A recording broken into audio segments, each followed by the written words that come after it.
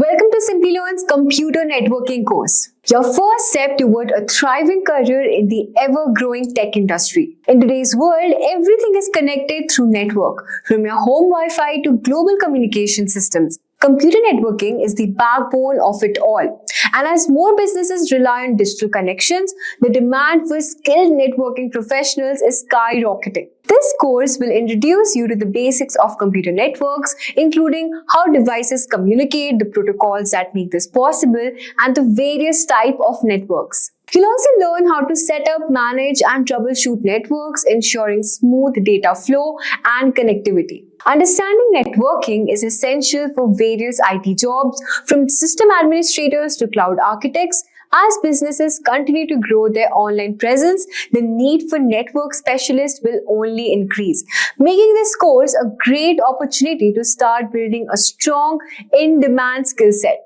So get ready to dive into networking and boost your career with the skills employers are looking for. Just a quick information, guys, before we comment, if you're interested in stepping into one of the most in-demand fields of 2025, then the Advanced Executive Program in Cybersecurity by Simplilearn is your perfect opportunity. Within just 6 months, you'll gain expertise in ethical hacking, penetration testing, ransomware analysis, and advanced defense strategies through a hands-on, industry-relevant approach. So this program is offered in collaboration with IIT Bangalore and IBM, features live interactive classes, real-world projects, and industry-recognized certifications. You'll be getting benefit from masterclasses by top IIT Bangalore faculty and an ex-NPCI expert diving into cutting-edge topics like GenAI with cybersecurity. So whether you're looking to start your career or advance in cybersecurity, this course will make you job-ready with practical tools and projects and even the experience you need to know. So what are you waiting for? Hurry up and enroll now, and you can find the link below.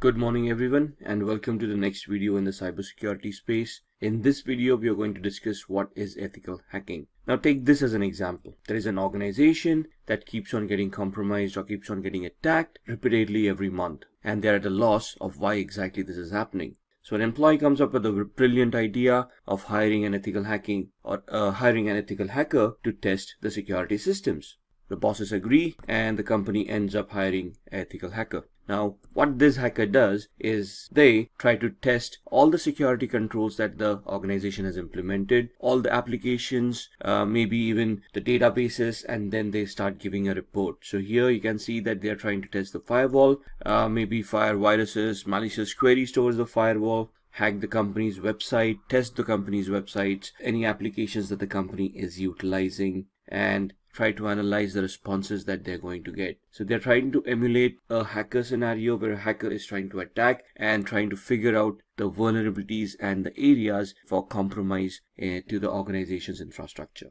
So once the report is ready, they would be submitting the report to the organization, and they would then give recommendations of how to enhance the security posture of the organization. Once the security posture is enhanced, the likelihood of the organization getting compromised reduces drastically. Thus, the organization becomes a lot more secure than it was before. And this is what we are going to discuss in this video. So first and foremost, we are going to discuss what is ethical hacking. We are going to talk about the types of hackers. We are looking at phases of ethical hacking, common types of attacks that are possible on networks and other systems. And then we are talking about certification and job roles in the cybersecurity space as well. So what exactly is ethical hacking? Ethical hacking is locating weaknesses or vulnerabilities of computers and information system using the intent and actions of a malicious hacker. Now the difference here is the intent. A malicious hacker will try to gain something for their own personal gains, or try to cause damage to the other organization. Here, the intent of the ethical hacker is to identify possible flaws and vulnerabilities, weaknesses, and then try to enhance the security on those weaknesses by mitigating those weaknesses, thus preventing malicious hackers from getting access. So the intent is the complete other way around, where a malicious hacker may be looking at gaining personally from these attacks, where an ethical hacker would prevent the vulnerability does prevent the hack from happening in the first place. An ethical hacker is an expert who penetrates a computer system or network on behalf of its owners to find security vulnerabilities that the hacker can exploit. So the difference between the hacker and ethical hacker here is that the hacker is not authorized by the organization, whereas in case of ethical hacker, it's the organization themselves who have hired the services of the ethical hacker to test the security controls, to test the network, to test applications and find out flaws within them so that they can be fixed. Ethical hacker is also known as a penetration tester. So the job role here is to find vulnerabilities and to fix them so that malicious hackers may not be able to misuse them. What are the advantages of hiring an ethical hacker in an organization? First and foremost, ethical hackers can emulate or simulate the scenarios that a hacker would. They have the same knowledge, might use the same tools, except for the intent. So they will be able to identify the security threats for the organization. Once the security threats have been mitigated, the organization can actually focus on their business and increase productivity. Once the attacks have been mitigated and the compromises have been minimized, the organization can full-fledged work towards their goals, their objectives of the business, and be more productive. The reputation of the company can be safeguarded. We obviously don't want to deal with organizations that keep on repeatedly getting hacked and compromise our data. We wouldn't trust those organizations with our private and personal data in the first place, which means that this is going to inspire customer confidence.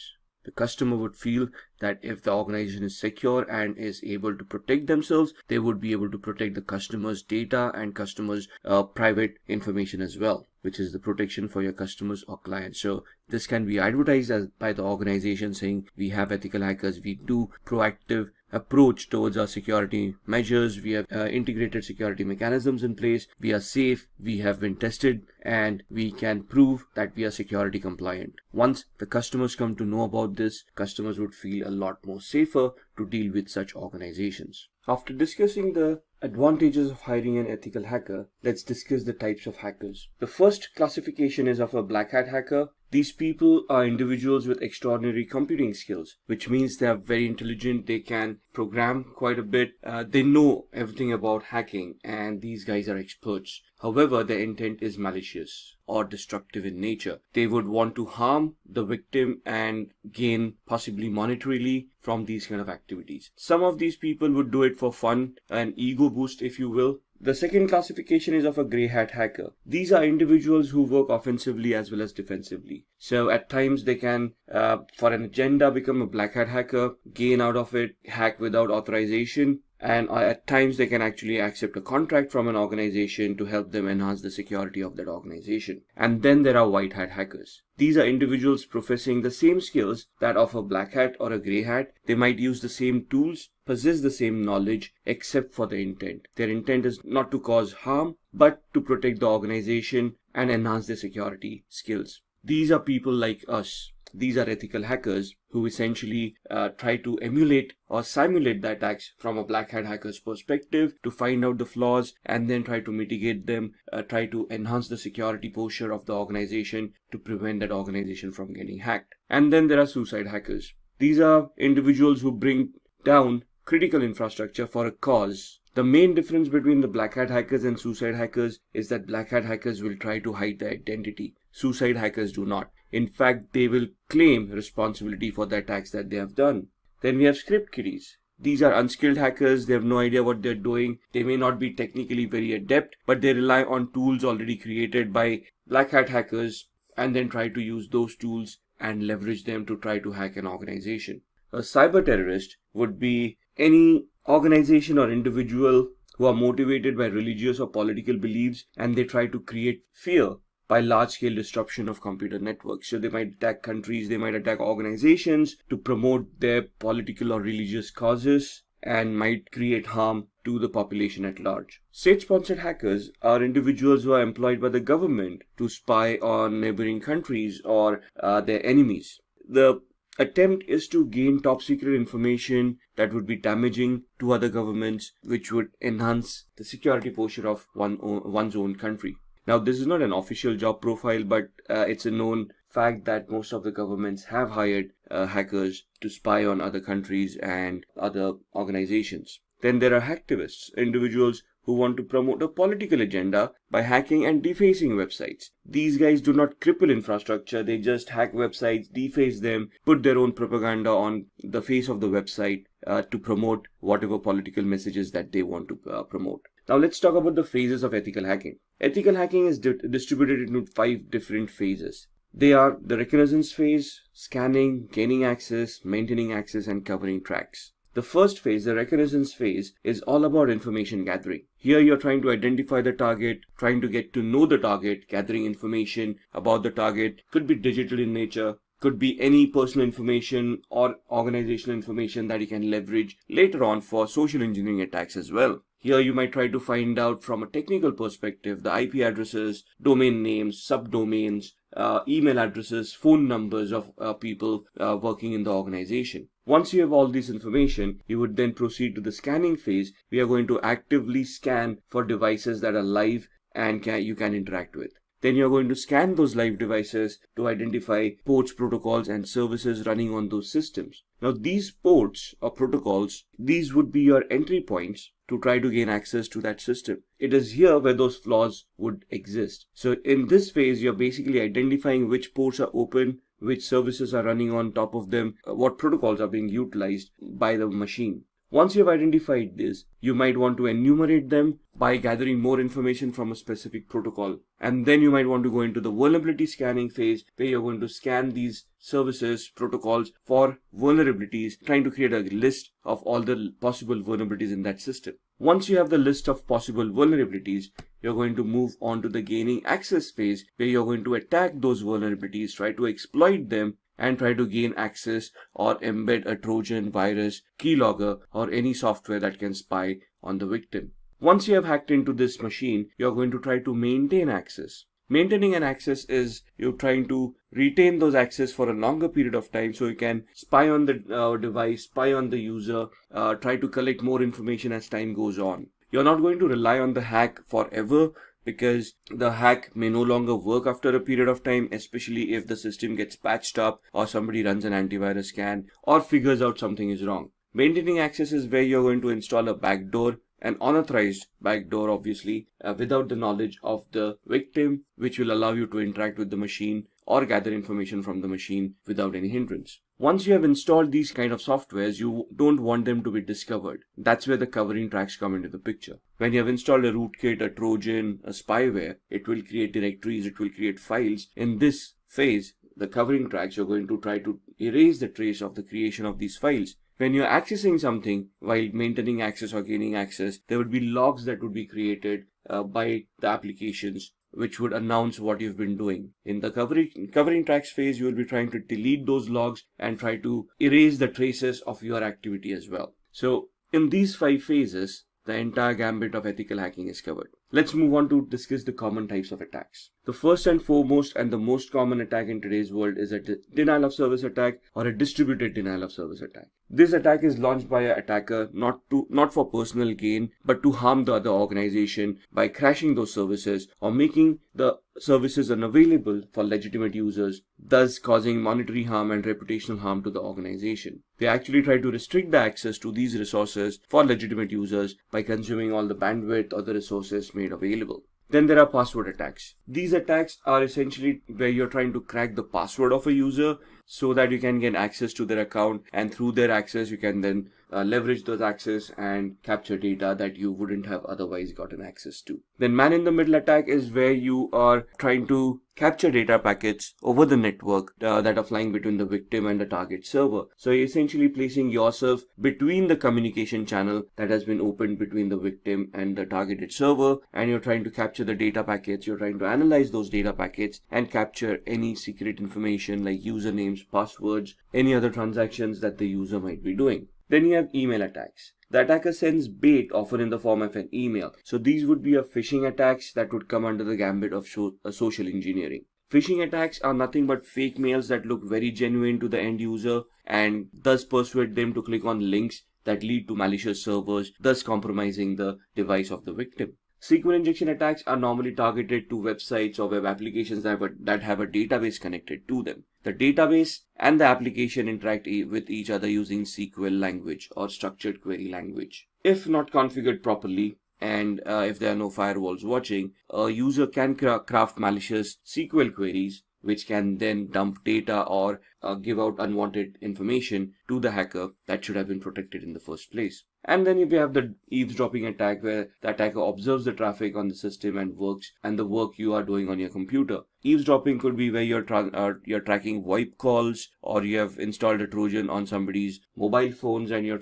looking at all that information. Let's look at the certifications that are available in this field. The foundational knowledge that you would require is a graduate in computer science or any IT security related field. Most of the universities nowadays provide this kind of certifications. You should have solid grounds in IT fundamentals. That means you should be technically very adept. You should understand how protocols work, how networking works. You should be somewhat conversant with some scripting languages and should be able to understand programming. Knowing networking and mastering networking is a very fundamental requirement. Even if you later on decide to go into application security and you're looking at programming languages, applications still work over the network, and you need to know how these networks are going to be configured and how data is going to be transmitted over this network. Coding skills. Like I said, programming, not from a developer's perspective, but at least good enough to understand how the program functions, what the flaws may be in the programming code that has been given, and how you can break that particular code. That is what is required. A few scripting languages like PHP, Perl, Python, Ruby,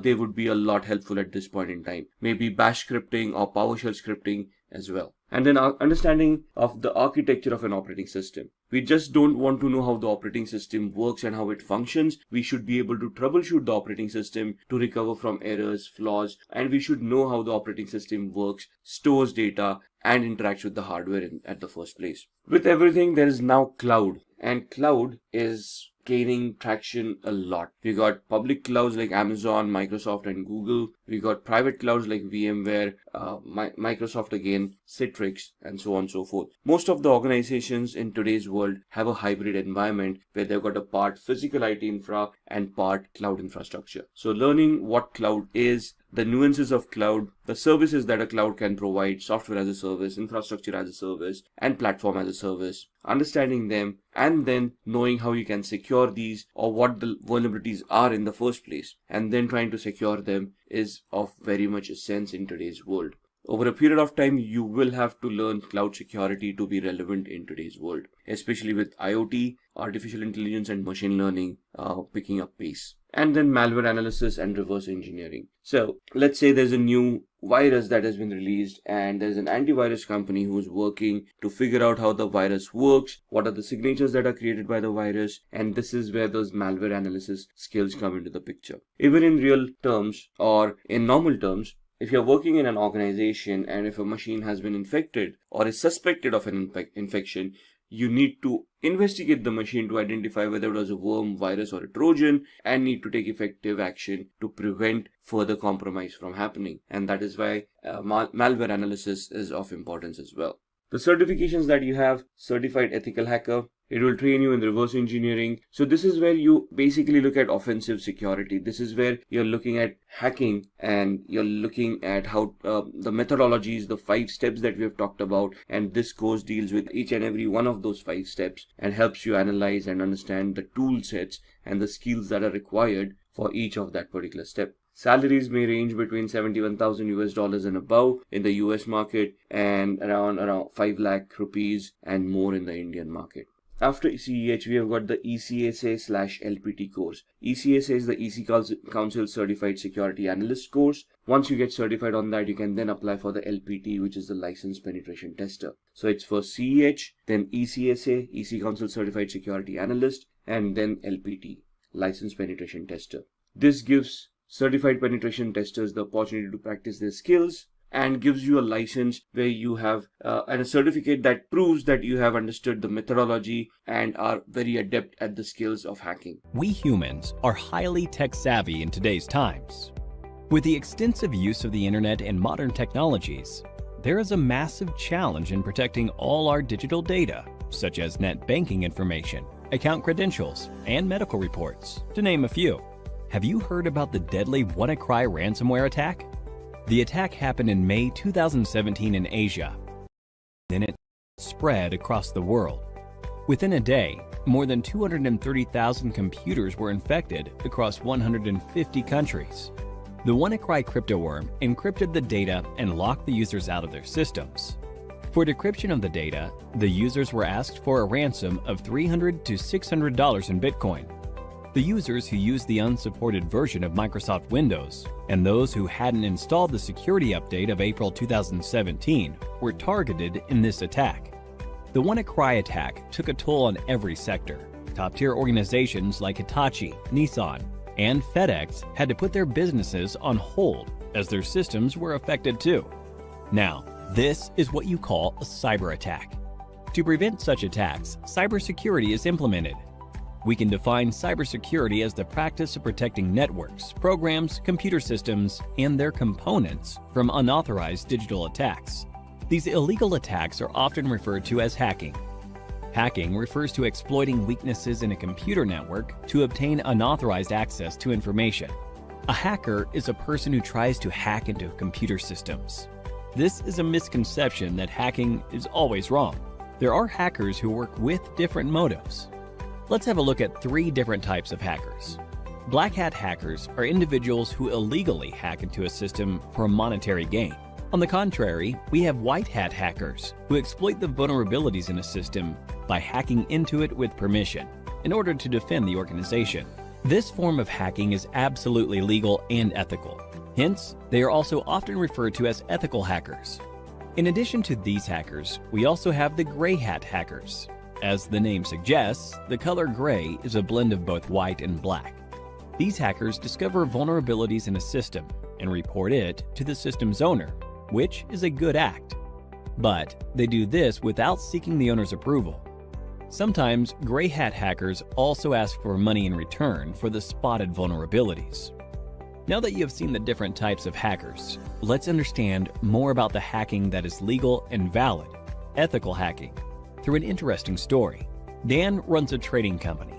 He does online training with the money his customers invest. Everything was going well, and Dan's business was booming, until a hacker decided to hack the company's servers. The hacker stole the credentials of various trading accounts. He asked for a lump sum ransom in exchange for the stolen credentials. Dan took the hacker's words lightly and didn't pay the hacker. As a result, the hacker withdrew money from various customers' accounts, and Dan was liable to pay back the customers. Dan lost a lot of money, and also the trust of his customers. After this incident, Dan gave a lot of thought as to what could have gone wrong with the security infrastructure in his company. He wished there was someone from his company who could have run a test attack to see how vulnerable his systems were before the hacker penetrated into the network.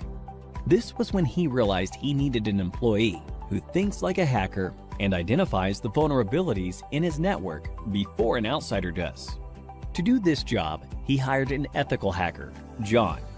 John was a skilled professional who worked precisely like a hacker. In no time, he spotted several vulnerabilities in Dan's organization and closed all the loopholes. Hiring an ethical hacker helped Dan protect his customers from further attacks in the future.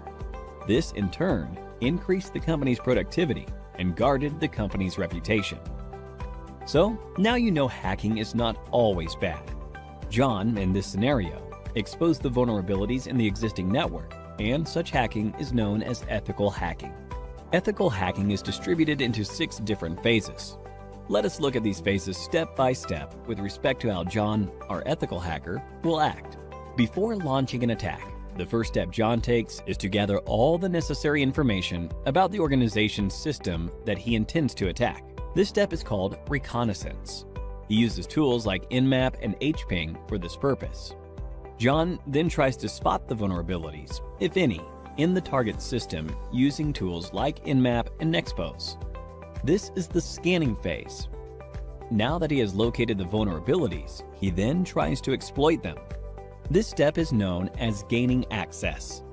After John makes his way through the organization's networks, he tries to maintain his access for future attacks by installing backdoors in the target system. The Metasploit tool helps him with this. This phase is called maintaining access. John is a brilliant hacker. Hence, he tries his best not to leave any evidence of his attack. This is the 5th phase, clearing tracks. We now have the last phase, that is reporting. In this phase, John documents a summary of his entire attack, the vulnerabilities he spotted, the tools he used, and the success rate of the attack. Looking into the report, Dan is now able to take a call and see how to protect his organization from any external cyber attacks.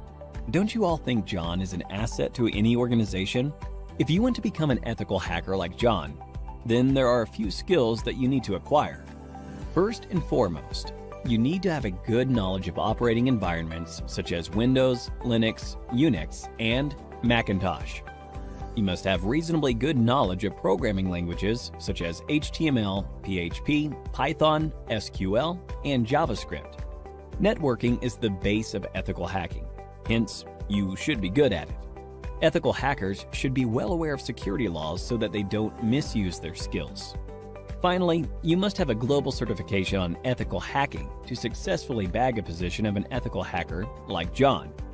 Few examples of ethical hacking certification are Certified Ethical Hacker Certification, CEH, CompTIA Pen Test Plus, and Licensed Penetration Tester Certification, to name a few. Simplilearn provides a Cybersecurity Expert Master's program that will equip you with all the skills required by a cybersecurity expert. You could have a look at it by clicking the link in the description.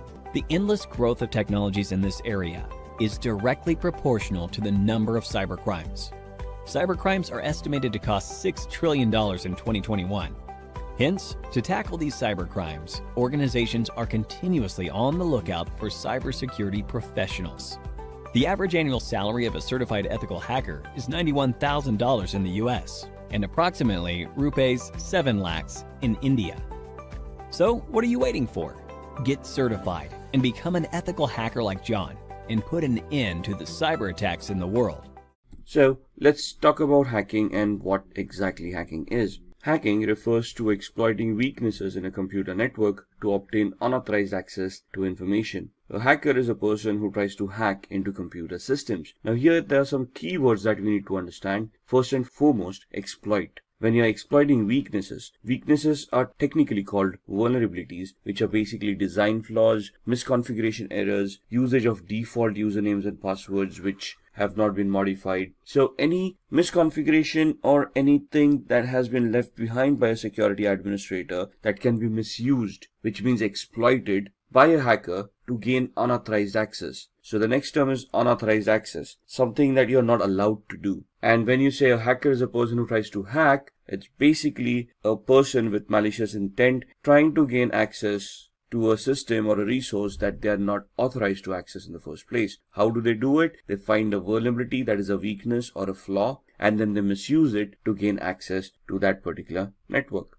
So here in the diagram, you can see that the sender on the left hand side is trying to send some data to the receiver on the right hand side. The hacker would try to gain unauthorized access to the transmission that is being sent and would try to capture the data packets and read the secrets within. Let's look at a business case scenario into hacking. Now there is an organization, everybody is going around their own business when they realize that their systems may have been compromised. Now they're trying to look at the customer data to ensure that that has not been compromised and trying to assure the customers. However, they do realize that some customer data has been lost and even the company reports have been modified as well. Now this is the scenario where there have been some security controls in place and those controls have been identified. They realized that there is an attack that has happened, and based on that attack they have realized that their data has now been compromised and their records have been modified by the hacker, which means that the data is no longer trustworthy and thus cannot be used by the business for any legal transactions. So then the hacker gives a call to the organization or gets connected to the organization demanding a ransom for the data to be replaced, to be taken back into the original state where it was trusted, and thus the organization can utilize it for business transactions.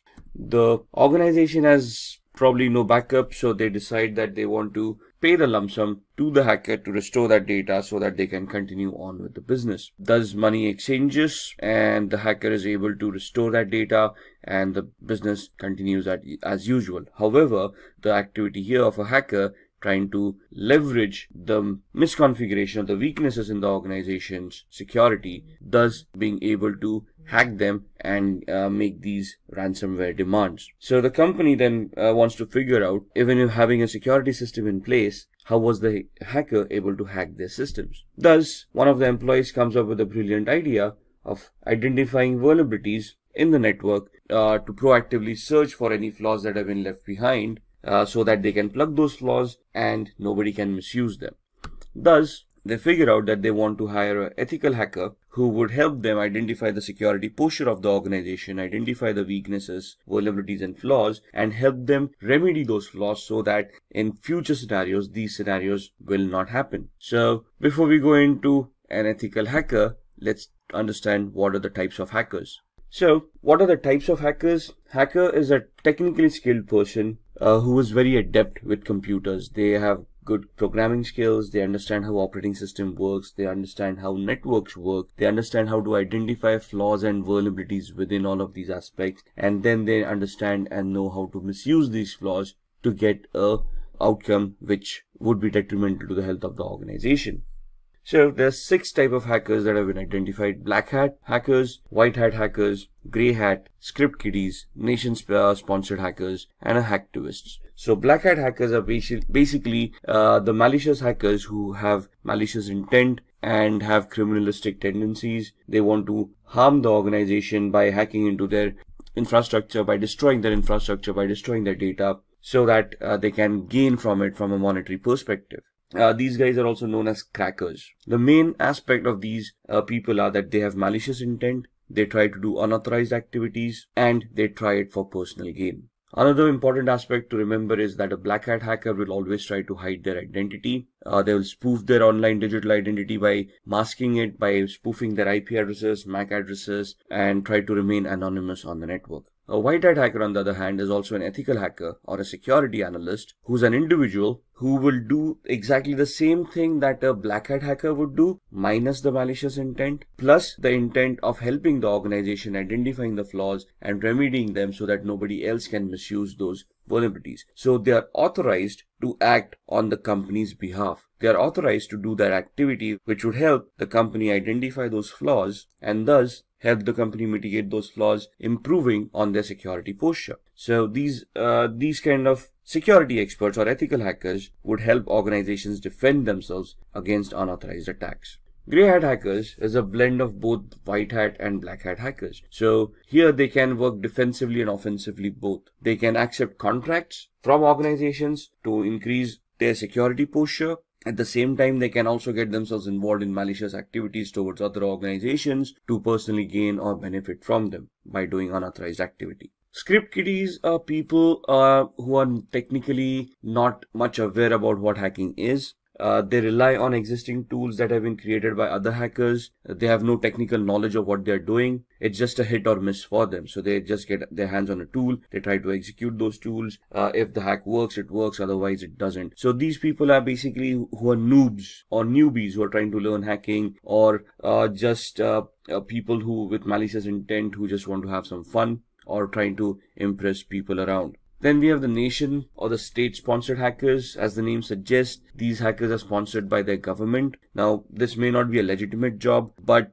most of the governments do have hackers enrolled in their pay on their organizations to spy on their enemies, to spy on various countries and try to figure out the aspirations of those countries. So this is basically a spying activity where you're technically trying to get access to other countries' resources and then try to spy on them to figure out what their activities have been or what their future plans have been. And then we have the hacktivists, who's an individual who has a political agenda to promote, and they promote it by doing hacking. So these guys, what is the difference between a black hat hacker and a hacktivist? The black hat hacker may try to hide their identity. A hacktivist will claim responsibility of what they have done. So for them, it's a political agenda, a political cause, and they will try to hack various organizations to promote their cause. They would probably do this by defacing the website and posting the messages that they want to promote on these websites. So what exactly is ethical hacking then? We have discussed the types of hackers. We have identified a malicious hacker as a black hat hacker with the intent of doing harm to an organization's network for personal gain. We have discussed what the ethical hacker is. So an ethical hacker would be doing the same activity but in an authorized manner. So they would have legal contracts that they would be signing with the organization, which would give them a definite scope of what they're allowed to do and what they are not allowed to do. And the ethical hackers would function within those scopes, would try to execute those test scenarios where they would be able to identify those flaws or those system vulnerabilities, and then they would be submitting a report to the management of what they have found. They would also help the management to mitigate or to resolve those weaknesses so that nobody else can misuse them later on. They might use the same techniques and the same tools that black hat hackers do. However, the main difference here is that these guys are authorized to do that particular activity. They're doing it in a controlled manner with the intent of helping the organization and not with the intent of personal gains. So who's an ethical hacker? Again, an ethical hacker is a highly intelligent, highly educated person who knows how computers function, how programming languages work, how operating systems work. They can troubleshoot. They're technically very adept at computing. They understand the architecture. They understand how various components in a computer work. They can troubleshoot those components, and they can basically be very good with programming as well. Now, when I say programming, we don't want an ethical hacker to be a good developer of applications. We want them to understand programming in such a way that they can create scripts. They can write their own short programs like viruses, worms, trojans, or exploits which would help them achieve the objective that they have set out for. So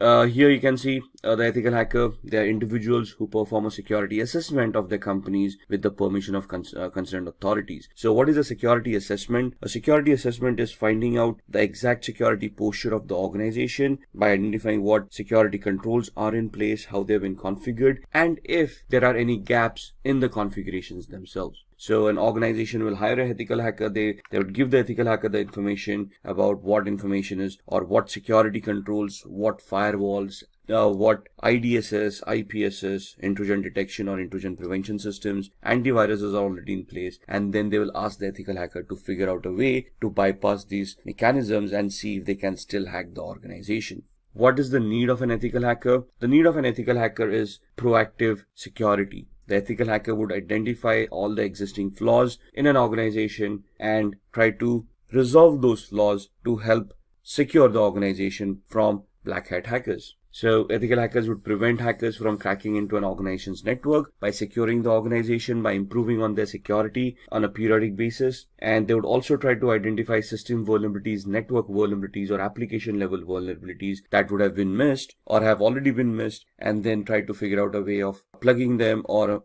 resolving them so that they cannot be misused by other hackers. They would also analyze and enhance an organization's security policies. Now, what are policies? Policies are basically documents that have been created by an organization of rules that all the employees need to follow to ensure that the security of an organization is maintained. For example, a password policy. A password policy would help users in an organization to adhere to the standards the organization has identified for a password complexity. For example, a password, when a user is creating them, should adhere to standards where they are using random words. They contain the alphabet A through Z, uppercase and lowercase, 0 through 9 as numerics, and special characters, and they are randomized so that the password becomes more stronger to prevent from brute force attacks. So what would an ethical hacker do at this point in time? They would try to test the strength of the passwords to see if brute force attacks or dictionary attacks are possible, and if any of these passwords can be cracked. They would ensure that all the employees are following the policies and all the passwords are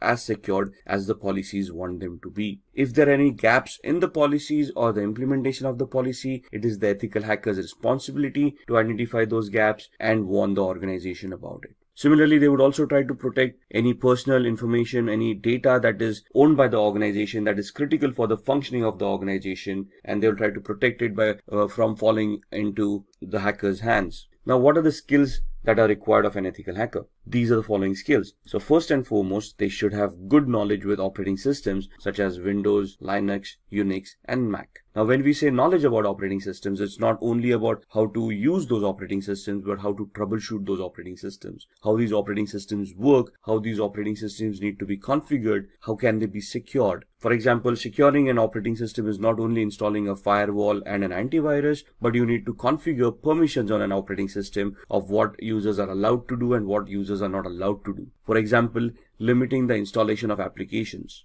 How are we going to do that? We need to go into the system center, the security center of Windows, and we need to configure security parameters over there of what are acceptable softwares and what are not. Same with Linux and Mac softwares, operating systems. So we need to know how we can secure these operating systems. Similarly, all of these would have desktop versions and server versions of operating systems. As an ethical hacker, we need to know the desktop and server versions both, how to configure them and how to provide services within the organization on these servers so that they can be consumed in a secure manner by all the employees. At the same time, they should also be knowledgeable of programming languages or scripting languages such as PHP, Python, Ruby, HTML for programming, if you will, because web servers come into the picture. So again, they should not be great developers where they can create huge applications, but they should be able to develop scripts, understand those scripts, analyze those scripts, and figure out what the output should be of those scripts to achieve the hacking goals that they have set out for. An ethical hacker should have a very good understanding about networking. No matter whether you're in application security, you're in network security, or you're in host-based security, since a computer will always be connected to a network, either a local area network like a LAN or the internet,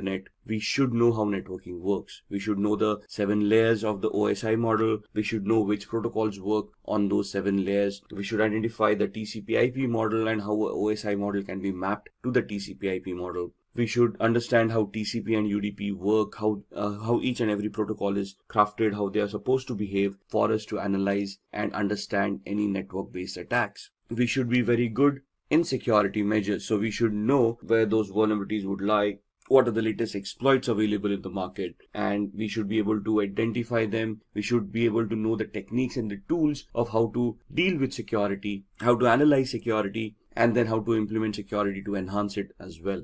Along with that, it is important that a security analyst or an ethical hacker is aware of the local security laws and standards. Why is that? Because an organization cannot do any illegal activity. Whatever responses that they have, whatever security mechanisms, whatever security controls they will implement, they need to be adhering to the local law of the land. They should be legal in nature and should not cause undue harm to any of the employees or any of the third-party clients that they are dealing with. So the ethical hackers should be aware of what security laws are before they implement security controls, or even before they start testing for security controls. And all of these should be backed up by having a global certification or a globally valid certification related to networking, related to security, ethical hacking, the law of the land, anything and everything. Maybe even programming. It's good to have a certification in PHP, Perl, Python, Ruby, and so on and so forth. Why? Because most of the organizations, when they hire ethical hackers, look out for these certifications, especially globally valid certifications, so that they can be sure, or they can be assured that the person that they are hiring has the required skill set. So let's talk about a few of the tools that an ethical hacker would utilize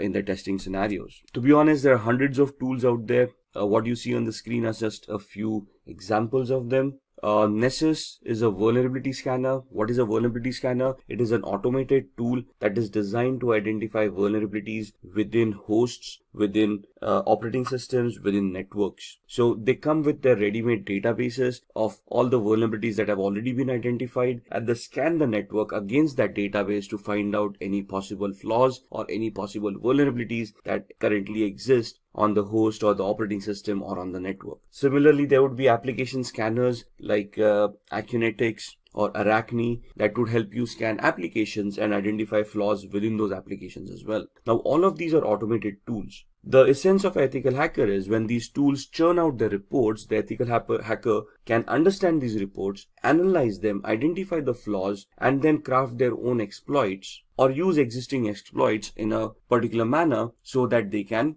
get access, or they can bypass the access or security controls mechanisms that are already in place. How can they do that? With the tool called Metasploit. You see that big M there on the right hand side? That M logo is for a tool called Metasploit, which is a penetration testing tool. What is a penetration testing tool?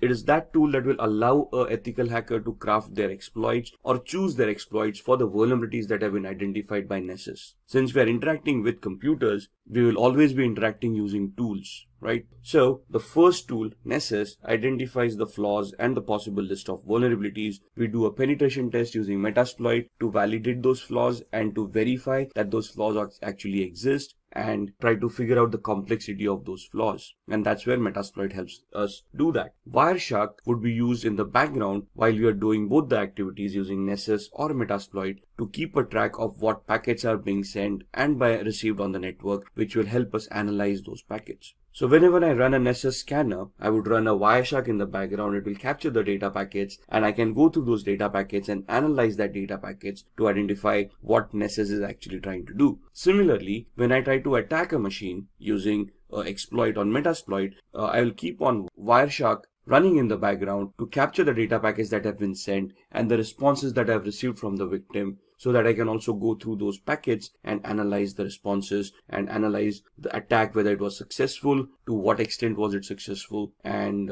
basically will also give me a validation, a proof of the activity that has happened. Nmap is another automated tool that allows me to scan for open ports and protocols. So why would I use Nmap? Because ports and protocols become an entry point for a hacker to gain access to devices. For example, when we connect to a web server, we connect through a web browser, but we automatically connect to port 80 using HTTP and port 443 is using HTTPS. So if I'm connecting to a web server using HTTPS, it is safe to assume that port 443 on the web server is open to accept those connections. Similarly, there would be other services that may be left open on the web server because nobody thought about configuring it, or they misconfigured the web server and they left unwanted services running. So Nmap will allow me to scan those ports and services and allow me to understand what services are being offered on that server, so then I can start analyzing that server, identify those flaws within those services, and then try to attack them. If the application that I'm analyzing is connected to a database and I want to do a SQL injection attack, or if Nessus tells me that there is a SQL injection attack that may be possible on that particular application, I can use an automated tool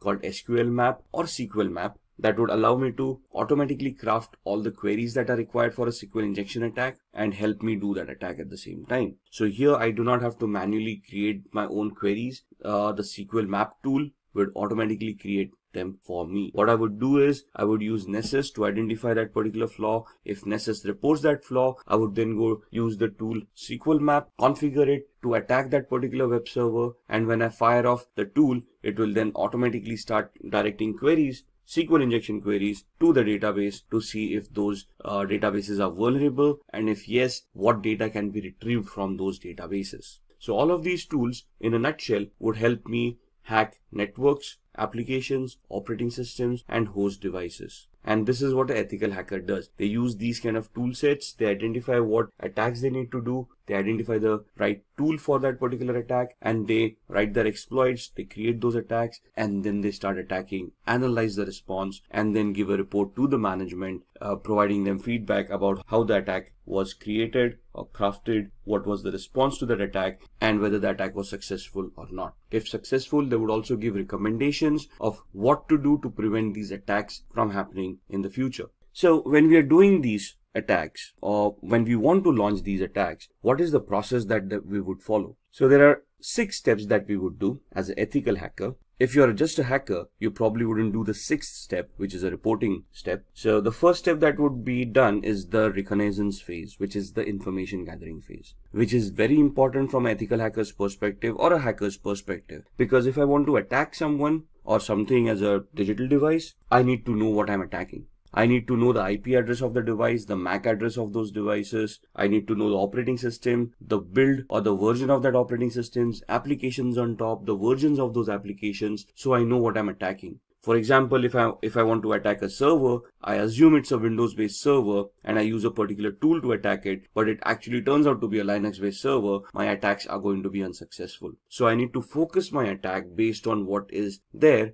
at the other end. So in my information gathering phase, I want to identify all of that information. Once I have that information done, I'm going to scan those servers using tools like Nmap that we just talked about, and we're going to try to see the open ports, open services, and protocols that are running on that server that can give me possible entry points within the network or within the device or within the operating system. At the same time, along with the scanning with Nmap, I would run a vulnerability scanner, the Nessus vulnerability scanner we talked about, or Acunetics for applications, and then I would try to identify vulnerabilities in those applications, operating systems, or networks. Once I have identified those vulnerabilities in the scanning phase, I would then move on to the gaining phase, where I would then craft my exploits or choose existing exploits and start attacking the victim. At this point in time, if my attack is successful, I will probably have gained access by either cracking passwords or escalating privileges or exploiting a vulnerability that I may have found during the scanning phase. Once I have gained my access, I want to maintain my access. Why? Because the vulnerability may not be there for long. Maybe somebody updated the operating system and hence the flaw was no longer existing, or somebody changed the password that I may have cracked, thus I no longer have access. So what do I do to maintain my access? I install Trojans or backdoor entries to those systems, using which I can secretly, in a covert manner, get access to those devices at my own will, at my own time, as long as those devices are available over the network. So that's where I maintain my access. I have hacked them. Now I want to maintain my access, so I install a software which would give me a backdoor entry to that device no matter what. Once I have done this, I want to clear my tracks. So whatever activity that I've been doing, for example, installing a Trojan. A Trojan is also a software that would create directories and files once installed on the victim's machine. So I want to hide that. If I have accessed data stores, if I have modified data, I want to hide that activity, because if the victim comes to know that something has happened, they would start increasing their security parameters. They might start scanning their devices. They may take them offline. Thus, my hack would no longer be efficient. The reason I'm clearing my tracks is that the victim doesn't find out that they have been hacked or they have been compromised, or even if they do find out that they've been compromised, they cannot trace the compromise back to me. So I would be deleting references of any of the IP addresses or MAC addresses that I may have used to attack that particular device. And this is where I will be able to identify where those logs were created, where those traces are. Once I take off those traces, the victim would not be any wiser of whether they have been compromised or who compromised their system. And if I am successful at all of these stages, or to whatever extent the success that I've achieved in any of these stages, I would then create a report based on that, and I would report to the management about the activities that we have been able to do and whatever we have been able to achieve out of those activities. For example, we identified 10 different flaws. There were 20 different attacks that we wanted to do. What attack did we do? What was the outcome of that attack? What was the intended or the expected output of that attack? I'll create a report which would give a detailed analysis of all the steps that were taken, along with screenshots and evidences of what activity was conducted, what was the output, what was the expected output, and I would submit that report to the management, giving them an idea of what vulnerabilities and flaws exist in their environment or their devices that need to be mitigated so that the security can be enhanced. So these are the 6 steps that the ethical hacking process would take. Just going through this, the reconnaissance is where you're going to use hacking tools like Nmap, HPing to obtain information about targets. There are hundreds of tools out there depending on what information you want. Then in scanning, again, Nmap, Nexpose, these kind of tools to be utilized to identify open ports, protocols, and services. In gaining access, you're going to exploit a vulnerability by using the Metasploit tool that we talked about in the previous slides. In the maintaining access, you're going to install backdoors. You can use Metasploit at the same time. You can craft your own scripts to create a Trojan and install it on the victim's machine. Once you have achieved that, clearing tracks is where you're going to clear all evidences of your activity so that you do not get caught or the victim doesn't even realize that they have been hacked. And once you've done all of this, we are going to create reports that are going to be submitted to the management to help them understand the current security evaluation of their organization. So now let's see how we can hack using social engineering. Now, what is social engineering? Social engineering is the art of manipulating humans into revealing confidential information which they otherwise would not have revealed. So this is where your social skill and your people skills come into the picture. If you are able to communicate effectively to another person, they would probably give up more information that they intended to give out. Let's look at examples, right? If you see on the screen, phishing activity. What is phishing? We receive a lot of fake mails on a regular basis. We have always received those emails where we have won a lottery of a few $1 million, but we have never realized that we didn't purchase a lottery to win a lottery in the first place. We have always had those Nigerian frauds where a prince died in some South African country and you out of 7 billion people on the planet have been identified where they want to transfer a few $100 million through your account and they want to give you 50% of that money in return as thank you. So some very basic attacks where you go onto websites and there's a banner flashing at you saying congratulations, you're the 1 millionth visitor to this website, click here to claim your prize. All of these are social engineering attacks, phishing attacks, fake websites, fake communications being sent out to users to prey on their gullibility. Most of humans always have that dream of striking it rich, winning a huge lottery once and for all, and living their life lavishly ever after. But sadly, in the real world, that doesn't happen that often. And if you're receiving those mails, it is very important that you first research the validity of those communications before you even want to act upon them. So why are humans susceptible to social engineering? Because humans have emotion. Machines do not. Try pleading with a machine to give you access to an account that you have forgotten a password to. The machine wouldn't even know what you're doing. Try pleading with a human, sympathy or empathy, where you could try to create a social engineering attack where you can plead with them saying, if I do not get access to this account immediately, I might lose my job. And then that would put my family into problems. Somebody would feel empathy or sympathy towards you and help you reset that password and give you access to that account. It's how good the attack is and how convincing you are for the success of this attack to happen. So what is a familiarity exploit? Attackers interact with victims to gain information which will benefit the attackers to crack credentials. As passwords, if we want to reset our passwords, what do we have as a mechanism to resetting passwords? We have some security questions that we set up. Those questions are nothing but personal information that we would know, but through a social engineering attack, it would be easily be able to gather the information that you have set for your security questions. The security questions can be as simple as the first school that you attended. You probably have that listed on your LinkedIn profile, where a person can just go in there and see your academic qualifications and identify the school that you were in, right? Similarly, it might also be a question, what was your mother's maiden name? That's a very good attack. And that's, if a person can interact with you, let's say they're trying to take a survey and they approach you for a feedback on a particular product that you have been utilizing, and they ask you these questions, you wouldn't think twice before giving those answers. As long as the request sounds legitimate to us, we are able to justify that request, we do answer those queries. So it's upon us to verify the authenticity of the request coming in before we answer it. Phishing, as discussed, would be fraudulent emails which appear to be coming from a trusted source. So email spoofing comes into mind, fake websites, and so on and so forth. Exploiting human curiosity. Curiosity killed the cat, right? So there's so many physical attacks where hackers just keep pen drives lying around in a parking lot. Now this is a generic attack. Whoever falls victim will fall victim. So if I just throw around a few USBs in the parking lot, obviously with Trojans implemented on them, some people who are curious or who are looking for a couple of freebies might take up those pen drives, plug them in their computers to see what data is on the pen drives. At the same time, once they plug in those pen drives on their computers, the virus or the Trojan would get infected and cause harm to their machine. Then exploiting human greed.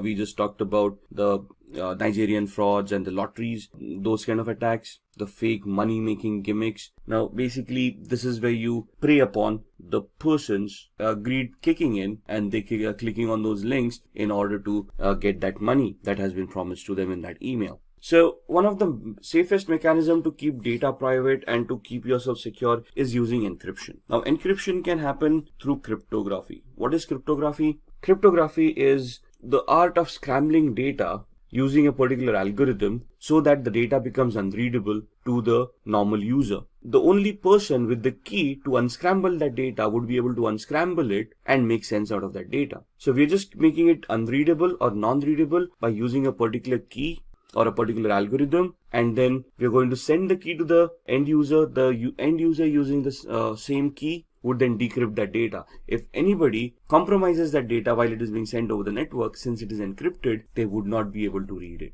So the encryption algorithm would be something like this. Now if you see the computer word once made into unreadable format would look like EQORXVGT. For an end user it wouldn't make any sense, but the person who has a key to unscramble that would be able to convert it back to computer and then understand the meaning of that word. So this is just a substitution cipher that is being shown on the screen. So what is the alphabet? The key is alphabet plus 3. So C plus 3 alphabets, that becomes E. O becomes Q. M becomes O. So the key that is utilized to scramble the data is the character that you are at. The third character from there would be the corresponding key. So the encrypted message is also known as a cipher. The decryption is just the other way around, where you know the key now and you can now figure out what that E corresponded to by going back 3 characters in the alphabet. Most of the times a certified ethical hacker must decrypt a message without knowing the secret key. So let's say a ransomware has affected your organization or has affected a device, and you want to figure out or you want to decrypt that data. Now, as an ethical hacker, you wouldn't be for paying a ransom to the hacker, would you? So it is now your prerogative of how you're going to work around and how you're going to try to crack the encryption mechanism, how to crack the cipher to decrypt that message and see what's within it, right? Decryption without the use of a secret key, that is known as a cryptanalysis. Cryptanalysis is the reversing of an algorithm to figure out what the decryption was without using a key. So cryptanalysis can be done using various formats. The first one is a brute force attack, second is a dictionary attack, the third one is a rainbow table attack. A brute force attack is trying every combination, permutation and combination of the key to figure out what the key was. It is 100% successful, but may take a lot of time. A dictionary attack is where you have created a list of possible encryption mechanisms, a list of possible cracks, and then you try to figure out whether those cracks work or not. Rainbow tables are where you have an encrypted text in hand and you're trying to figure out the similarities between the text that you have and the encrypted data that you wanted to decrypt in the first place. So in the brute force attack, you're trying every possible combination, permutation of what the key would be. In dictionary attack, you have a word list that would tantamount to the key, and if you're trying to match all the words listed in the text file or the word list to see if any of those words are going to work to decrypt that data. Here in the rainbow table, the ciphertext is compared with another ciphertext. You find out similarities and then you try to work or reverse engineer your way accordingly. So let's have a quick demo on cryptography before we end this session. So to begin with the demo of cryptography, we are on a website called spammimic.com, which will help us scramble the message that we created into a completely format which would be unrelated to the topic at hand. So if I say I want to encode a message, turn a short message into spam. So what this does is, you want to send across a secret message, you type in the secret message, a short one, and it will convert that into a spam mail. You send it across, so whoever's reading that spam mail would never get an idea of the embedded message within it. So if I want to type in a message here, hi, this is a secret message, the password is ASD@1234, and I want to send this out to people or to one of my colleagues, but I want to send it out in a secret manner so that others are not aware of this. So when I press on encode, what the algorithm will do is it will convert this message into a spam mail. So my message, hi, this is a secret message, the password is @1234 or ASD@1234, gets converted into this. Now if you read it, dear e-commerce professional, this letter was specially selected to be sent to you. This doesn't make sense. There is nowhere or no reference to the actual message that I've already said. So if I copy this entire message and I send it, let's say via email, to the recipient. Now the thing is that the recipient needs to know that I've encoded it using spam mimic. The algorithm needs to remain the same. So once they know that it is spam mimic, what they can do is, now in this instance what I'm going to do is I'm going to open up a new browser and I'm going to go to the same website. And at this point in time, I'm going to click on decode. When I click on decode, I'm going to paste the message that I've just copied. There we are. And this message is now being copied into a different browser. And if I decode this, you will see that it will convert it back to the original message that there was. So the key is there at spam mimic and it is embedded within the message. So whenever we paste the message in the decode factor, it knows what the key was and it can decrypt that message and give me the actual message that was embedded within it. There we are, the entire message. This is what we created in the Google Chrome browser, and in the Firefox browser we decoded. Similarly, if I want to protect these kind of messages, there is an aspenencrypt.com website where, let's say, we use text encryption and I want to encrypt the same message. This is a secret message. The password is ASD@1234, and then I give it a password to protect this message, let's say the word password, and I use the cipher to scramble this by using, let's say, AES, which is the strongest cipher right now, and I say encrypt. So this is what the encryption would look like. And basically, if I don't have the password over here, if I decrypt it, you would see that the error has occurred. Now, if I type in the password over here and then decrypt it, it will be able to convert that back into the unscrambled text, and it will give me what the original message was. This is a secret message. The password is ASD@1234. So if I want to keep my data secure from hackers, I want to scramble it in such a way that they would not be able to crack it, or it would be very difficult for them to crack it. And this is one of the first mechanisms that would be recommended by any ethical hacker to keep the data secure. Now let's talk about downloading and installing Kali Linux. Along with that, we'll also be looking at the basic commands that are required for Kali Linux. Alright, so I've opened my browser and we want to go to the Kali website. So we want to go to kali.org. You can directly type in kali.org and go to the website. I can just do a Google search and say Kali download, and it will give you the same website, but it will directly take you to the downloads pages. So either here or you can go to the home page. Cookies are being installed on your machine, so see which cookies you want to allow. I'm only going to use the necessary cookies to support this site, and you can see that this gives you the latest Kali Linux news and tutorials, gives you the latest release, what is in that release, and gives you a lot of documentation which will help you understand what tools have been developed and what functionality has been given in the latest version. If you want to download, you can directly go here and you can download Kali Linux. Now, Kali Linux is a 2.6 gigabyte download, so it's going to take time, the latest version being 2019.4. And we click over here. I'm using a download manager to manage all these huge downloads, and you can see it's pointed to the operating systems folder, and it is going to be a 2.57 GB download. So we click on download, and in the background, you can see this is going to be downloaded, and we're going to minimize this. And it will take a few minutes for that to download, but this is an ISO image, so we need to install it on a virtual machine. So what we need is we need to use a hypervisor which will allow us to create virtual machines. So we can either use VMware Workstation, which you can download from here. However, this is paid version, so you can see it is around $250 or something for this software, but it is a very good software to have. So if we click on download now, it is going to start the download. It's a 30-day trial period if you want to use it. After 30 days, you'll need to enter the key, which you'll get after purchasing the software. If you do not want to utilize this,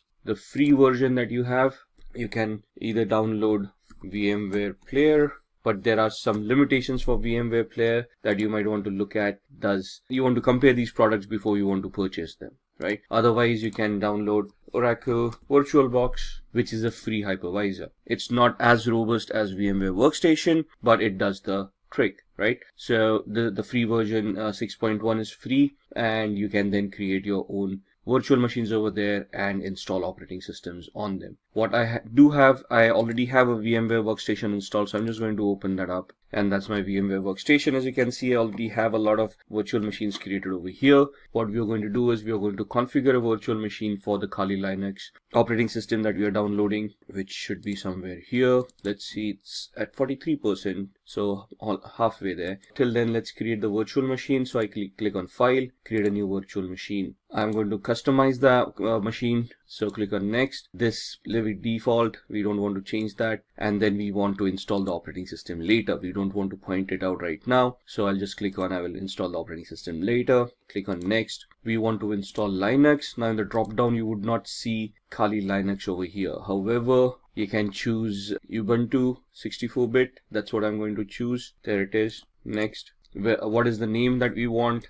I want to give it Kali Linux without the typo, and I want to store it in one of the folders that I've created. By default, it stores on the C drive, which is not a good place to store. You don't want to run out of space on your C drive. So I'm going to click on this PC, and this is my data, and in here I'll have a folder called VirtualBox or Virtual Machines. There it is, within which you can see the other softwares that I already created. I'm going to create a new folder and call it Kali 2019 L. L for is latest for me because you can see I already have a Kali Linux. So I'm just going to identify this folder with the L at the end. going to select it and click on OK. You can see the path being changed over here. Click on next. It's going to ask you how many processors. Now, depending on the processor that you have, you can see I've got an 8-core i7. So if I give it 16 cores or 16 processors, that's not going to work. I cannot go beyond what the physicality already is. So for this machine, one processor with 1 core is more than enough. If you're going to use a lot of tools at the same time, you might just want to give it 2 cores. So we're giving it 2 cores. It will ask us for RAM to be provided for this virtual machine. By default, 2048 megabytes. That's 2 GB of RAM is more than enough. If you require more, we can change this later on. So click on next. We want to use NAT for now. Leave this default. Next. Whatever is recommended, keep it the way it is. We do not want to change it. Next. Create a new virtual hard disk for this machine. And it is going to ask us the size. 20 GB is more than fine. Store it as a single file. We don't want to use multiple file options. Click on next. And then click on browse where we want to store the VMDK file or the virtual hard disk file. And we go back again to the same folder that we had created, virtual machines. And we look at the Kali Linux, Kali 2019L, and we want to store the VMDK file over there. Once we save it, we want to click on next, and then we want to click on finish. So this is the virtual machine that has been created right here, right? Now, this is the basic configuration. Now, where are we at with the operating system? And you can see the operating system has been downloaded and it is stored in this particular folder. So we go to E drive. So we are looking for the operating system that we have downloaded. We downloaded it in the operating systems folder. And if we go in here, you can see the current one, the Kali Linux 2019.4 ISO right here. So what we do, we go back to the Kali Linux machine that we have created, edit virtual machine settings, and we point this virtual machine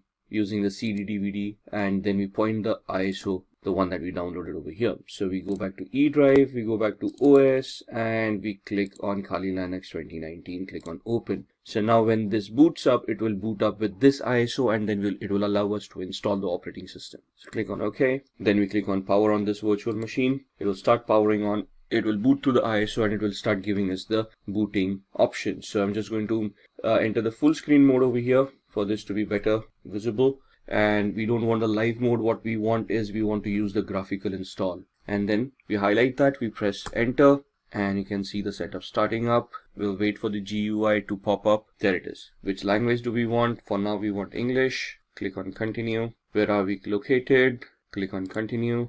And the configure your keyboard. We want the US keyboard, American English. Continue. It is going to detect the hardware. So as you can see on the screen, it's attempting auto configuration for most of these settings. The network with DHCP, it has identified the network cards, hardware like the processor that has been provided. Now it is asking for a host name. We're going to leave it at default. We're going to click on continue. Domain name, I'm not joining this into a domain as yet. This is going to be a standalone machine, so I can leave this blank. Click on continue. Now it is going to configure the network. It is asking for a password at this point in time, the root password. Type in any password that you want. Ensure that you remember the password. Now, by default, the username for the account is the word root. We are just creating the password for the root account. And then we want to click on continue. Setting up the clock, looking at the hard disks. Now, here it asks us, do we want to use the entire disk, the 20 GB virtual hard disk that we had provided, or do we want to give it a manual configuration or a guided one where we want encryption and a logical volume management coming into the picture. We're just going to use the first option, guided use entire disk. Don't worry, it's only going to use the virtual disk that we had created. Click on continue. It will give us that it's a 21.5 GB VMware virtual disk that we had. And click on continue. All files in one partition, that's what we want, recommended for new users, whatever it is. We don't want to change these folders. Continue. And this is what we have configured. Once we click on continue, it is going to say, are you sure you want to make these changes? Click on yes. Click on continue, and it will start installing Kali Linux on your device. Now this is going to take a few minutes for the installation to work. Alright, so that's the installation that's completed. Now it's asking us to configure a package manager. A network mirror can be used to supplement the software that is included on the installation media. This may also make newer versions of software available. Do you want to use a network mirror? We can click no for now and then click on continue. Now this is going to install the grub bootloader. This might take a few minutes as well. Install the grub loader to the master boot record. Yes. Click on continue. click the hard disk that we have just utilized. This is the one. Click on continue. It will install the grub bootloader, running through the last phases of the installation. And now it says the installation is complete. We want to click on continue, finishing the installation, and then it will do a reboot. Alright, and you can see this is starting up. So we are going to you just wait out the boot, and now it started the booting sequence. Just going to maximize the screen, and you can see it's asking me for the password. This is the one that we created. Now that's not the password, that's the username, that's the root, and the password that we had created at that point in time. And then click on login, and this is your screen. Now what we need to do here is we need to install VMware tools, which will help us manage the screen and help the virtual machine to be a little bit better integrated on the system. So that's not mounted yet, so we're just waiting for it to mount. There it is. And what we want to do here is open VMware Tools Upgrader. Alright, so what we want is we want to extract, or we want to use this OpenX archiver, and once we do that, we'll see the VMware install.pl. Double click on that. Alright, we've got the VMware tools here. What I've done is we have extract to, and I've extracted that on the desktop, right? So what we just did was click on the desktop over here, open, and this is what it will do. And click on extract. Now the error is happening because I've already extracted this. Open this up. We want to run this VMware install.pl. So what do? We open up the terminal window, which is the command line interface over here, and now this is where some of the commands come into the picture. So for example, pwd, it will show us the present working directory. ls will show us the list of the folders that are there. So the folder that we have is on our desktop, so we'll just change directory to desktop, press enter, do an ls, that will show us the list, and you can see VMware tools distrib. That's the folder that we have right here. Right, so we want to go into that folder, cd VMware. At this point, you can just click on tab and it will populate everything over there. Press enter, do an ls, and we want the VMware -install.pl to be executed. Alright, so we tried executing that command. We had an error over there. So what we need to do is we need to execute this command. So /VMware -install.pl, and it will start creating. Now it will ask you for your input installing VMware tools. In which directory do you want to install the binary files? By default, it is going to use /usr/bin. If I just press enter, it is going to use the default. As you can see, the input over here. What directory do you want the init directories? I'm just going to press keep on pressing enter for the defaults to come in. This part does not exist. It is going to create it. Default yes, defaults everywhere, and then it tries to start initializing it to maximize the screen, and this is where it is installing. And you can see by just installing that, it automatically adjusted the screen, and now we got a full screen of Kali Linux right here. Right, and that is what VMware tools does for us once we have installed the operating system. And now you can see the entire screen. On here you will see the tool sets that are given here. Now why are we using Kali Linux in the first place? Because this comes in with a bundle of thousands of softwares that are ready to be utilized for ethical hacking. Right, and they have been categorized over here for information gathering, vulnerability analysis, web application analysis, and so on and so forth. So you can see from forensics onwards, reporting tools, and as you scroll down, you can see your development tools, graphics coming in, internet, and the system configuration coming into the picture. These are your settings for your operating system. So these are basically your tools. We are right now on the favorites. If I click on information gathering, you will see that other tools for information gathering start appearing over here. For vulnerability analysis, we have got Sparta, Nmap, fuzzing tools. Web application analysis, we have got Comics, Kipfish, SQL Map, database assessments, password attacks, and so on and so forth. So if you just go in the favorites, this was the terminal emulator that we utilized. This is the command line that we saw. We used the cd command. We used the pwd command. We did the ls command as well to give us the list of the directory that we are in. Similarly, there would be commands like cat. So let's go to cd downloads. Let's see what's there. You can see this case sensitive. So if I type in a capital D and then do a tab ls, there's nothing over here on download. So cd ... will take us back one directory. Now you can see we are back from downloads to root. If I want to go to desktop, This is how I go to desktop. Do a ls. You can see the VMware tools folder over there, cd VMware tools, and we go into that folder ls, where it will give us the list of all those files. Now you can see install is a file that we had edited back then. So if I do a cat install, you will see the cat basically is the command that will help us look at the contents of the file, all right, without opening up the file or without editing the file. So you can see just if I scroll up, this is where we gave the cat command. It then printed the contents of the file over here, and then it exited and gave me back to the command line right here, right? Now if I want to copy this, cp root desktop VMware install, and if you want to copy it to root downloads and press enter. Now what we are going to do is we are going to see if this file, the install file that we just edited over here, has been copied to the downloads folder. So we do we are currently in the VMware, on the desktop VMware tools district folder. We do a cd ... That takes us down one directory. So we are still in the desktop. Do a cd ... Now you can see we are back in the root, and now we are going to do a cd downloads, do an ls, and you can see the copied file right here. So if I do a cat install, you can see the same content of that file coming in. So these are some of the commands that we would need to learn as we go ahead. The remove command is, let's say we've got install, we do a man rm. Man is the manual page command that gives us the pages with the description of how that particular command is to be utilized. So rm is remove files or directories. Synopsis, the description, the options, -f for force, -i for prompt, -capital I prompt once before removing more than 3 files, and so on and so forth.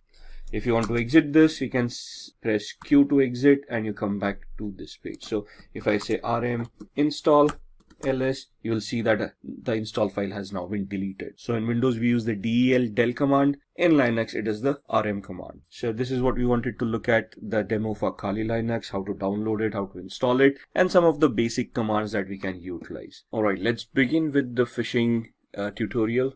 We have the Kali Linux operating system booted up over here. What we are going to do is we are going to open up a tool called SET, Social Engineering Toolkit, which you would find in this option, and that's the tool that we want. It's a command line tool, a menu driven tool. We are going to host a fake Facebook page, and we can see how we can harvest credentials by this kind of an attack. So these are some disclaimers you might want to go through there. Do you want to agree to the terms of service? Yes. Press enter.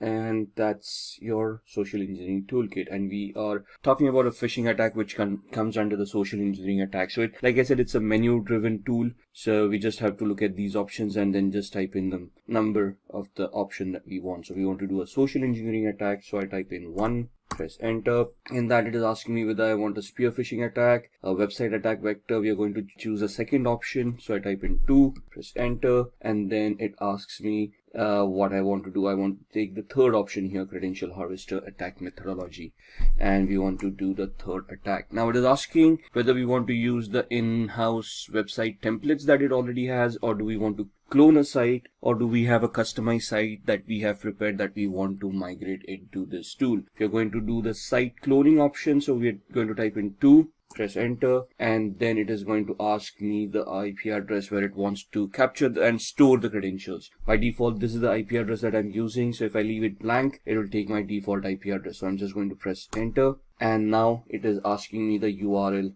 to clone. So I type in https www.facebook.com. What it is going to do, it is going to connect online, and it is now it has cloned the website, Facebook login.php. The best way to use this attack is if the username and password form are in the same field or the same page. Regardless, this captures all posts on a website. So you may need to copy www into HTML depending on where your directory structure is. Press return if you understand what we are saying here. So press enter. The social engineering toolkit credential harvest attack is running on port 80. Information will be displayed to you as it arrives. So the site was 71.134, right? The default IP address, and this is where the website is being hosted. Let's check that out. So let me open up a browser on my host machine, and let me point it to the Kali Linux machine that we have just created, 192.168.71.134, and you should see a login to Facebook coming up right here. Looks genuine. It is genuine because we just went online and downloaded this. Let's just have a recap. Let's have an explanation of what we are trying to do. I am trying to host fake Facebook page on my server, which has an embedded script in it, which is going to do credential harvesting. So the attack here is, let's say if I'm now hosted this, I can craft a fake email, send it across to a victim saying your Facebook account has seen some unforeseen activity, create a hyperlink using HTML coding. Within that, click here to access your account and verify that the account is secured. And when they click on that link, they will be redirected to my fake page, which is here. You can see the IP address is my virtual machine's IP address, but I'm seeing a Facebook login page, and I'm going to type in someone@somewhere.com, and the password I'm just going to type in the regular ones that I use. And if you see it, when we typed in the username and password, the page just refreshed and gave us the login page again. But now if you look at the URL, I'm actually on Facebook's login page, which is exactly the same that I was hosting. So a layman wouldn't probably figure out they've been hacked by now. They just would figure out, okay, they probably typed in the incorrect password and the page refresh or something like that, and they're just going to log in and they're actually going to access the Facebook page. Thus, they might not even realize that something went wrong. But if I go back to my virtual machine, you can see that it has captured some data and it is reporting over here of what has happened. So if I just scroll up, let's see what happened here and if we have been able to capture anything. So we got a hit printing the output. This does the HTTP 1.1.200. Okay, response coming in, password field found, and we're just looking. There it is. Email someone@somewhere.com, and password that I typed in ASD@1234. So it has captured the username and the password right here. Once we are done, I mean, this is the way attackers work. Now, this is a very basic attack. Again, in the actual trainings, you would then look at how you would host this on a real website, make it a global attack. Right now, it's a virtual machine with a class C IP address. So here, the thought process is, where can we get a free hosting where we can host this kind of sites? Maybe I'll have to purchase a domain, which looks like similar to Facebook or the victim that I'm trying to attack. So this is just a POC. So we just wanted to find out if we can, how phishing is done. And this is exactly how it is done. Right. So pressing Control C would exit this tool and takes you back to the actual menu. Press 99 to exit, and there it is. Close the window, and that's the phishing practical. After phishing, let's talk about SQL injection. SQL injection stands for structured query language injection, which is a database attack, though it resides within the application. So it's the application vulnerability that we are trying to look at to try to bypass authentication. As the name suggests, a SQL injection vulnerability allows an attacker to inject malicious input into a SQL statement. What is a SQL statement? A query that is used by an application and is fired off to the database. Database executes that query, gets that information that is required, and sends it back to the user if the user is authenticated. So we're going to look at the SQL injection attack demo here. And what we are going to do is we are going to go back to our VMware workstation. And I've got a tool over here called OWASP, Broken Web Application, which is a utility that has been created for people like us to test our skills, to learn on how we can develop our skills further. So this has a lot of vulnerable applications built within it. We're just going to try to access it, and we're going to see if we can create a SQL injection attack. Just waiting for it to boot up. Once it boots up, it will give us an IP address. There we are. So we need to connect to 71.132. So I can just use the same browser I was using, close up Facebook, and now go to 192.168.71.132. And this is the OWASP Broken Web Application project. What we are going to do is we are going to go to Utiliday, and this is an application that has a lot of information within it. You can see it gives you links about what you should do, help me, video tutorials, listing of vulnerabilities that they have, and so on and so forth. So you can see we are not logged in right now. I'm just going to do this as a demo. So what we are going to do is we are going to look at this and bypass authentication. So we are taken to the login page where you need a username and password to log in. I'm going to type in test as the username and test as the password, click on login, and you can see that account does not exist, so the authentication mechanism works. Now what we want to do is we want to create a query. Now what does a query look like? When I type in a username and a password, if I just type in a single quote here, it is going to create an error, and this is what a SQL query looks like. Select username from accounts where username is a single quote, and then the exception error happened, so it's not showing the rest of the query to us. Now what I'm going to do is I'm just going to craft a query here, single quote, and give it a condition, or 1 equals 1 space hyphen space. What happens, hyphen space is comments out anything after that. So the password field is being commented out at this point in time, and I'm just giving it a condition where the condition is true. 1 does equal 1. And if this condition is true, it is going to allow me to log in. So you can see right now we are not logged in. This bypasses the authentication mechanism, and you can see user authenticated, and we are now logged in as admin.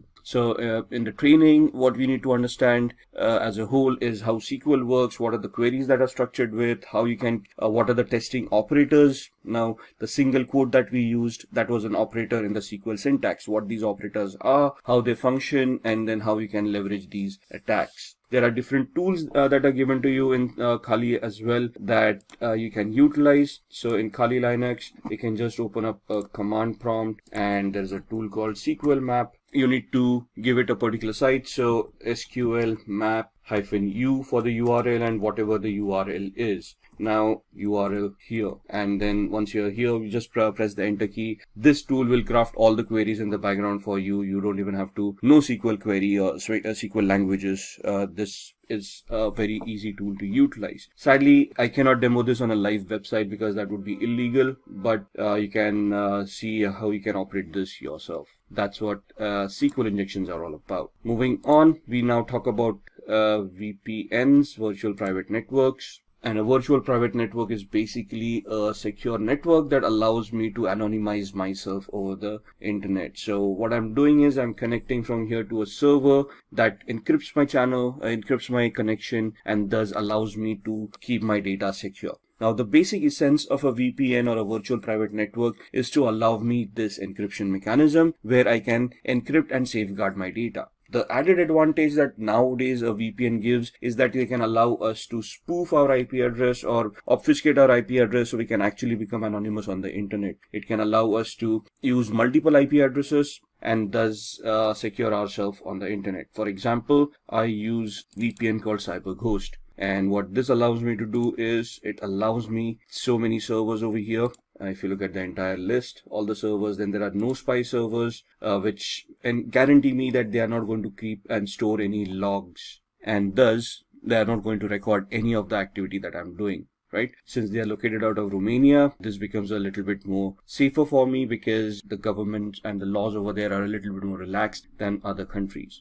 They give me different links for torrenting, for streaming, for connection features. So there are a lot of VPNs out there. So for example, let's go to the website cyberghost.com. So you can see there's a sale going on, 76% sale, or you can go on to ExpressVPN, which is also a very good VPN. Then there is NordVPN. It depends on what you want and how you want to utilize it. So just purchasing a VPN or getting a free VPN is not enough. It depends on which country the VPN originates from and which server you're connected to. For example, most of the countries have a pact where they share information amongst themselves even if you're connected to a VPN. That means that these companies that provide these services have to generate and store logs, and these logs have to be reported to the government if they ask for it. Now, if there's a list of 14 countries that actually focuses on this practice, so you have to find out VPN that and a server that is not a part of those 14 countries and ensure that those logs are not going to be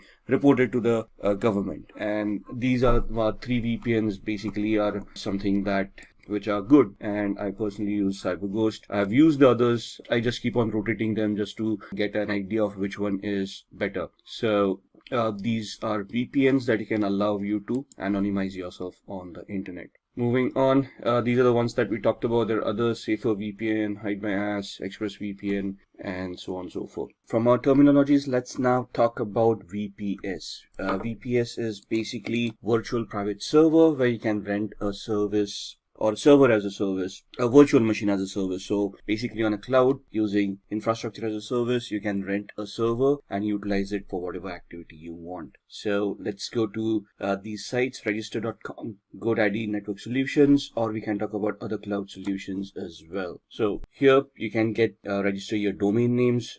So in the previous exercise, for let's say when we talked about the phishing exercise, what we want is we can go on to register.com, or we can go on to godaddy.com, and we can purchase a particular domain. For example, something like this. Instead of the O's, I'm typing in a couple of zeros for the Facebook, and let's see if anything of that is available. Now something.photo is available, or facetips.com is available. There are other options that are making over here that they're giving us over here. And once we purchase this, we can then have our own hosting with a web hosting as a service. And we can have a Linux-based hosting or a Windows-based hosting, depending on what you want. And that's where your shared hosting comes into the picture. If you just want, if you want to look at a virtual server and you want to rent a server over there itself, you can move on to rackspace.com, and here in your services, you can have physical server or a virtual server in a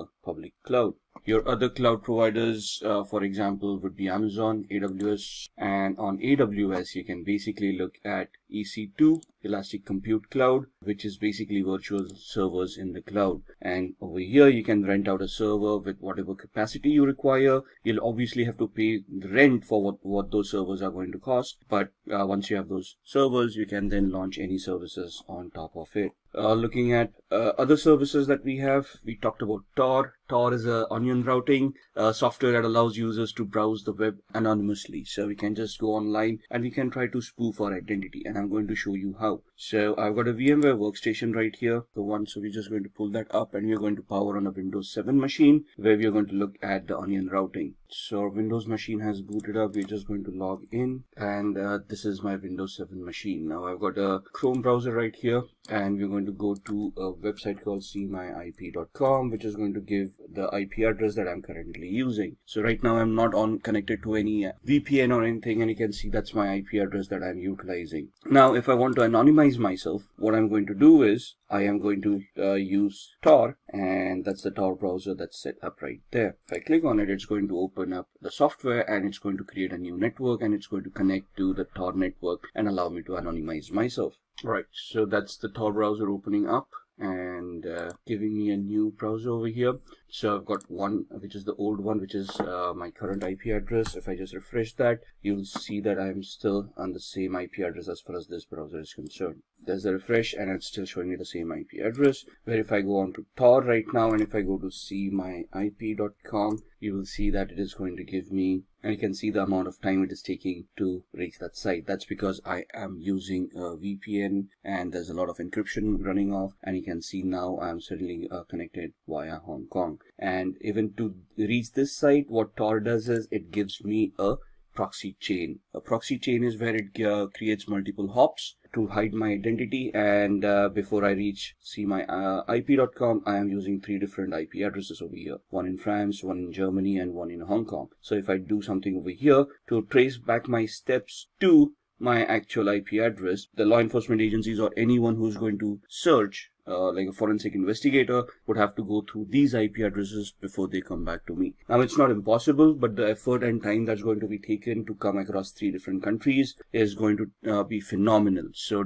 it may just defeat the purpose of having so much resources spent to identify who did what. So that's what Tor does for us. Alright, moving on from Tor, we are going to look at keyloggers. Keyloggers are basically softwares that run in the background and record all the keystrokes of the user. So if I've got a keylogger installed right now, whatever I type will be stored in a text file for the hacker so that they can look at it later on. And just to give you an example of that, we go back to my VMware workstation and we open up another Windows 7 machine.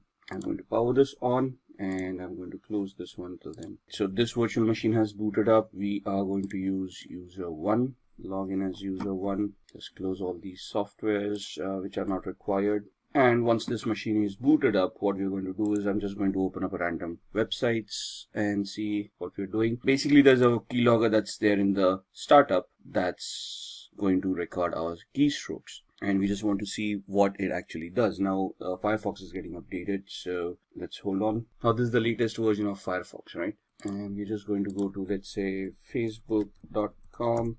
Wait for the website to open up. All right, let's try opening it up again. And that's facebook.com. And we're just going to type in some random username and password, someone at somewhere.com, and the password being again ASD@1234567890. Login, obviously that login is not going to work. User probably doesn't exist, or if it does, the password probably is incorrect. And so we're going to close this. We're going to, let's say, open up another browser window, go to another site, rediff.com, and then go to rediff mail. Try the same thing over here, someone at somewhere.com. Password ASD@12345678, whatever it is. Don't say, we can see the combination is incorrect. Now there's a keylogger running in the background, and what we want is, we now want to open up the keylogger. Now it is visible here because I've kept it visible. You can hide it in the start menu, and there's a shortcut key for you to pull it up later on, so this completely becomes invisible. And what it can do is, it basically creates a record of whatever you have been doing so far. So you can see these things populating on the 25th of December. So if I look at the visited websites, you can see I opened up Mozilla Firefox, the first where there was a problem loading the page. Then we opened up Facebook, then we opened up rediffmail.com, and so on and so forth. So it just gives me the list of visited websites. Whereas if I look at keystrokes and clipboard, you will see whatever we have typed in. So we first typed in facebook.com. Then again, the second time I try to type in, then I hit backspace, then I type in facebook.com, and then you can see I typed in someone at somewhere.com, and in tab ASD@1234567890. We closed up the browser, we opened up a new one, and we went on to rediffmail.com, and then you can see me typing this one, then going back one space, then the rest of what I typed, and then the password coming in. So that's what a keylogger does. If you look at the taskbar, it's not going to show you a keylogger running in the background. It's in the processes, you're not going to see anything at all, but it's going to mask itself as a service. So if you look into the properties, you can see that icon coming in over here, which matches this one. And so you can see that this is masking itself as a service.exe. If this gets hidden as well, it would be very difficult for a user to even identify this. All right, so that's what a keylogger is. Moving on, let's see what else we want to talk about. So we've talked about Tor, we've talked about keyloggers, and now we want to talk about firewalls. Now, for keyloggers to be prevented, we need antiviruses, right? So we need a good antivirus program that's going to be installed, updated, and run on a regular basis to protect ourselves from malwares. But what about network connections? And you need a firewall and a system to prevent or to detect what kind of connections are going on in the first place. Now, we cannot rely on software 100%. So even if a firewall is not configured properly, that's going to be a problem. So what we need to do is, we have to have a firewall, configure it correctly, and then allow and disallow certain activity from happening. And what we're going to do is, I've got such a system on my machine here. I use a software called Glasswire. What it does is, it is a network analyzer. So it allows me to analyze whatever is going on. You can see all the apps that I'm utilizing and how much upload and download they have been doing, all the traffic. So you can see the protocols that I'm utilizing. So I come to know what's going on in the background. And this gives me the entire graph of how much I have been doing for the past 24 hours, past 3 hours, past 5 minutes, and so on and so forth. Right, so this is what the activities, and these are the alerts that it has been generating. I can click on those alerts and it will start telling me what it was all about. If the graph doesn't work for me, it gives me usage as well. So how much I have utilized since I've installed this software, right, and what applications have been utilized, which hosts have been connected to, and the traffic type that was utilized. And then the things on my network. So these are the devices that I have currently on my network that have been identified. And then comes the firewall. So on the firewall is clicked on. You see all those services that have been identified, and you can just click on a particular service to lock that service. So this becomes a discovery tool, identifies whatever networking is going on, gives me all that information, and then I can look at, and I can just click on any of these services that I find it as malicious and block them. I can create different profiles for different applications as and when I want them. And these are the alerts. So you can see that this was the first time a network connection was looked at from VMware. And what this allows me to do is whenever I execute a file, it can upload it to virustotal.com and scan it as a third-party antivirus to ensure that there is nothing malicious on it. So I already have an antivirus over here, but if this ever gets compromised, I still can rely on a third-party service where in real time when I execute my applications, they would be verified and I would be assured that nothing is wrong with my system. And this software that I'm utilizing, Glasswire Basic, is free, and then there are paid versions as well. It's just glasswire.com is where you're going to find this. Moving on, rootkit. Rootkits are also malicious softwares that you allow an unauthorized user to have access to a computer to restrict areas of its software. Now, a rootkit in its sense is a malicious software that infects a machine and prevents some functionality from it, like hiding data or preventing users from running antiviruses. And it's basically a malicious software that is used to hide information from the victim so that they would not realize that they have actually been compromised. It's going to be a difficult showing of a rootkit, so I cannot show that demo to you. So we're just going to move on, and we are going to talk about ethical hacking techniques now. Now, when we say ethical hacking techniques, we want to look at what kind of audits are available when we want to do ethical hacking. So there's a black box audit, a white box audit, and a gray box audit. So if I'm invited in an organization to conduct a test, to conduct a audit, to conduct a vulnerability assessment or a penetration test, to identify vulnerabilities and then try to plug them out, they are going to give me 3 different variations. In a black box audit, they're not going to tell me about the infrastructure. They're not going to give me any information, and they want me to start from the basics of gathering information, identifying the systems, and based on the information that I gather, whether I'm able to develop any hacks and compromise their infrastructure. So it will be a simulation of a hacker who's sitting outside the organization and trying to find a way in. Whereas a white box audit is where full infrastructure knowledge is given, anything and everything that is required for an audit is given. And this is a simulation of an insider attack, a person sitting inside the organization misusing their permissions and then trying to compromise, trying to get access to data that they do not have access to. So the simulation is from a malicious insider. A gray box is where some partial knowledge is available, and from that partial knowledge, you're going to try to build up more information, and then you're going to try to get access to those resources. What are the tools that we utilize? So we've already had a couple of demos on keyloggers, SQL injection, SQL map, and so on and so forth. Metasploit is a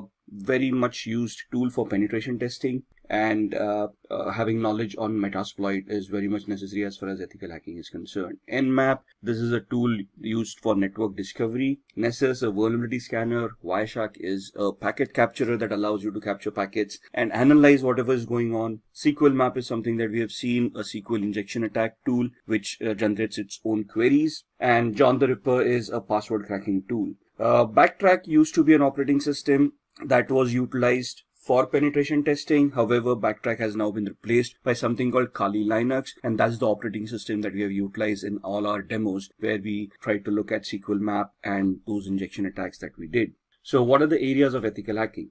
We have just talked about all these areas as well. Network services, we looked at the Glasswire application that showed us how my machine is consuming networks, which protocols are being consumed, how the connections are being created. If somebody is able to install a Trojan on my machine, it is going to try to create a new connection on the network with the hacker to allow that hacker a backdoor access.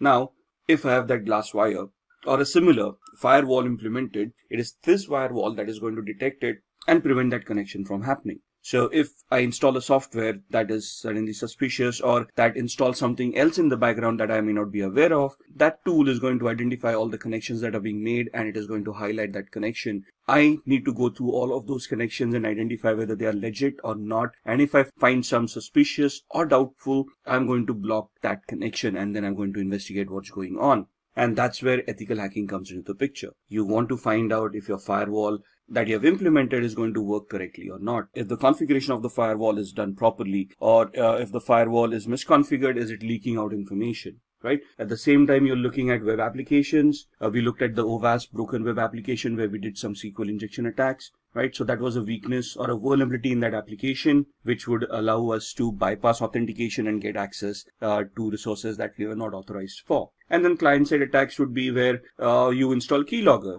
at the end of the client system, and then you try to capture whatever data the user is typing in, like usernames and passwords on the Facebook and the rediffmail.com website that we saw, and then try to misuse that information to get access to those resources. Then Wi-Fi networks, right? Wi-Fi is something that we use on a regular basis. We got our smart devices nowadays, smartphones, tablets, phablets, that we can connect to Wi-Fi and start using all our services, our banking applications on our smartphones. And thus we want to ensure that wireless connectivity is simple and is secured. So you want to use encryption mechanisms, you want to use tools on your smartphones, antiviruses, firewalls on your smartphones to ensure that whatever you are utilizing is going to remain secure. And then social engineering, we've looked at the phishing website on facebook.com. We've seen how easy it is to clone websites and host them on Apache server. So if you look at it as from an ethical hacker's perspective, the job of an ethical hacker is to simulate these kind of attacks that a hacker may conduct. And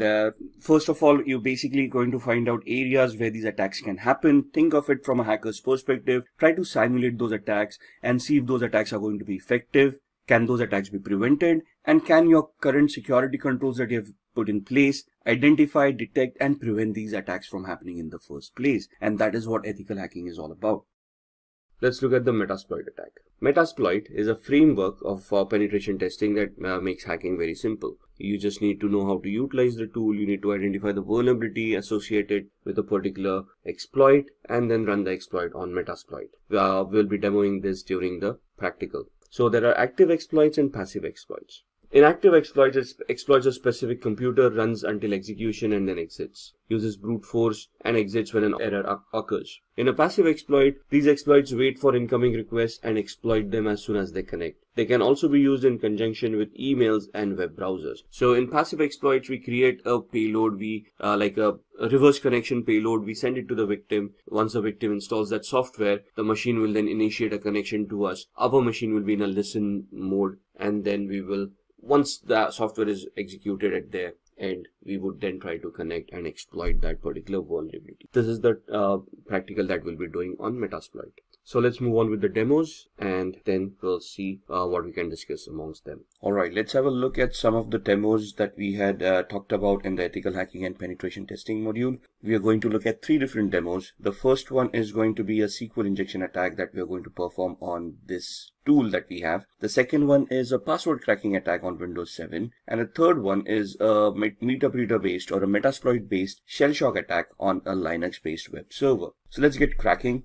I've powered on this virtual machine, which is the OWASP Broken Web application. It is a tool that is provided for people who want to enhance their skills and they can practice how to do these attacks in a legal manner. So we are going to go to this site. I'm just going to open up my browser. The IP address is 71.132 and that's the OWASP Broken Web application that we want to utilize. We are going to head off to Mutility 2 and we are going to look at a SQL injection attack where we want to bypass authentication. Now this takes us to the login screen, so we can just try our luck here and see that the authentication mechanism works. The account does not exist, so the username and password that we have supplied is not the correct one. So we want to ensure that there's a SQL database and we can try to attack it and see if we can bypass the authentication. Now what we want to do is we want to create a SQL based malformed query that can give us a different output. So I'm just going to type in a single quote over here and type login, and you can see that this is now suddenly recognized as a operator and there's an error that is given out compared to the login that we tried earlier. When we used a proper text-based login mechanism, it gave us the account does not exist, but here the single quote gave us an error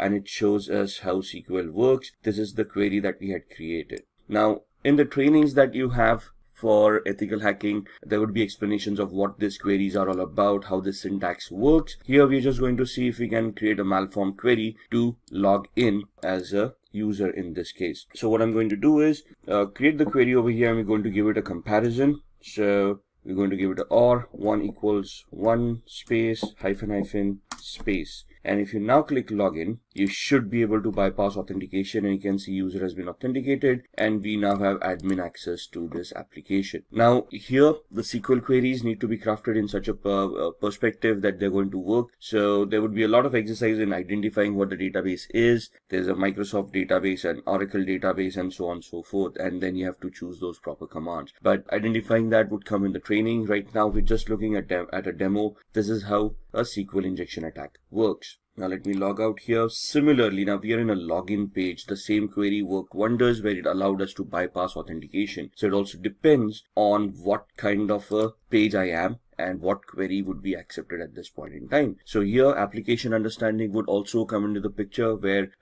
which function we are calling upon when we are connected to a particular page. Now this is a user lookup function, right? So again, here we try the same method, test. That's not going to work. Authentication error, bad user or password. And if we type in the same query over here, single quote or, and give it a condition, single quote or 1 equals 1 space hyphen space. Now here it is not going to log us in because this is not a login page. This is a user lookup form. So here it would instead give us a dump of all the databases that it has. So you can see all the usernames and passwords coming in that are stored in the user lookup field. So this is where the understanding comes in of which query to create at what page, depending upon the function that is being called, right? So that's the SQL injection attack that we wanted to look at.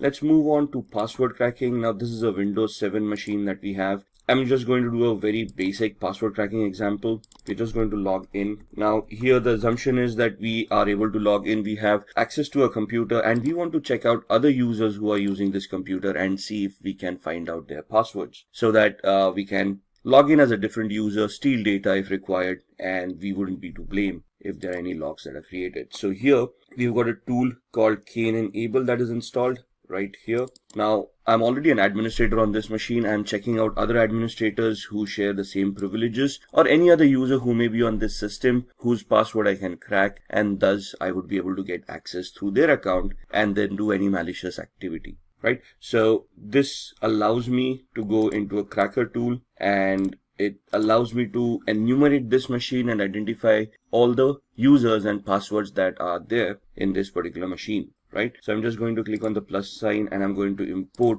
hashes from a local system. So where are these files stored? Where does Windows store its passwords? In what format are they stored? And what this tool does to retrieve those? That's something that we all need to know as an ethical hacker, right? So import the hashes from the local system, click on next. It's going to enumerate that file and it is going to give you a list of all the users that are there. So you can see the users are hacker admin, test, the one that we are logged in as, and then there's a user called virus as well. And you can see that this is the hash value of the password that is being utilized. Now there's a particular format for a hash value for Windows and how it stores. But once we have these hash values, let's say if I want to crack this password, there are various attacks that we can do. For example, a dictionary based attack or a brute force attack. Let's try a brute force attack, right? NTLM is the hashing mechanism that is used by Windows. So we're going to try to create an NTLM hash attack. And here we are going to use a predetermined rule set. For example, we are not sure what characters are being utilized over here. So we just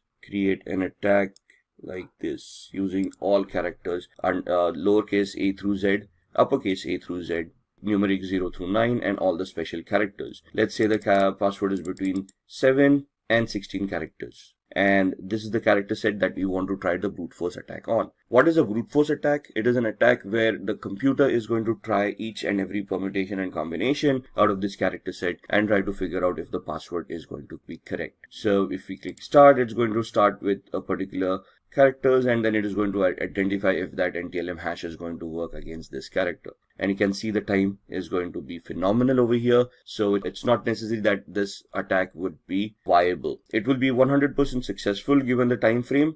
However, the time frame is huge enough for this attack to become a little bit redundant. There are other attacks that we can do which can easily identify this data for us as well, but that is something that we will look on in future videos. So that's how we can get access to users and passwords. There are different mechanisms where, let's say we don't have login access, then what are we going to do? How we can create a fake user, login, or how we can remotely access a machine and then try to get the same access. And that is what we are going to try to do in the next demo on a Linux machine. So what we are doing in a Linux machine could also be doable on the Windows machine with a different exploit. So what I'm going to do is, this is the Linux web server that I have that I'm going to power on. I'm going to use a Kali Linux machine to hack that device, and I'm going to just power off my Windows 7 machine. Give it a minute till it boots up. Now this is also a demo machine that we have which has its own pre-configured vulnerabilities. So here we've got something from the pen testers lab and has a shell shock vulnerability implemented inside. Shell shock vulnerability affects Linux, Mac, and Unix based operating systems for a particular version of the bash shell. Bash is the born again shell, which is the command line interface in these operating systems. So what we are trying to do here is we are going to use the Kali Linux machine, try to find out the vulnerability over here,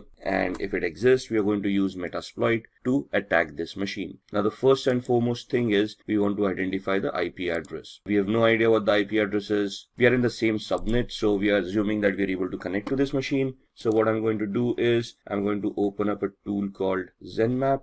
I'm going to open up a command line interface, find out what my IP address is, and my IP address is this with a subnet mask of 255.255.255.0. So I want to see if there are any other machines that are live in the same subnet, and we are doing a ping sweep over here to identify which machines are live. In a minute we'll get all the IP addresses. 71.1, 2, 133, 254, and 128. We know that we are 128 at this point in time. 254 is the DHCP server. So we are assuming that 133 is the machine that we want to look at. And let's then try to see if we can scan that machine, 133, and we're going to do an intent scan to find out which ports are open, what services are running over there, and if it is whether the pentest machine that we were looking for. You can see of the start port 22 and port 80, and somewhere here it's going to give us the ports that are open and the details about those ports, and somewhere here it will tell us that this is the pentester lab machine that we wanted, which is correct. So now we want to do a vulnerability analysis on this. What we are going to do is I'm going to use another GUI based tool called Sparta, which I can just find out from here.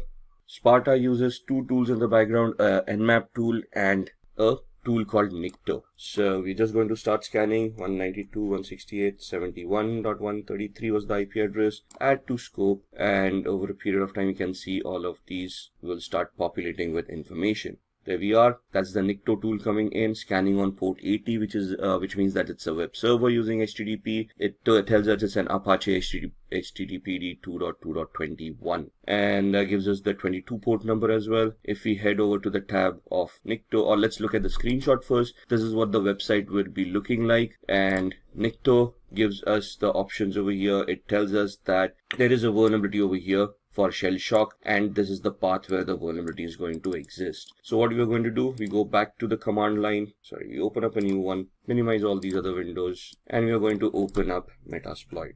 Metasploit is a penetration testing tool that is used by most hackers and ethical hackers to test applications and test existing exploits and vulnerabilities. So just give it a minute till it starts. You can see there are already around 1700 exploits right here. We are going to see all those exploits with these commands. There we are, sorry for the typo.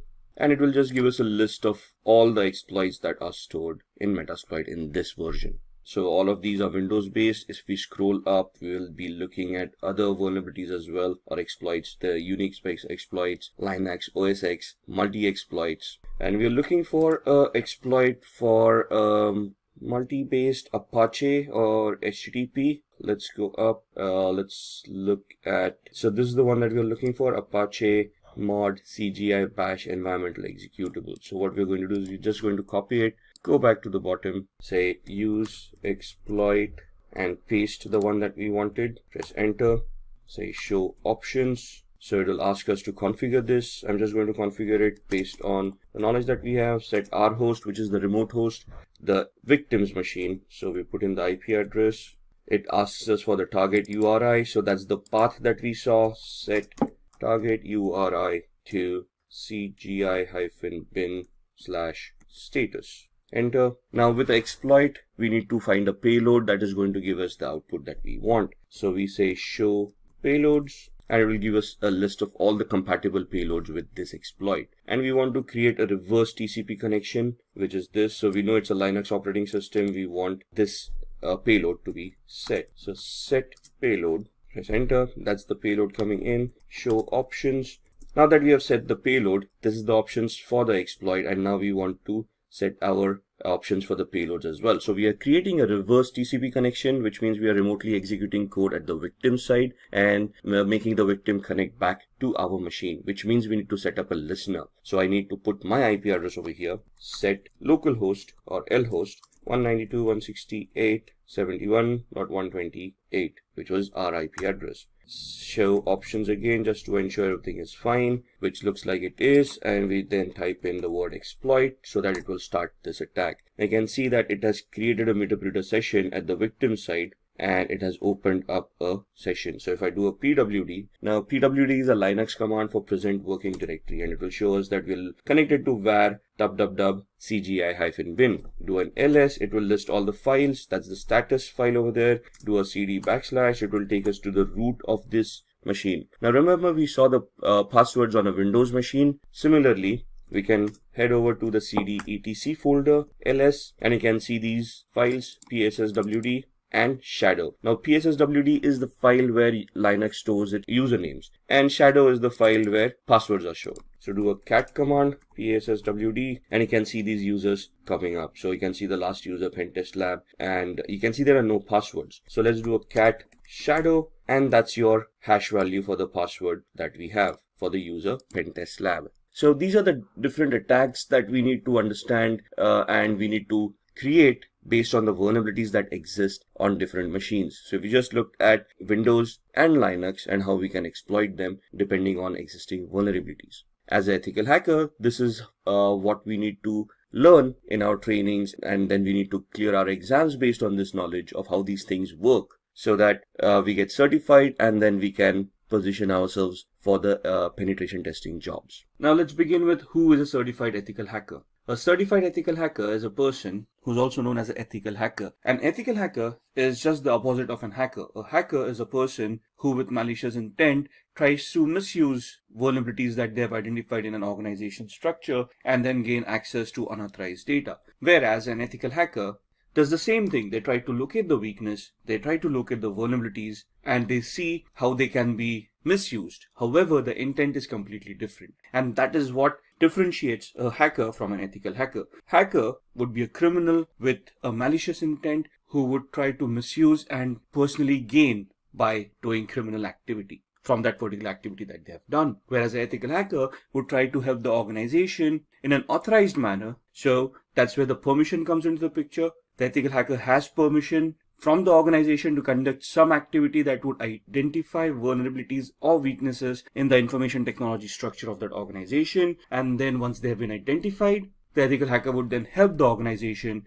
to plug those vulnerabilities rather than misuse those vulnerabilities. So any person who completes CH version 10 certification is known as a certified ethical hacker. So there's a certification. Once you complete that, once you pass the exams, you can essentially call yourself as a certified ethical hacker, and you're going to get a certificate with the same terminology. So as you can see in the diagram, your responsibility would be as a certified ethical hacker would be with the proper permission of the organization. With the authorization coming in, with contracts coming in, you would legally help the organization to identify those weaknesses and vulnerabilities. And once you find them, you're going to report them to the organization, and you're going to help the organization with remediation plan, which would help them remediate, mitigate, and resolve the vulnerabilities that you have identified, thus making the organization's security structure a lot better, based on which black hat hackers or malicious hackers would be unable to attack the organization. So what is CH version 10? Now this course was initially introduced in September 2015, and I think if you look at the versioning, this is the 10th version that is there in the market. So essentially CEH, or the Certified Ethical Hacking course, as the course itself, has been for a long time in the industry. It's a very well accepted course, and it's a well-renowned course. The current version as it is was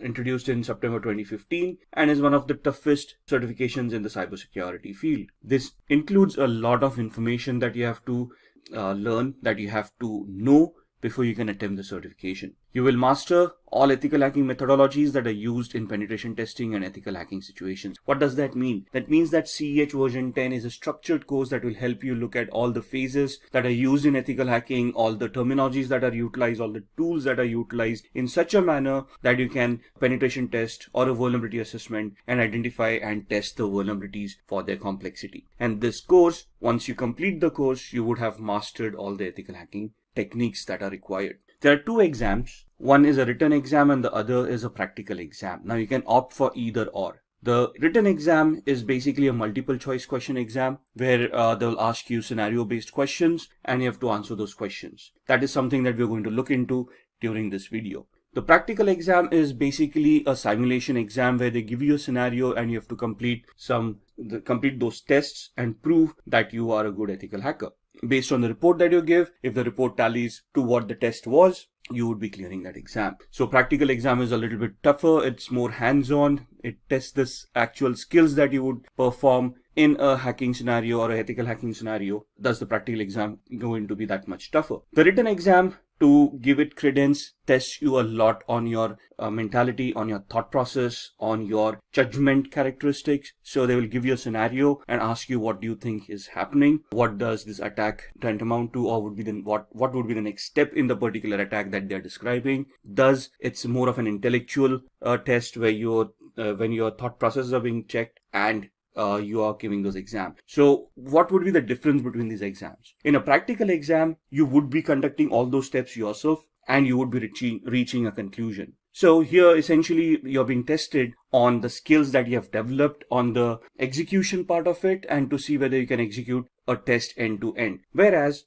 in a written exam, you would be put in the middle of a test where you have to assume something, where you have to understand what the steps would have been performed in the previous steps and what would be the expected result, and you're supposed to analyze that and then come to the correct answer. So if there is a question which exam is better, written or practical, the answer to that is, from an intellectual perspective, a written exam would be a lot tougher than a practical exam, and from an execution perspective, a practical exam would be tougher than a written exam. So it depends on us which exam we want to give. Both of them are widely accepted and well respected in the information security field. So it's just the option that we choose which exam we want to give. Now, this course, the version 10 course, is purely attack-based course. Okay, it is an offensive course. There is no defensive mechanisms. So if you're looking for questions of how to secure yourself on the internet, how to securely configure an operating system, or how to securely configure a server, how to configure a firewall, this is not the certification. This basically talks about attacking those devices. So if you come across a firewall, how would you test a firewall? How would you identify vulnerabilities in those? And how would you bypass a firewall? Similarly, if you come across a server, how are you going to attack and hack the server? Let it be Windows or Linux based. So this basically becomes an attack based course. You're looking at offensive mechanisms over here and not defensive ones at all. So what's new in this version? In this version, there's a new module for IoT, Internet of Things. It focuses on emerging attacks, vectors like cloud, artificial intelligence, and machine learning. It basically talks about smart devices. And it talks about the vulnerabilities, the risks that the smart devices face in today's world. For example, it will tell you about the industries that are utilizing all these smart devices, why are they utilizing it for, what kind of devices they are utilizing, and what are the risks within those devices. It will also give you a lot of tools for you to practice upon to identify such IoT devices. What would constitute an IoT or an Internet of Things device? Any device which has an IP address and can connect to the internet and create data. So even your smartwatch, your smartphone, your cars that have internet connectivity nowadays, your Google Homes, Amazon Alexas, all of these devices would come under the IoT umbrella. And have you ever wondered about sitting at home, having a Wi-Fi, having all of these devices, even a smart TV, if you will, connected to the Wi-Fi? And have you ever questioned how a hacker would then be able to access your home through all of these devices, record information, and basically just spy on you? Similarly, an organization where they are utilizing IoT, they would be vulnerable for the same vulnerabilities. And this course does include IoT security to a certain extent,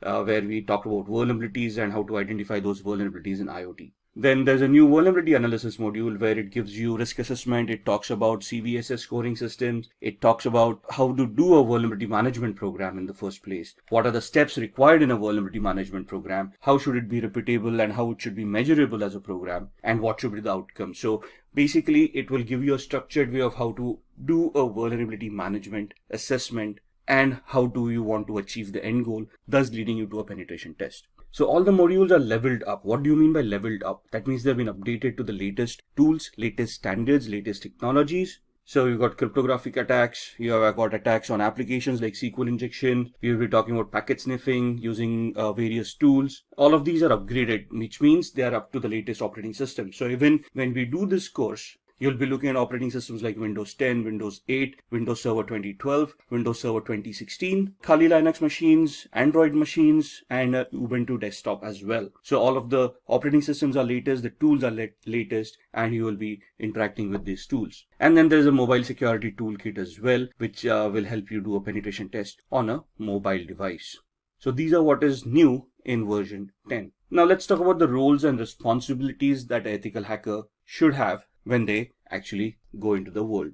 Now, what are the responsibilities, roles, what are the capabilities that we should have? That we should be able to look at scripts that would test for vulnerabilities. So for example, a SQL injection attack, it's a script-based attack. Let's say a cross-site scripting attack, that is again going to be a script-based attack. So we maybe we want to go ahead a little bit, look at Windows systems and do a PowerShell attack and know about PowerShell scripting a little bit. If you look at Linux Windows, there's a bash shell where there's bash scripting, and you'll want to learn that scripting as well. Now the course doesn't include all these scripting languages. It does help you understand what these scripting languages are, and it does have some basic introduction to how these languages can be utilized to create those scripts. Then we also want to develop tools to increase security. You want to look at those commands that are utilized on all operating systems. You want to look at the capabilities of the operating systems, of how to create security parameters and ensure the operating systems and applications devices are secure. You should be able to perform risk assessment.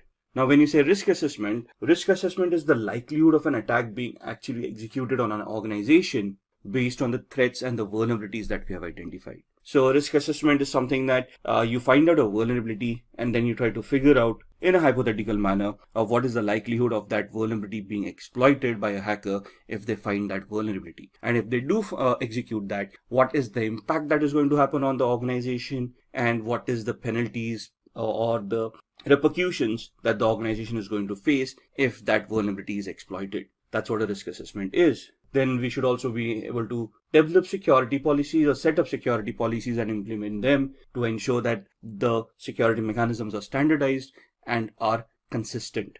And then we should also look at training staff for network security to ensure that they are aware of these vulnerabilities and they know what their responsibilities are to maintain some semblance of security in the organization. So why do we want to become a certified ethical hacker? Now, since you're watching this video, it's easy to assume that we all are interested in security, we all are interested in hacking, but hacking is not a real job.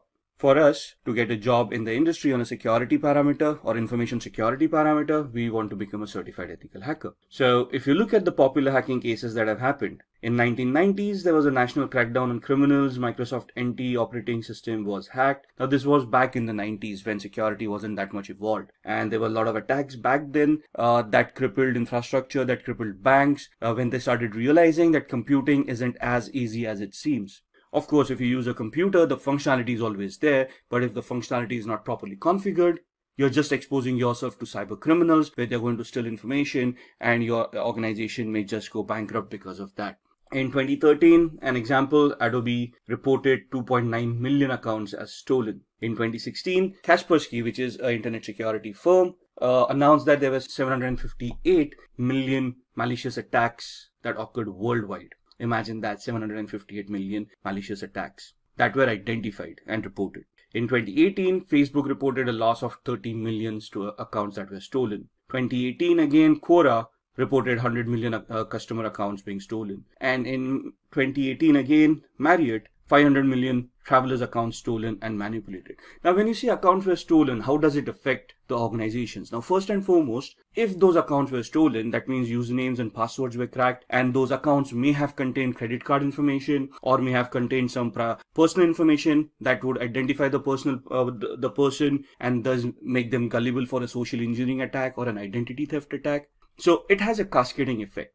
If I would have been affected, or you would have been affected with these attacks, the repercussions would have been catastrophic. Your credit card information being stolen, that means somebody else would have misused it and you would have seen a huge bill come your way. Now, you can go back to the bank and dispute that, but that's again a dispute that you're trying to have with the bank for something that you didn't do, which requires a lot of energy and a lot of time. And at the end of it, somebody has to pay for that particular loss. Now, in this scenario, the bank would have had to bear the loss, but then that's a loss for the bank and bank doesn't want to do that. And that's where they would try to hire certified ethical hackers who would try to test these vulnerabilities and plug them in so that the end consumer is also secured, the bank is also secured, right? In this case, Marriott, there were 500 million travelers' accounts that were stolen. A lot of credit card information was leaked out. Email accounts were hacked and compromised. And thus there was a lot of repercussion that happened. Now, the thing is that there are also laws that these organizations need to adhere to that tell the organizations how to keep their information secure, and also have penalties in place if the organization gets hacked. And the penalties are pretty severe. So organizations do not want to get hacked or do not want to get compromised, not only from the customer's perspective, where they would be losing customers, losing reputations, and then thus facing losses, but also from a legislative perspective, where they would have to pay fines to the government for the frauds that have happened.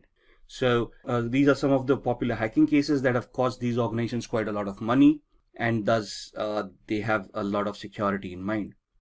If you look at the news, in BBC News, there was something reported from a French police that there was a virus that infected more than 850,000 computers worldwide. Now, on the similar lines, if you remember ransomwares, and if you look at WannaCry that happened in 2018 or 2017, it also cost the world $4 billion in losses during that just one small month of its infection. Then Google basically disclosed that a large-scale hacking effort was targeted at Apple devices. And this has been, it has reported that there was a sustained effort to hack iPhones over a period of at least 2 years, which means that there's a specific target towards Apple consumers, and they are at a higher risk of getting hacked than others.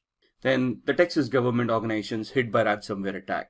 So hackers have infected 23 organizations connected to local government in the US state of Texas with ransomware. That means that their databases have been encrypted. The government themselves do not have access to that database. The databases could have been compromised by the hackers. And that means that whatever services were being provided to the users based on that database may no longer be available to the end users because of the ransomware.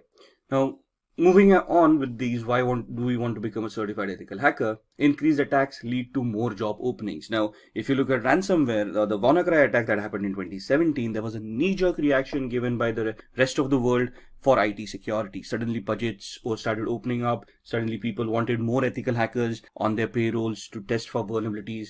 In UK and Europe, we have GDPR, which is again another law that imposes severe penalties on organizations that get hacked and for not having proper security and a vulnerability assessment and penetration testing program in place. So that leads to a lot of job requirements as well, where organizations look at people with this special skill set to help them mitigate the vulnerabilities, to safeguard them and their customers from hackers, and also from penalties from law enforcement and governments. So thus the demand keeps on increasing for ethical hackers, which automatically means that the salaries are going to increase as well. So more the demand, lesser the supply, higher the salaries. That's plain economics. Then challenge hacker with malicious intent. So from an ethical hacker's perspective, it is our duty to safeguard an organization, which means that we'll be pitched against hackers, and we have to ensure that those hackers would be challenged to the maximum limit before they even try to get access to any of the resources that we are trying to protect. It offers a boost in your career. So more efforts that you put in, more vulnerabilities that you find, the better the career prospects that you have, and the better job aspects that you're going to get. And this also lets you keep yourself updated on the latest technology. As the technology progresses, as we evolve on technology, security will also evolve, and the ethical hacker would need to keep themselves updated on these technologies. So this is what is a plus point to become a certified ethical hacker. So why do we want to get the certification, and what would it mean by being a CEH certified individual? Take this into consideration. You are applying for jobs, and you have been applying for cybersecurity related jobs, of course, and you go in for an interview. In the interview, you are asked quite a few questions, and they will be testing you on cybersecurity concepts. So they will be asking you a lot of technical questions about cybersecurity, about information security, and any other related topic. So let's say in a few minutes into the interview, there are some concepts that you have not brushed your skills upon, and they ask you about certifications. And one of the main certifications that is sought after is the CEH certification. And if you're not certified, that's where things can become a little bit problematic, where organizations today very proactively start looking for people or candidates who are already certified rather than take them on board and get them certified. So in this scenario, having a certification would obviously help not only to be shortlisted for the job, but the certification involves a lot of training which would help you understand the concepts and prepare you for the interview a lot better as well, right? So getting yourself certified is quite necessary in today's world.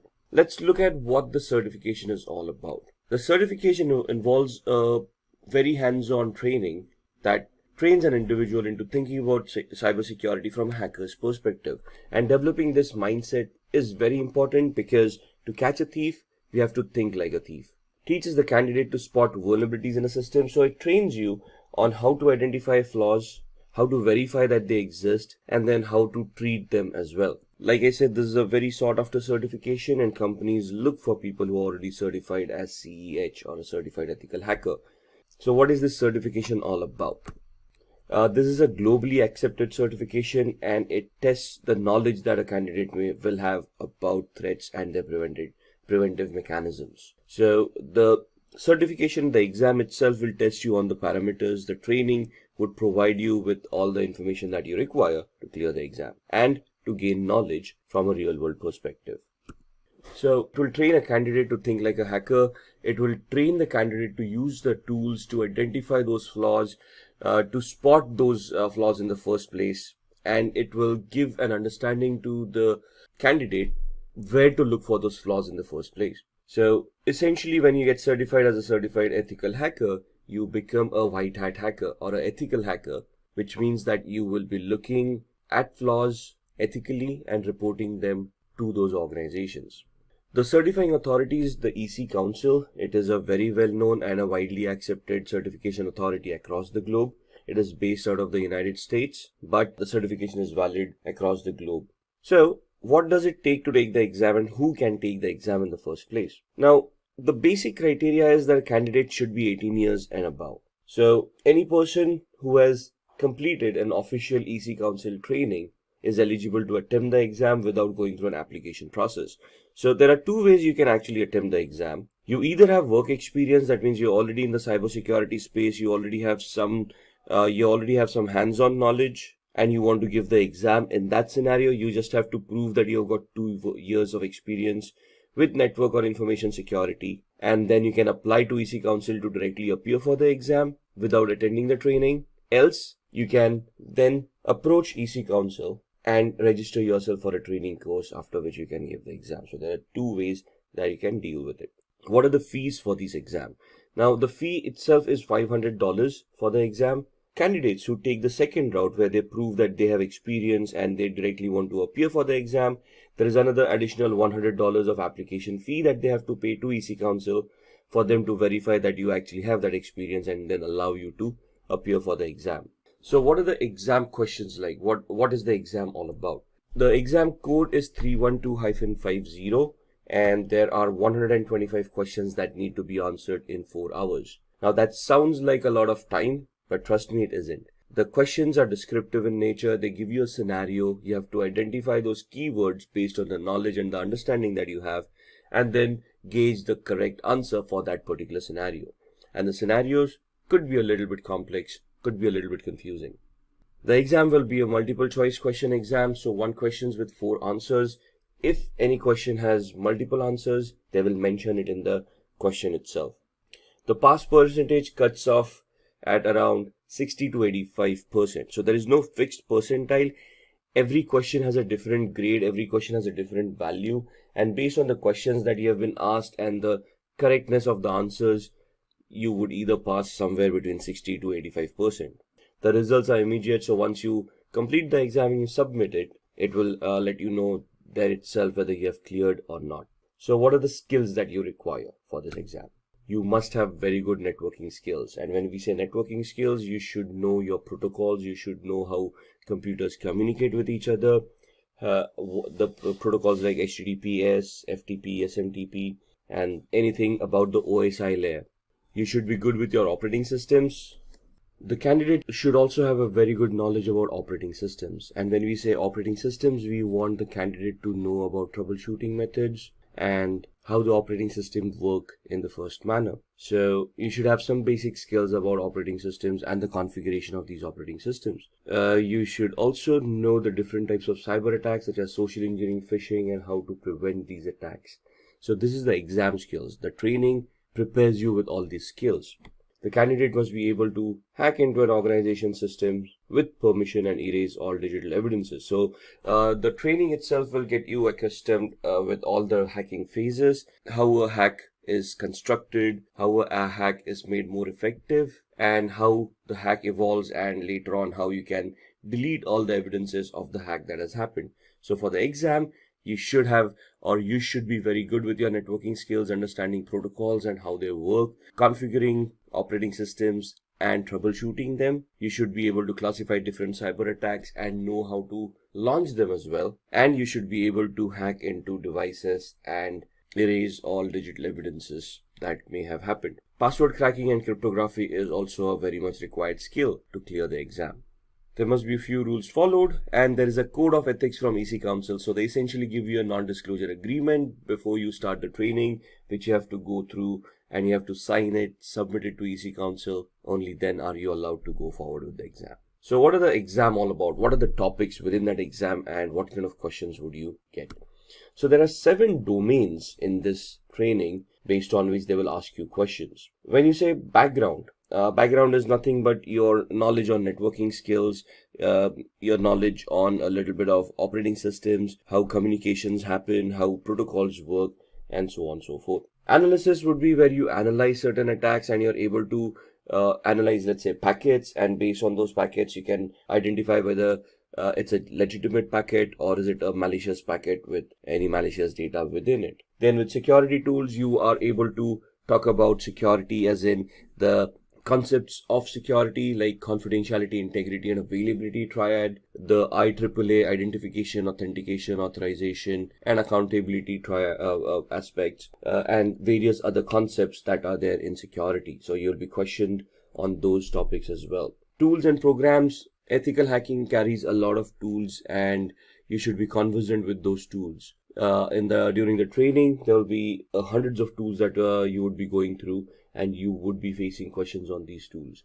So there would be some basic questions like commands that would be given to you to identify what that command would execute, or there would be a specific scenario given to you, and then they would ask you which is the most suitable tool that you would utilize to crack that particular scenario. And then there's the methodology, of course, of how or which steps would you take in this particular attack to be successful. Then we talk about policies and the ethics. So as you can see, all of these domains have different weightage in the exam. 21.79% for your backgrounds. So you can see the background information is very much important. Operating systems, networking, a little bit of applications, a little bit of architecture of how things are deployed. Now, CEH is normally an advanced certification, right? So there are a few presumptions that you already know a little bit about Active Directory, how operating systems work, how identity management works. So there's a little bit of presumption that you have these background knowledge, but in the training you can be prepped up for that knowledge as well. So it does contain a little bit of insights about how these things work. Analysis is where you're looking at some scenarios, and based on the evidence is given to you, you can analyze what's going on. So that's at 20.73%. Security, which is the main topic, is at 23.73%. Tools and programs related to security would be at 28.91%. The methodologies would carry a weightage of 8.77, policies 1.90, and ethics 2.17%. So you have 125 questions. You can figure out percentile wise how many questions you would get on each of these domains. So let's have a look at these domains a little bit more. The background is about network and communication technologies. Again, like I said, protocols, procedures, services, how computers work. So ports on a computer, how ports are utilized by services, and how communications happen over these services and these ports. How we can scan these ports to identify what's going on, and then try to find out vulnerabilities within them. Then we have got information security technologies and the information security threats as well. So when I want to launch an attack on a device, where would I find vulnerabilities? Is it just on the network? Do I look at the operating system? Do I look at different applications that are there on the operating system, and so on and so forth? So where are the threats? That's something that we need to identify, and that's what this domain deals with. So 27 questions from this domain. Then analysis and assessment, information security assessment and analysis, and the security assessment process. So let's say you're in a penetration test and you want to launch an attack. What is the assessment that you want to do before you launch that attack? What is the process you want to conduct? And how you're going to analyze the vulnerability in the first place to identify which penetration test or which attack you should do at that particular point in time. Then security would talk about information security controls.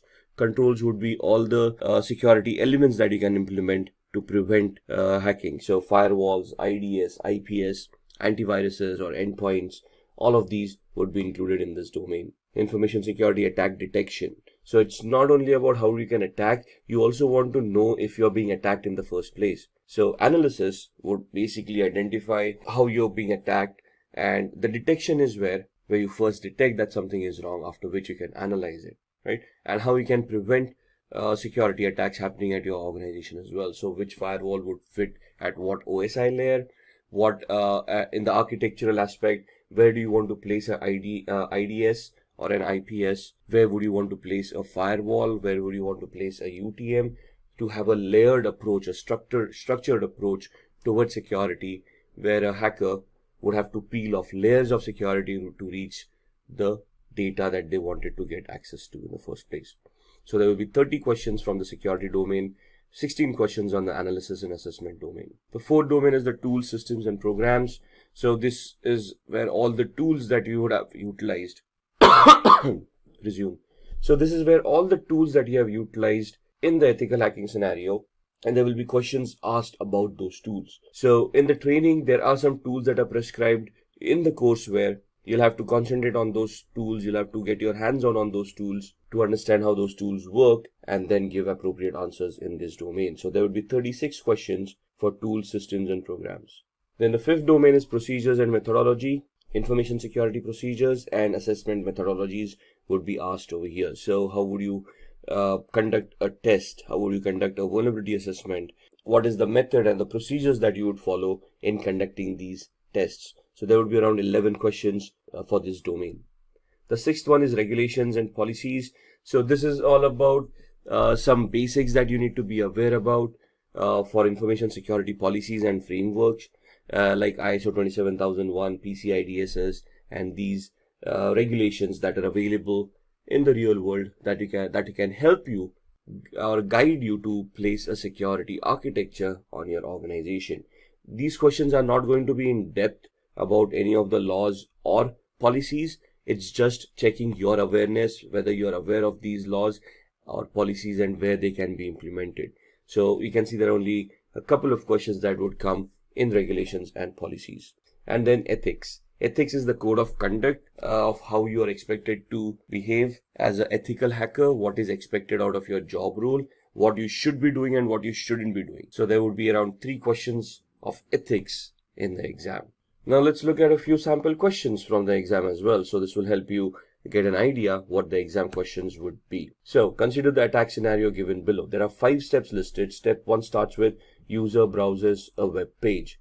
The second step is where web server replies with the requested page and sets a cookie on the user's browser. In the third step, attacker steals the cookie by either creating an attack on the network for sniffing, or at the application with cross-site scripting, or sending a fake mail or hosting a fake website by a social engineering attack, which is a phishing attack. In the fourth step, attacker gets access using whatever they have done and orders a product using modified cookies. And in the fifth step, the product is actually delivered to the attacker's address, whereas the bill is footed by the victim. So what is the attack that is happening here? Identify the web application attack. Is it a session fixation attack? Is it a unvalidated redirect attack? Is it a cookie poisoning attack, or is it a denial of service attack? So again, going through these steps, which of these would be the correct answer? In this scenario, it is C, which is a cookie poisoning attack, because if you look at the steps, the attacker basically hijacked the cookie or stole the cookie and then modified it to be utilized for some malicious reasons. Second question, which one of the following scanning techniques do attackers use to bypass firewall rules, logging mechanisms, and also hide themselves as usual network traffic? A. Stealth scanning technique, B. TCP connect scanning technique, C. Maintaining access, or D. FIN scanning technique. Now here, as you can understand, we need to know what these techniques are, right? So what does a FIN scan mean? What is maintaining access? What is TCP connect? What does TCP mean? TCP is transmission control protocol. How does it work? So when you connect using TCP, what is actually happening in the backend? That is what the knowledge is all about. And in here, the correct answer is A. Stealth scanning technique. So what do we mean by stealth? How can we achieve that? Which tools help us achieve that? That is what we want to gain an understanding in before we can attempt the exam. Question 3. Which of the following Wi-Fi chalking method refers to drawing symbols in public places to advertise open Wi-Fi networks? War walking, war flying, war chalking, or war driving? Now, here we need to know first that there is something known as Wi-Fi chalking, right? And there are some symbols that are utilized globally and they are recognized globally. They're standardized, by the way. And these symbols represent some type of Wi-Fi networks. For example, open Wi-Fi, which means you can freely connect to the Wi-Fi, or paid Wi-Fi, where you have to pay before you can connect to the Wi-Fi. Or once you get connected, you're first to have to make a payment. Only then the internet would be activated, right? So for different Wi-Fi mechanisms, there are different options that can be utilized, and the question is which of the Wi-Fi chalking method refers to drawing these symbols in public places to advertise open Wi-Fi. So in this, the answer is war chalking. Now the question here itself is a little bit, the question itself is a little bit misleading, because it mentions Wi-Fi chalking in the question itself, and that would then lead us to whether war chalking is a correct answer or not. So some of the questions could be a little bit misleading. So let's start looking at the certifications. So to be an ethical hacker, you must hold a certification which specializes in ethical hacking or in cybersecurity. Companies look for candidates who are globally certified. When we say globally certified, they're looking for a certificate that has been given by an organization that is recognized globally and is well accepted in the industry. So these are the top 5 certifications a candidate can obtain. The first one, become a certified ethical hacker. Then there is Global Information Assurance Certification Penetration Tester. Then Offensive Security Certified Professional, CompTIA Pen Test Plus. And finally, the Licensed Penetration Tester. Now, these certifications are offered by different organizations. All of these organizations are recognized globally and their certifications are well accepted in the technical space. So let's start off with the Certified Ethical Hacker, and we'll look at the organizations that provide these certifications and how we can attain them. So CEH, or Certified Ethical Hacker, in its current form is in its version 10. It's been revised and updated over a period of time. EC Council is the certifying authority for CEH. They have their own authorized training centers through which you can attend trainings, give those exams, get yourself certified, and thus become globally certified and can be eligible to apply for security related jobs. It is a very well-known certification and is widely accepted at the same time. It would test the candidate's knowledge of security threats and preventive measures. Now there are 2 types of exams that you can give with CEH. One is a multiple choice question exam, which is theoretical in nature. They ask you questions and you answer the correct you select the correct answers. If you clear, you get certified. The second certification nowadays is where there's a practical exam associated with it. That's you'll have to purchase the voucher for that exam and give that exam. The practical exam is held in a virtual lab where you're given scenarios, and based on those scenarios, you have to resolve the questions given to you and give proof of the resolution, which would then get you certified as an ethical hacker. The theoretical exam in this scenario is the fees is around $500. This is for the multiple choice question exam, where you can pay the fees and you can attend through a online portal and you can give the exam directly. The exam is 4 hours long, in which you have to answer 125 questions. Now 4 hours for 125 questions seems a long time, but it isn't. It's a very technical exam. There are scenario based questions and it would take some time for you to analyze and understand the question and then identify the equivalent correct answer. So it's a very competitive exam and you'll have to study really hard to clear this exam as well. The cutoff for passing varies from 60 to 85%. So there is no exact grade and all the questions have different weightages. So depending on the questions that have been given to you and the way that you have answered them, you would pass at either 60% or you would pass when you have scored 85%. Once you are CEH certified, which is a very technical certification, you will be qualified to apply for job roles as a penetration tester or a security engineer. These are job roles where you would be responsible of ethically trying to attack applications, servers, switches, and try to find out vulnerabilities within them. The training of this certification will make you adept in most of these tools that are required. There are a lot of practicals in this trainings, and if you successfully completed those practicals, clearing the exam is a easy task. With the practicals comes your knowledge and would help you understand how you would be performing penetration tests in the real world. An average annual salary in the USA for a CEH certified person is around $91,000 and in India is around 4,76,000 odd rupees. The salaries would vary as far as organizations are concerned. More established organizations can afford to pay a little bit more, but these are average salaries that we have seen across the market. The next certification is the GPEN, also known as the Global Information Assurance Certification Penetration Tester. This certification looks into the different pen testing practices and methods, also focuses on the various problems and pen testing. So again, this is where you're getting certified as a penetration tester. So it's again a technical certification where your knowledge on networking, applications, and security of which will be tested.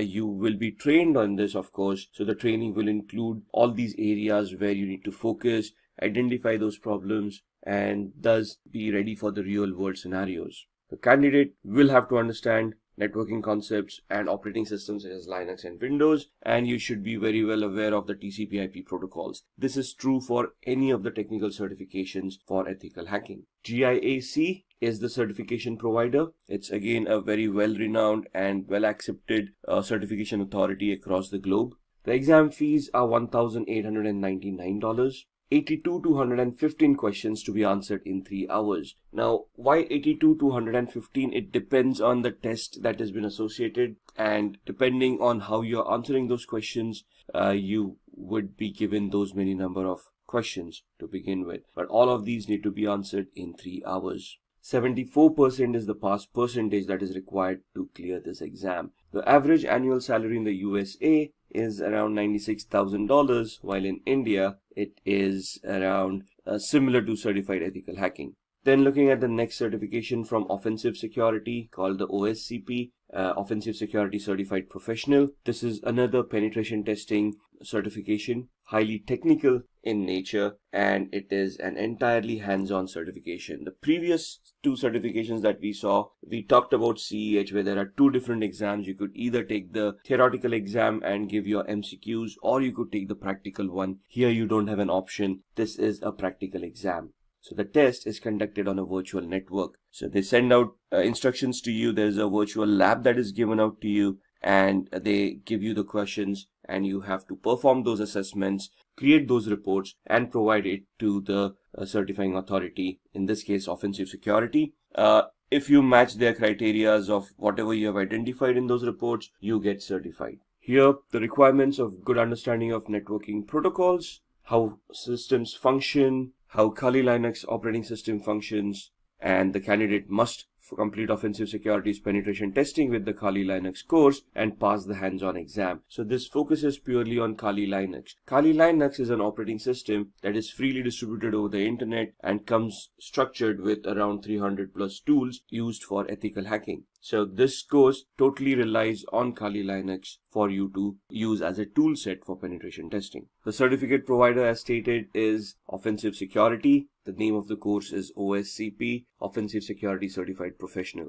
Exam is around $800 to $1,550. Now understand that this exam is technical and is hands-on. So for you to prepare for this exam, they come up with virtual labs where you can start practicing and honing your skills. Depending on the number of days for which you have purchased the access to that particular labs, the amount will vary from $800, which would be the minimum access days available, to $1,550, where the maximum number of days would be given to you for practicing. Once you're ready, even during the time span of where you have that access, once you're ready for the exam, you can attempt the exam and clear. The average annual salary is similar, around $91,000 for the US market and 905,000 rupees in the Indian market. Then looking at the CompTIA Pen Test Plus. CompTIA is another certification authority or a certification provider, a training provider that will help you get yourself certified in the ethical hacking space.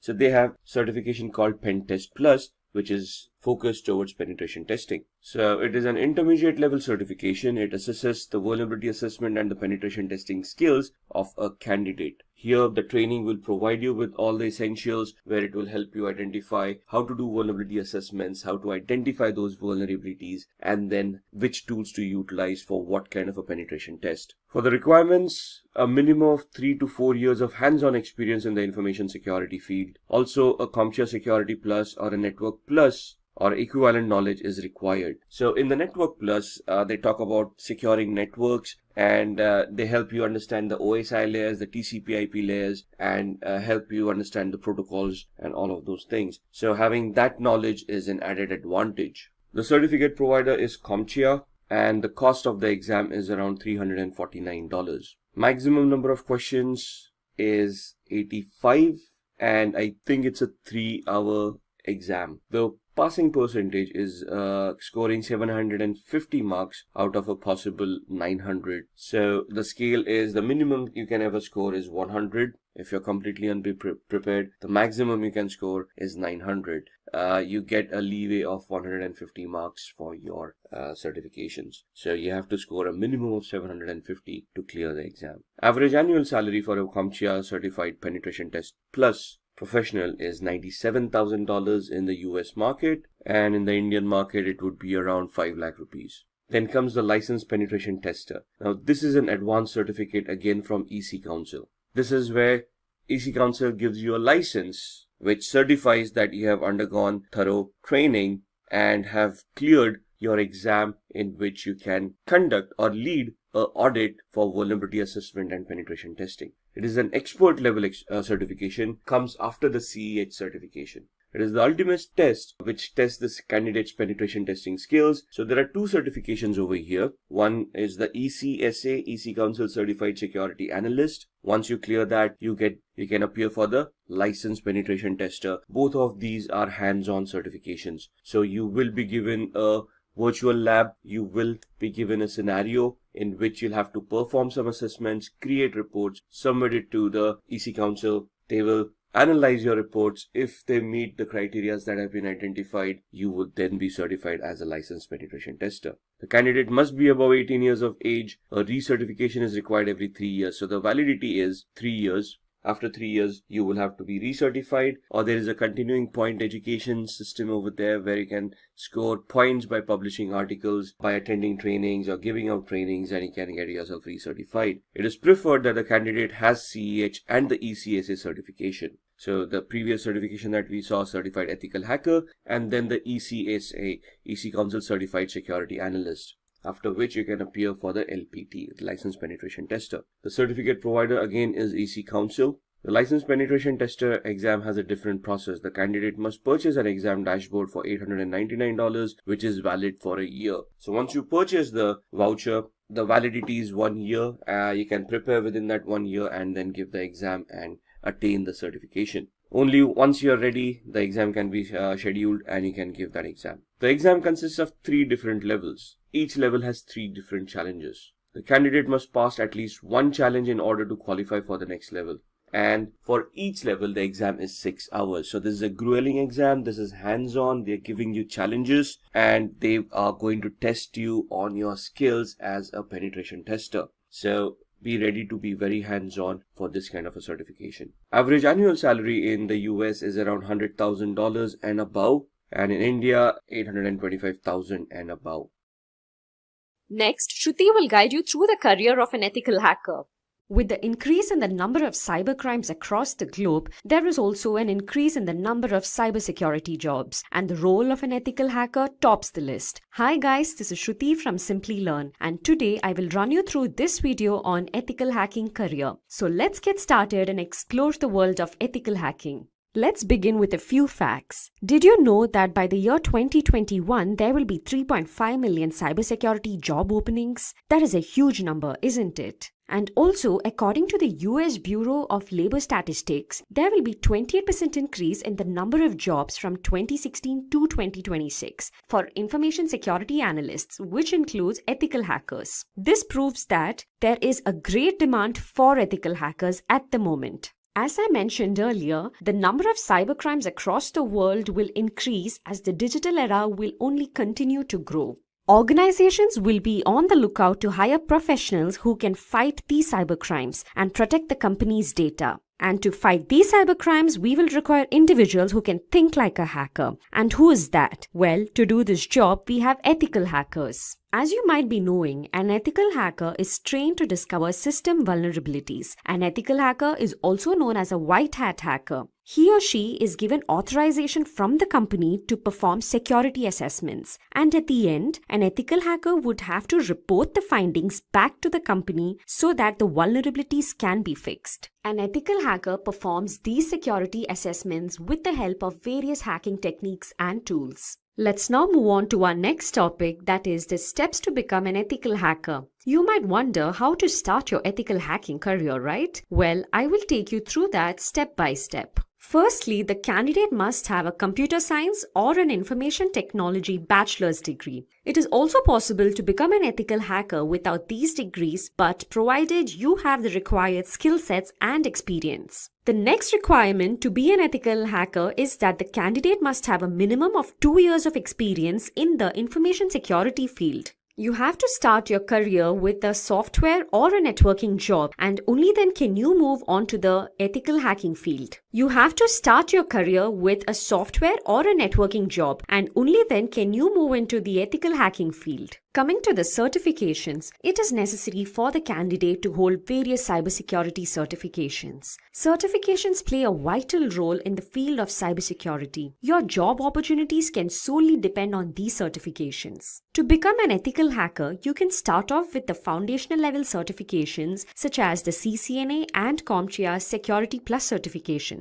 Finally, the last step to become an ethical hacker is to clear the Certified Ethical Hacker examination. CH certification is provided by the EC Council. It trains the candidate to protect a company's network by using the same tools and methods that a hacker would use. The CH exam will have a duration of 4 hours with 125 number of questions. If the candidate clears this exam, then he or she will become a certified ethical hacker. Now that you know the steps to become an ethical hacker, let's look into the skill sets which are required to help you achieve these steps. First and foremost, an ethical hacker needs to have an in-depth knowledge of the working of the operating systems. Knowledge of Windows, Linux, and Macintosh operating systems is required. For penetration testing, creating exploits, and bug hunting, programming will be important. So knowledge of programming languages such as C, C++, HTML, Python, and PHP will be very helpful. Basic knowledge of networking, TCP/IP protocols, and OSI model is necessary as networking is the foundation of cybersecurity. For securing databases, knowledge of SQL, NoSQL, PostgreSQL is necessary. Cryptography is used to secure information. It is the process of converting data from a readable format to a non-readable format and vice versa. Cryptanalysis is decryption without a secret key. In most cases, certified ethical hacker would need to perform cryptanalysis. Hence, ethical hacker has to be comfortable with cryptography and cryptanalysis. Ethical hackers should be proficient in network security control measures such as intrusion detection and intrusion prevention techniques. Now let's move on to the responsibilities which are taken care of by an ethical hacker. Let's have a look at these responsibilities. An ethical hacker is responsible for scanning systems, open and closed ports using tools like Nessus and Nmap. Vulnerabilities and threats are identified by doing this. In addition to scanning for vulnerabilities, they also search the deep corners of the network to spot critical information such as passwords, which can make the organization vulnerable to an attack. In addition to building and maintaining IDS, IPS, and firewalls, they also try to evade these security measures to gauge the performance of the systems. A lot of times, a company's online fraud or online theft incidents are looked into by an ethical hacker. An ethical hacker also checks for sniffing networks and hijacked web servers and applications. Those were the responsibilities of an ethical hacker. Now let's look into the various job roles an ethical hacker can apply for. It is a misconception that an ethical hacker will perform only penetration testing. Well, there are a number of other jobs an ethical hacker can apply for. The different job roles such as that of a penetration tester, information security analyst, security consultant, and an information security manager. Let's have a look at each of these job roles one by one. A penetration tester performs the typical responsibility of an ethical hacker. That is, he or she tries to exploit a security system's vulnerabilities. This is carried out using different hacking tools and techniques. An ethical hacker can also apply for the role of an information security analyst. There is a difference between the job roles of a penetration tester and that of an information security analyst. Here, the candidate will be required to primarily design and protect the organization's network from various cyber attacks. Finally, the candidate is also required to document the identified security breaches so that it can be omitted the next time. The responsibilities of a security consultant is more or less similar to that of an information security analyst that we saw previously. As a security consultant, you will be responsible to design, implement, and maintain various security architectures. In addition to this, you're also required to upgrade the security systems as and when required. Finally, an ethical hacker can also apply to the role of an information security manager. As the name suggests, this role will require the candidate to possess managerial skills, as an information security manager is responsible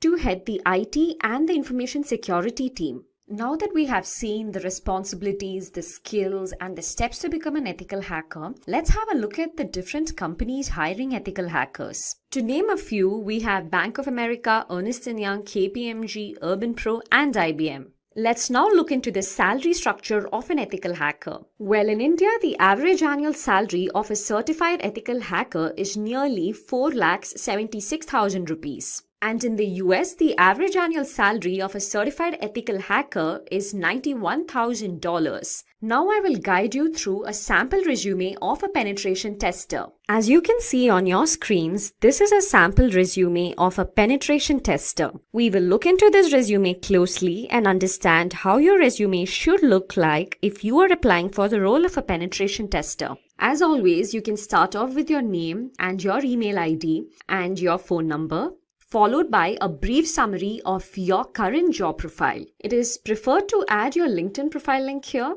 and also your GitHub profile link if you have one. As I mentioned earlier, this is a sample resume for a penetration tester, and hence we have to have more than 2 years of experience in the information security field. As you can see under the experience section, the candidate has 2 prior experiences, out of which the first experience is that of a software tester and second is that of a penetration tester. You would have to mention your latest or current experience at the beginning. You can mention your job role and the company and the duration, under which you can list out the various responsibilities that you are looking into currently. If you are a penetration tester, you can mention responsibilities such as security monitoring, black box testing, documentation of the results, vulnerability scanning, and so on. Below this, you can mention your first company's experience with the roles and responsibilities that you have performed earlier. Here, the candidate was a software tester before becoming a penetration tester. Let's move on to the education section. Here, the candidate holds a bachelor's degree in computer science. You can mention your degree followed by the university name. Or if you're applying for any other role in the cybersecurity domain, it is recommended that you list out the certifications as well. To start off with, a CCNA certification will be preferred, followed by a certified ethical hacker certification, which is a must if you are applying for the role of a penetration tester. In addition to it, the Certified Expert Penetration Tester certification will also hold a great advantage. After mentioning the certifications, you can go ahead and mention your skill sets. Here we have the technical skills and non-technical skills. Under technical skills, you can mention the programming languages that you know. Here we have C, C++, Java, Perl. You can also mention the operating systems that you have worked on. For example, Windows, Linux, Unix. And in addition to the programming languages and the OS, you can also mention the tools that you know, such as Nmap, Metasploit tools, which will be helpful if you are applying for the role of a penetration tester. Then you can also mention encryption technologies, knowledge of SQL, and bug tracking systems if you have worked on them before. If you have participated in ecodathons, you can mention that here as well. Under the non-technical skills, you can mention various competitions that you have taken part in and the games that you like and other extracurricular activities. Finally, you can also mention the projects undertaken. Under the projects undertaken, you can talk about the various projects that you have performed in your company or outside the company. Here we have two projects, one as a software test engineer and second one as a penetration tester. So this is how a resume of a penetration tester will look like. We will start our tutorial with an example. Imagine a world where every 39 seconds a cyber attack occurs, affecting businesses, governments, and individuals alike. And in a digital age where data is the new gold, cybersecurity has become one of the most critical fields to master. And if you have ever wondered how hackers breach systems or how companies protect themselves against these threats, you are in the right place. In this video, we are going to take you on a journey into the fascinating world of cybersecurity. We will break down the steps you need to learn cybersecurity, from building a strong foundation in networking and programming to mastering advanced techniques like ethical hacking and threat analysis. We'll also share some of the best resources and certifications that can propel your career forward. And this video will provide you with a clear roadmap for you. So get ready to unlock the secrets of cybersecurity and start your journey towards becoming a digital defender. So here first we will start with the essential skills for an ethical hacker, or when you will learn cybersecurity, what skills you will need. So here we'll see the list, and the number one is strong understanding of networking. So ethical hackers or cybersecurity professionals need to have understanding of networking protocols, how data travels across networks, and the vulnerabilities associated with different network configurations. Then comes programming and scripting. So proficiency in programming languages like Python, C, C++, and scripting languages is crucial for writing custom exploits and tools. And then comes cybersecurity fundamentals. A solid grasp of basic cybersecurity concepts, including threats, vulnerabilities, risk management, and security principles is fundamental. And then comes operating system. Familiarity with various operating systems, including Windows, Linux, and Unix, is essential for understanding their vulnerabilities and security configurations. And then comes web application security. So knowledge of web technologies, that is web application vulnerabilities such as SQL injection, cross-site scripting, and security best practices for web development. And then comes penetration testing tools. So the proficiency in tools like Metasploit, Nmap, Wireshark, Burp-Suite, and other penetration testing tools used to assess system vulnerabilities. So these tools you should have hands-on. And these are the skills that a cybersecurity professional must possess. And then comes cryptography. So understanding of encryption, decryption, cryptographic algorithms, and their role in securing data. And then comes wireless security. Expertise in wireless network security, including Wi-Fi encryption protocols and vulnerabilities. And then comes security compliance and standards. Knowledge of security standards and compliance regulations such as PCI DSS, HIPAA, and GDPR. And then comes incident response. So being prepared to handle security incidents and breaches effectively, including forensics and analysis. And then comes social engineering awareness. So understanding of social engineering tactics used by attackers to manipulate individuals into revealing confidential information. And then we have the last, that is ethical mindset as a skill. So an ethical hacker or a cybersecurity professional must adhere to a strong code of ethics and prioritize responsible disclosure when vulnerabilities are there. And now we'll start with how to learn cybersecurity, and we'll see the roadmap. So the number one thing you should have is educational foundation. So ethical hacking is all about using your skills for good. That is helping to protect systems and data from cyber threats. And let's start from the very beginning and build a strong foundation together. Number one is basic education. So first things first, you need to finish high school. And during high school, try to focus on subjects like mathematics, computer science, and IT. And these subjects are essential because they teach you how computers work and how to think logically. Imagine you are building a house And math and computer science are like the bricks and mortar you will need to construct a strong, sturdy structure. And then comes higher education. So after high school, consider pursuing a degree in computer science, information technology, or cybersecurity. Now you might be wondering, do I really need a degree? Well, a degree can definitely help. It gives you a solid foundation and is often preferred by employers. However, it's not the way to become an ethical hacker. And if you're passionate and committed, you can learn the necessary skills on your own. And many successful hackers or cybersecurity professionals have taken this self-taught route. And remember, it's not just about the degree, it's about the skills and knowledge you gain along the way. And employers are looking for people who can solve problems and think creatively, whether they have a degree or not. Now that you have covered the educational basics, let's move on to the exciting part, that is developing the essential technical skills you will need. And this is where you will start to build your hacker toolkit with essential skills and ready to gear up with some serious learning. So let's dive in. And here you'll see developing essential skills. Number one is programming. And if I tell you why it's important, so programming is like learning a new language, but for communicating with computers. So why it's important? And now we'll see what to learn. So start with Python because it's beginner friendly and powerful. Then pick up C and C++ for understanding low-level operations and JavaScript for web-based hacking. And then we'll see how to practice. So write small scripts, automate tasks, and eventually build your own hacking tools. And after that comes networking. So let's see why it's important. So networks are like the roads connecting all computers. And understanding networking is crucial because it's where most hacking happens. But to learn for this, so learn about IP addresses, subnets, protocols like TCP/IP, and how data travels across networks, and how to practice. So set up your own network lab at home using virtual machines and experiment with different networking setups. Now coming to operating systems with the essential skills only. And the first thing we'll see is why it's important. So most hacking tools are designed for specific operating systems, especially Linux. And then comes what to learn. So get comfortable with Linux, that is distros like Kali Linux that are designed for security tasks, and understand the basics of Windows and Mac OS. And then comes how to practice. So use Linux as your main OS and play around with terminal commands and understand file system structures. And then we have security concepts. And we'll see the first thing, that is why it's important. So security concepts are like the rules of the game. Knowing them helps you understand how to break and fix things. And then we have what to learn. So focus on encryption, that is how data is protected, firewalls, how to defend networks, VPNs, how to secure connections, and IDS, how to detect intrusions. And let's see how to practice them. So implement these security measures in your own systems and try to bypass them to see how they work. So these are the core skills that form the backbone of an ethical hacker's knowledge or a cybersecurity professional knowledge. And it's not just about learning them, but practicing and applying them in the real world scenarios. Great.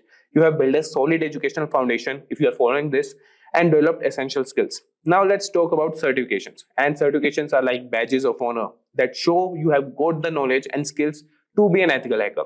And they can open doors to job opportunities and validate your expertise. So now we'll talk about some of the key certifications that you can consider. So number one is CEH, that is Certified Ethical Hacker. And talking about why it's important. So the CEH is one of the most recognized certifications in the ethical hacking world. It covers the fundamentals of ethical hacking and teaches you the mindset and tools hackers use. And now we'll see what it demonstrates. So by earning this certification, you show that you understand the core principles of ethical hacking, including how to scan, test, and hack systems, and how to get it or achieve it. So you can study the CEH curriculum, which includes topics like footprinting, scanning, enumeration, and system hacking. Then pass the CEH exams to get certified. Now coming to the next certification, that is CompTIA Security Plus. And first we will see why it's important. So Security Plus is a great starting point for a career in cybersecurity. It covers a wide range of security topics from network security to risk management. And if I tell you what it demonstrates, so this certification proves you have the foundational knowledge required for any cybersecurity role. And it's often a stepping stone to more advanced certifications. And how to get it? So prepare by studying the CompTIA Security Plus material, focusing on key areas like threats, attacks, vulnerabilities, and security architecture. You can pass the Security Plus exam to earn your certification. Now coming to the next certification, that is OSCP, or Offensive Security Certified Professional. First thing we'll note about it is why it's important. So OSCP is known for its hands-on practical approach, and it's highly respected in the industry because it requires you to actually perform hacking techniques in a controlled environment. And if I tell you what it demonstrates, so earning the OSCP shows you can identify, exploit, and document vulnerabilities in various systems, and it's proof of your practical hacking skills. And if I tell you how to get it, so you can complete the offensive securities penetration testing with Kali Linux course, and then pass the rigorous OSCP exam, which involves a 24-hour hacking challenge. So this is all about OSCP. Now moving to the next certification, that is CISSP. So first thing is why it's important. So CISSP is an advanced certification aimed to those looking to move into higher level security roles like management or architecture. And if I tell you what it demonstrates, it shows you how to have a deep understanding of cybersecurity principles, and you can design, implement, and manage a best-in-class cybersecurity program. And how to get it? You can study the 8 domains of the CISSP, that is Common Body of Knowledge, which includes security and risk management, asset security, and security engineering. You can pass the CISSP exam and meet the work experience requirements to get certified. And these certifications not only validate your knowledge, but also make you stand out in the job market. They are a testament to your dedication and expertise in the field of ethical hacking. So next, we will explore how to gain practical experience, and this is where you will put your knowledge to the test and hone your skills in real-world scenarios. So ready to dive into some hands-on action? So let's move on. So the next part is number 4, that is gain practical experience. So I will say that's awesome that you have got your education, developed essential skills, and earned some certifications. Now we are coming to this part, that is now it's time to get hands-on and gain practical experience. This is where the real fun begins, applying what you have learned in real-world scenarios.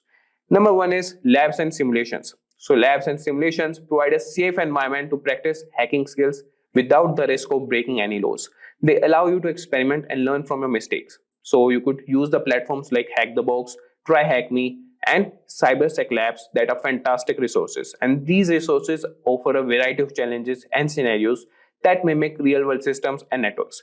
So internships and entry-level positions provide real-world experience and a chance to apply your skills in a professional setting. They also help you build a network of industry contacts.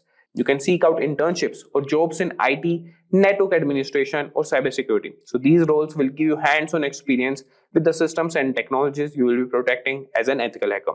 You can check job boards, company websites, and LinkedIn for openings. And don't be afraid to reach out to companies directly to inquire about internship opportunities. You can tailor your resume to highlight your skills and certifications, and be prepared to discuss your hands-on experience from labs and simulations.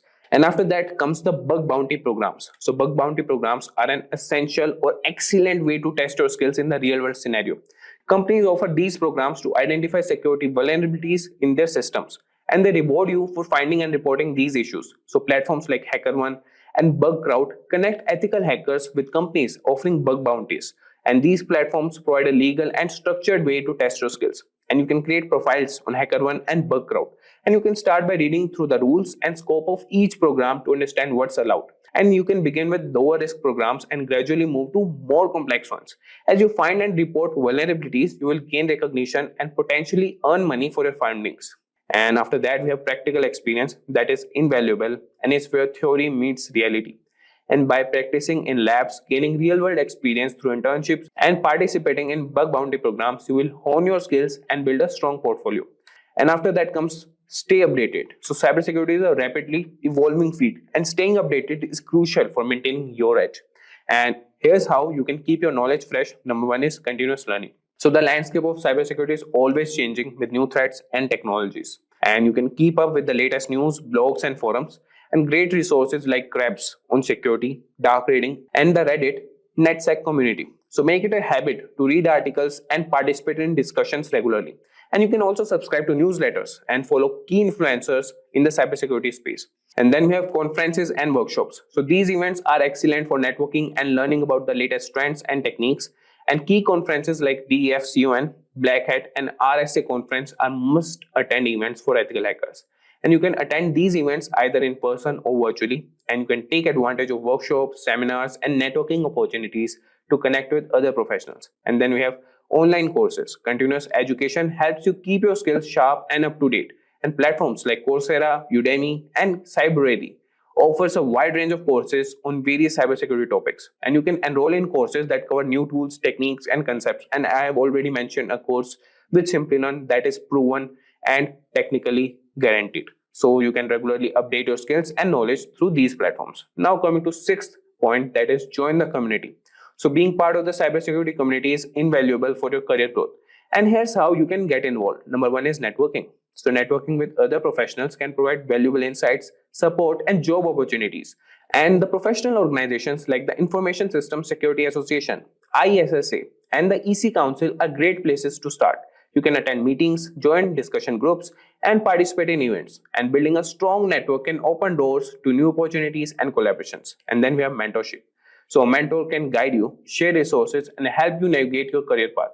You can look for experienced ethical hackers who are willing to mentor you. You can reach out through professional networks, conferences, or online communities. And having a mentor can provide you with personalized advice and support. And now we'll see the companies hiring ethical hackers. So there are many companies across various industries. Those are looking for skilled ethical hackers. And some prominent employers include tech giants like Amazon, Accenture, Google, Apple, Intel, Microsoft, and Facebook. And cybersecurity firms like FireEye, Palo Alto Networks, and CrowdStrike. They're consulting firms. And then we have Deloitte, PwC, and KPMG. And then we have financial institutions like JP Morgan Chase and Bank of America. And we have also telecommunication companies like Verizon and AT&T, healthcare organizations like United Health Group, and government agencies like the NSA and FBI. So job roles for ethical hackers and those penetration testers conduct simulated attacks to find vulnerabilities. Then we have cybersecurity analyst. They monitor and analyze security systems. Then we have security consultant. They advise organizations on best security practices. Then we have security engineer. They develop and maintain security systems. And then we have incident responder. So investigating and responding to security breaches are their role. And then we have the average salaries for these. So salaries for ethical hackers vary by location and experience. So if I talk to you about in India, so entry-level positions typically earn between 4 lakhs and 6 lakhs per year, while senior roles can command between 15 lakhs and 25 lakhs per year. And in the United States, entry-level salaries range from $70,000 to $90,000 per year, but with senior positions, earning can be vary between $130,000 to $170,000 per year. Hello everyone and welcome to this tutorial on how to learn cybersecurity using AI. In this video, we are diving into how AI is changing the game in ethical hacking. If you have ever wondered how hackers find security weaknesses so fast or how cybersecurity experts keep systems safe, you are in the right place. We will explore some powerful AI tools that automate tough tasks like scanning networks, spotting vulnerabilities, and even cracking passwords. So guys, watch this video till the end if you want to learn more about it. Now before we move on, just a quick info guys. Simplilearn has got CH certification, which is Certified Ethical Hacking course. You will master cybersecurity with EC Council's CH course and accredited trainers. Learn advanced AI-driven processes and tools with CEH Volume 3 AI Certification course. Explore AI-powered threat detection and countermeasures to elevate your cybersecurity defenses. You'll also master network packet analysis and system penetration testing to enhance your network security skills and prevent cyber attacks. This CA certification course also includes e-courseware and an exam voucher by EC Council. So guys, hurry up now and join the course. The course link is mentioned in the description box. So let's get started. So guys, let us start with first understanding what is ethical hacking. Have you heard about ethical hacking? It's sometimes called the white hat hacking. Basically, ethical hackers are the people who try to break into computer systems but only with permissions. Their goal is to find weak spots before bad guys do, so those holes can be fixed. It's like testing a door to make sure it's locked and tight. Think of ethical hackers as digital security guards who help protect your data and privacy. Let me tell you a story about Priya, who is an ethical hacker hired by a bank. Priya used AI-powered tools to check the bank's online system, and within minutes, the AI found hidden security flaw that hackers could have used to steal customer info. Because of Priya's work, the bank fixed the problem fast, saving millions of dollars and protecting millions of people. Ethical hacking isn't just about finding bugs, it's about building trust and keeping everyone safe online. And now with AI helping out, hacking tests can be faster and smarter. But that also means ethics and rules are more important than ever. Now let us move ahead and try to understand why AI is transforming hacking and cybersecurity. Artificial intelligence is rapidly changing the cybersecurity landscape. including the hacking itself. Traditionally, hackers manually searched for vulnerabilities, analyzed codes, and tried various attacks, which could take a lot of time and skill. AI can automate many of these tasks by quickly analyzing huge amount of data, recognizing patterns, and predicting weak spots. Here are some of the key points to understand why it is transforming cybersecurity. Before AI, hackers had to manually search for system weaknesses, which was slow and time consuming, taking days or even weeks. AI can scan now thousands of websites, networks, or devices just in minutes, speeding up the process dramatically. AI also detects patterns and unusual behaviors that might indicate security problems, such as unusual login attempts, sudden spikes in the network traffic, etc. Some AI tools can even automatically suggest ways to exploit detected vulnerabilities. And on the defense side, cybersecurity teams can use AI to spot attacks more quickly, respond to threats in real time, and protect systems better against hackers.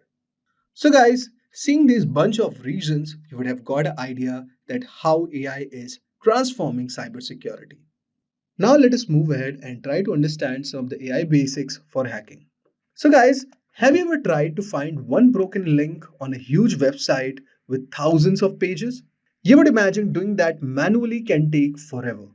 Now imagine AI doing that in seconds for hackers, quickly spotting security weaknesses or unusual behavior hidden deep inside complex websites and systems.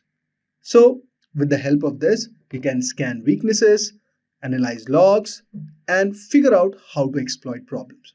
These are some of the key areas where AI integration has changed the cybersecurity landscape drastically. Hacking involves many steps, as we have discussed, like scanning for weaknesses, analyzing logs, figuring out how to exploit problems. AI automates these tasks so hackers don't have to do everything manually. For example, guys, instead of checking one part of a website at a time, AI tools can crawl thousands of pages and flag where security holes might be. It's like having a drone scan a whole neighborhood instead of walking door to door. AI can also look at system logs, spot weird behavior like repeated logging attempts or strange data access that might mean someone trying to break in. This automation helps hackers, both ethical and non ethical. Now, we will move ahead and try to understand what are those AI tools which can help you in hacking. So guys, we all know that isn't just a theory. It's a part of real tools that hackers use every day to make their work faster and smarter. So guys, now let us move ahead and try to understand some of the AI tools for hacking. We all know that AI isn't just a theory. It's a part of real tools and hackers use it every day to make their work faster and smarter. Now, we are going to discuss certain parameters where we are going to understand how AI is actually integrating with the cybersecurity. Like imagine you are an ethical hacker named Priya, and your job is to test companies' network for weaknesses before criminals find them. So instead of manually searching each device, you could use a tool like Sniper. Using AI-enhanced tools like Hashcat, Priya runs smart password guesses based on common patterns like birthdays, popular words to quickly check which account could be easily hacked. Thanks to these AI tools, because Priya completes a thorough security test much faster than manual methods, providing the company with detailed findings to fix before real attackers can strike. So guys, you could see all over here that how AI tools are actually improving the turnaround times to find the vulnerability, scan it, crack the password, and there are AI-powered reconnaissance tools like Sniper. Now, let us move ahead and try to discuss some of the popular tools. The first one is Sniper, next one is Autosploit, Showdown, and Burpsuit. So let us go to their official website and see what features these tools have. So guys, now let us explore some of the popular cybersecurity tools. So first one is Sniper. So Sniper is an automated reconnaissance tool for scanning and gathering information about a target system. It's available on the AWS Marketplace and you can integrate into your AWS. It helps automate the process of discovering open ports, services, and potential vulnerabilities. It uses AI techniques to prioritize findings, helping ethical hackers focus on the most critical weaknesses. So imagine, guys, a security consultant may use Sniper to quickly scan a client's network for vulnerabilities without manually testing each device. So this is how this tool works. Let me show you another tool. So this is Autosplite, and this is the GitHub repo of it. And the purpose of it is that it automates the process of exploiting known vulnerabilities. So after reconnaissance, Autosplite automatically attempts to exploit known security flaws by combining data from public sources like Shodan. It simplifies and speeds up the exploitation phase by identifying the most likely targets. An ethical hacker uses Autosplite to test for vulnerabilities in web application and tries different exploits to see which ones can be triggered. Third one, we have one of the most popular tools called Shodan. Shodan is a search engine for internet connected devices. Ethical hackers use Shodan to find vulnerable devices that are connected to the internet. Shodan helps them identify weak spots in devices like cameras, routers, and other IoT devices. An ethical hacker uses Shodan to identify exposed devices in a company's network that shouldn't be publicly accessible, such as webcams or unsecured servers. And finally, guys, we have Burpsuit. Burpsuit is a popular web vulnerability scanner that identifies security issues in web applications. While Burpsuit itself is widely used for manual web application testing, it also integrates with AI-based tools to improve the accuracy of vulnerability detection. It can automate certain tasks like brute forcing login forms and optimize payload generation. So guys, imagine a web security tester may use Burpsuit combined with an AI plugin to automate vulnerability scanning of e-commerce website, detecting potential SQL injection and cross-scripting flaws. So if you are very new to this, so don't worry about this ethical hacking buzzwords. You can search on our Simplilearn's official channel. There are amazing cybersecurity full courses, and definitely you'll be getting the best out of that. So guys, these were some of the amazing tools that we have discussed. Imagine this, you are a protector of a digital world, keeping intruders out and ensuring sensitive data stays safe. That is what the core of cybersecurity. And at the heart lies Kali Linux, the ultimate operating system trusted by ethical hackers and security experts. In this beginner-friendly tutorial, we are going to understand what Kali Linux is and why it is important. We are going to discover the most essential tool it offers. We are going to dive into the hands-on activities to practice the real-world scenario. So let us start first understanding what is Kali Linux. My dear friends, Kali Linux is a powerful open-source Linux distribution specifically designed for cybersecurity professionals like ethical hackers, penetration testers. So these guys can use this tool. Actually, this tool is built on Debian. So Debian is an operating system, and it comes with pre-installed over 600 advanced security tools to perform various tasks like penetration testing, vulnerability assessment, digital forensics, and wireless network analysis. Kali Linux was developed by Offensive Security, and it is widely used in cybersecurity training and certifications like OSCP certification program. If I talk about Kali Linux is a versatile, offering various options for installation on virtual machines, USB drives, or even as live operating system. Additionally, it supports Windows subsystem for Linux for seamless integration into Windows environments with clean interface and customizable setup. Kali is just not for professionals, but it is also an excellent platform to learn cybersecurity. Now, if I talk about advantages of using Kali Linux, there are several one of them. Like, first of all, it has over 600 tools, which are pre-installed tools and which is specifically tailored for security professionals. Second of all, it has wide support. Now, in terms of wide supports, it works on multiple platforms like virtual machines, Windows subsystem for Linux, Raspberry Pi, etc. Third of all, because of its documentation. Now, it has extensive tutorials and forum for guidance. So you could see all over here, this is the official documentation of Kali Linux, and you could see there's a very amazing documentation. It will help you with installation, introduction, then it has given option for USB, Kali on ARM, WSL, cloud, and many more. And finally, you could customize this. it is fully customizable to suit specific tasks and workflows.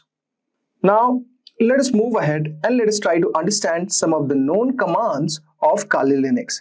But before that, let us learn how to install this on Windows. Now, before installing Kali Linux, I want you to make sure that you have Windows Subsystem for Linux installed on your system. If not, you can navigate to this website, which is installing WSL, so you will get a Microsoft official website. And in this, you could see there are certain prerequisites. Suppose if you're using Windows 11 operating system, so it should be higher than 10. Okay.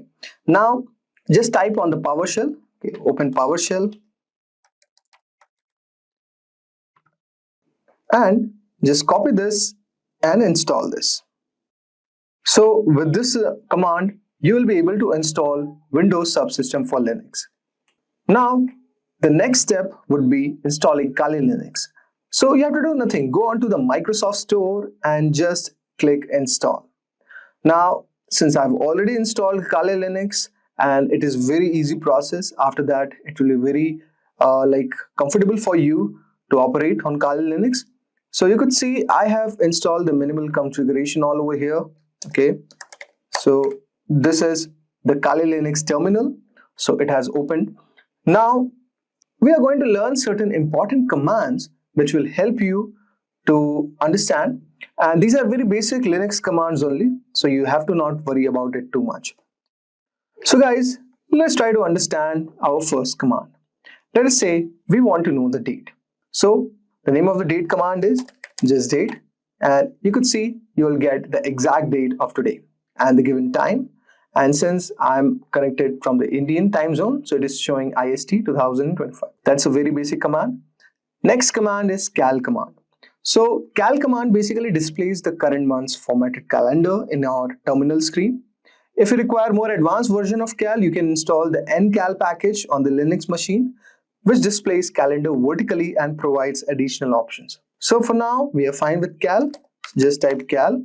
Okay, so you could see I have not installed cal. So let us try to install. So type sudo apt install ncal.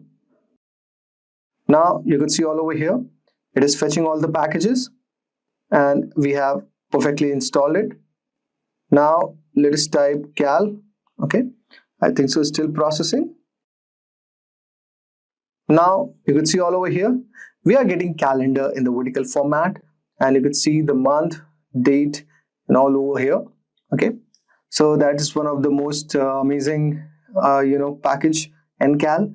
Okay, next is a very basic Linux command, that is cd. So cd is also called change of directory. Okay, so if you want to switch this command, if you want to move to any directory, so you could just type cd and the given directory name.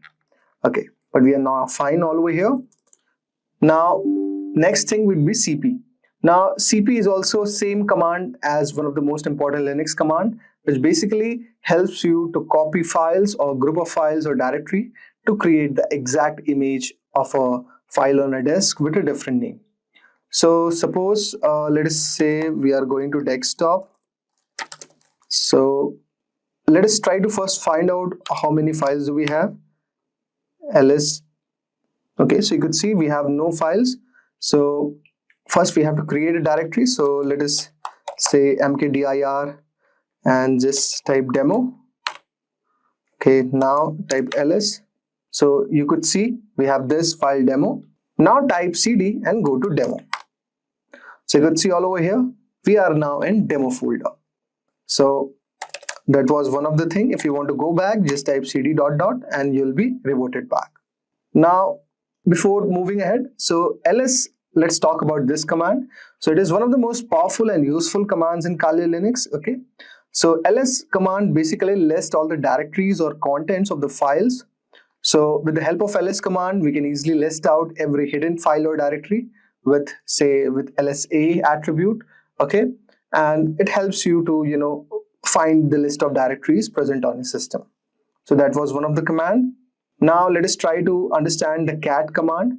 So basically the cat command is one of the Linux, one of the most commonly used commands, permitting us to create single or many files and concatenate files, redirect, view, and contain of any output in a terminal file.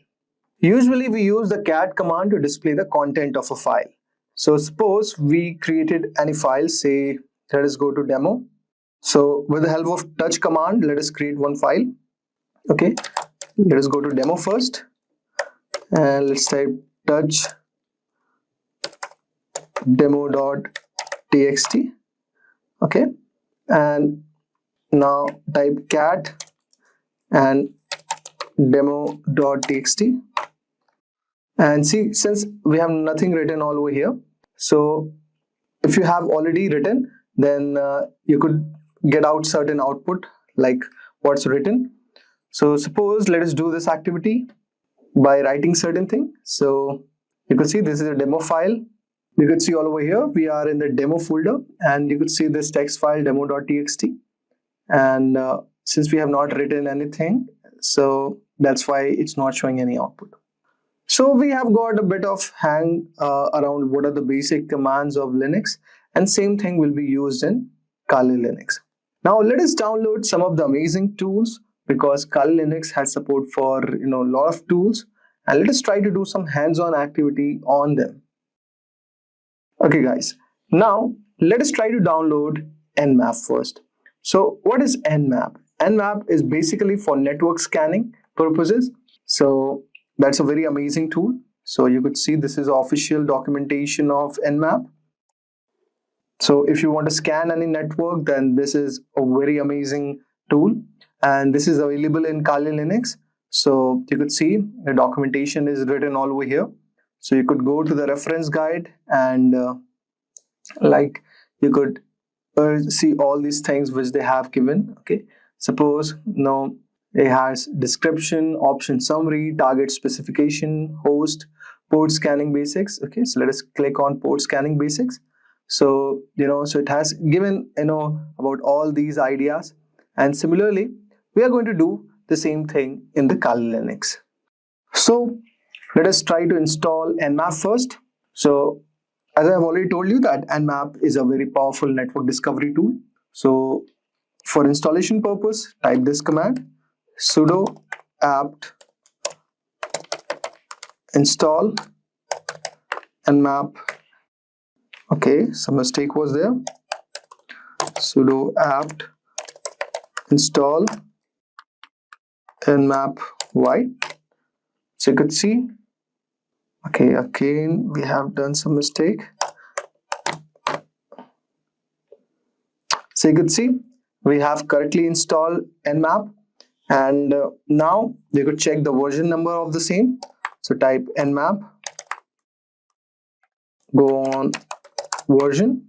So you could see we have Nmap version of 7.94, and we are using Linux GNU platform. Okay, so you could see it has also given us compiled with liblua 5.4.6. Okay, so these are the certain information that you will get. Now let us do a one hands-on activity with this tool. So let us first clear it all. Okay, now let us try to scan a network for connected devices and identify the open ports. So let us say we are targeting certain devices to a local network. So suppose we type nmap and then sp, okay, then the given name of your IP address. So suppose we type this local address 168.1.0/24, and let us see. So you could see it has started scanning.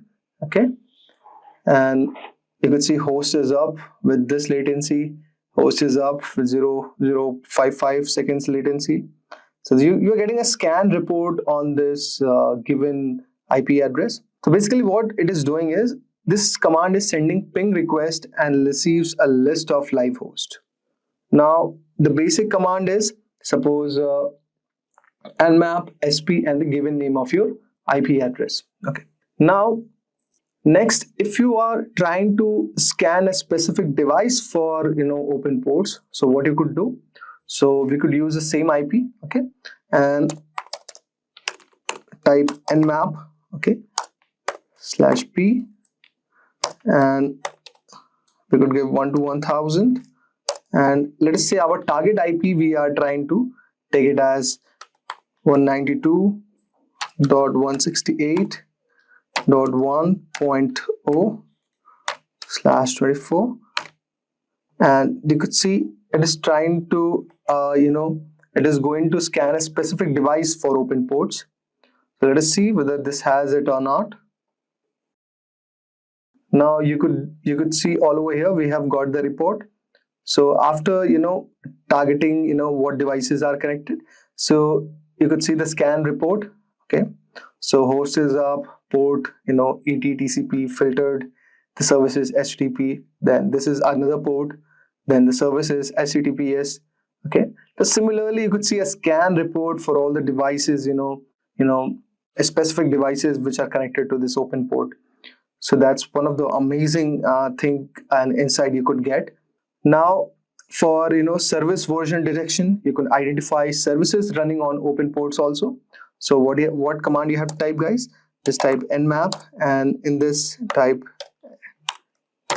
sv, and say our target IP is same 192.168.1.0/24.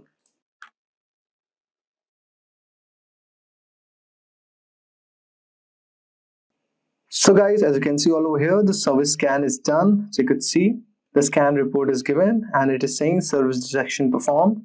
So you could see service info, operating system, CP. So it has given all these amazing things. So guys, with this tool, what you could do, one activity is find your router's IP address and then find the open ports and research the services associated with this. Now, you will find a bit difficulty, or even you will be thinking how to find a router's IP address. So you could use this command, guys. So you could use a Kali Linux terminal and you could just type all over here IP route grep default. So you could see we are getting certain thing default, IP 172.28.8.1. So it is going to look something like this. So this is going to be your router's IP address. Now use the nmap command, perform the basic scan, put that IP, okay, then perform detailed scan to identify the service with the help of this command nmap sv and given name of your IP address, and full report scan. How you could do it, guys? So for a full report scan, you could do nmap p, then the given router ID all over here. So this tool is very amazing and very insightful, and you could research a lot of things and get to know. Okay, so this is one of the amazing tools which is present in Kali Linux. Now let us explore some of the other tools. Now let us try to install Metasploit. So guys, first let us understand what is Metasploit. So Metasploit is a framework for developing and testing exploits. So what it does is it allows penetration testers to simulate real-world attacks and identify vulnerabilities in the system. Basically, Metasploit is usually pre-installed on Kali Linux, but if not, you could install with certain thing like this. Type this command sudo apt install Metasploit and type Y. Okay, so it is going to install Metasploit framework. Since I have already installed it, so I need not to do it again. And if you want to verify the installation process, type this command ms fconsole and type version.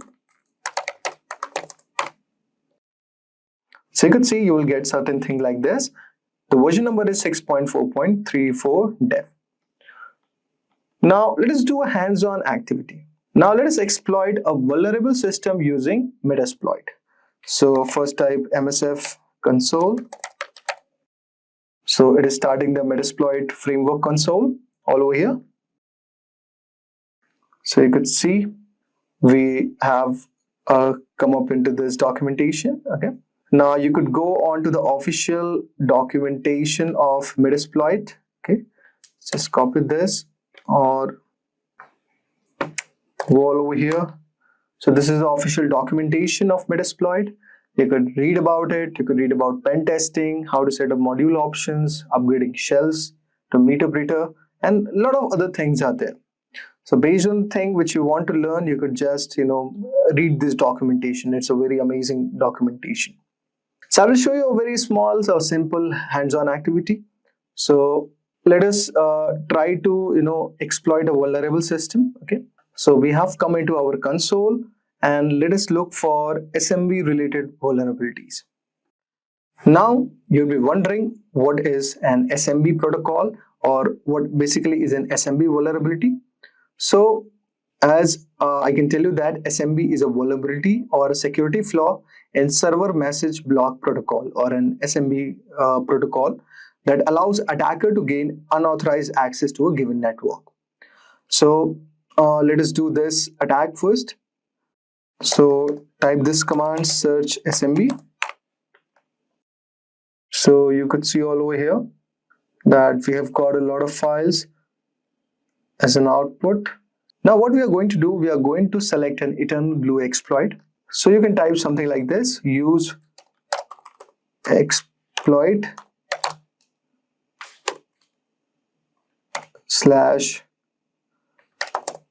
/Windows /SMB /MS17010 and eternal blue.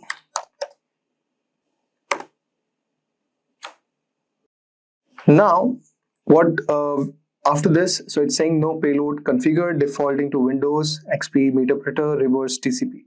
Okay, so this is MS-F6 exploit. So let us say, you could just after do certain thing like this, set RH host first and give your target IP all over here. And you could, execute the exploit after this. So say we have the same target IP, say 192.168, say 1.1. And after this, just type exploit. So you could see we have started the exploit all over here. So it says that the target is not vulnerable at all. Okay. So similarly, you could perform exploit for the given target IP. I deliberately chose this. Okay. So guys, you could use this tool to deliberately target a system and simulate exploit. Now I'm going to show you one more amazing tool. Its name is Nikto.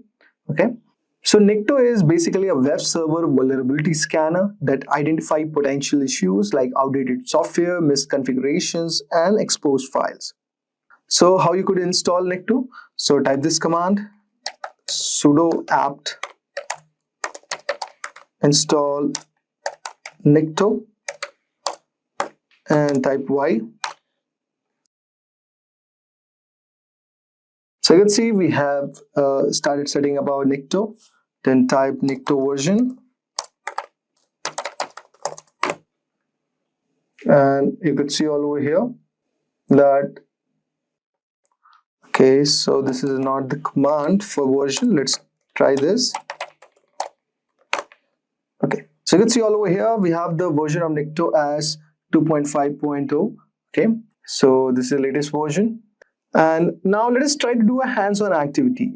If you want to learn about Nikto, just go to the official website.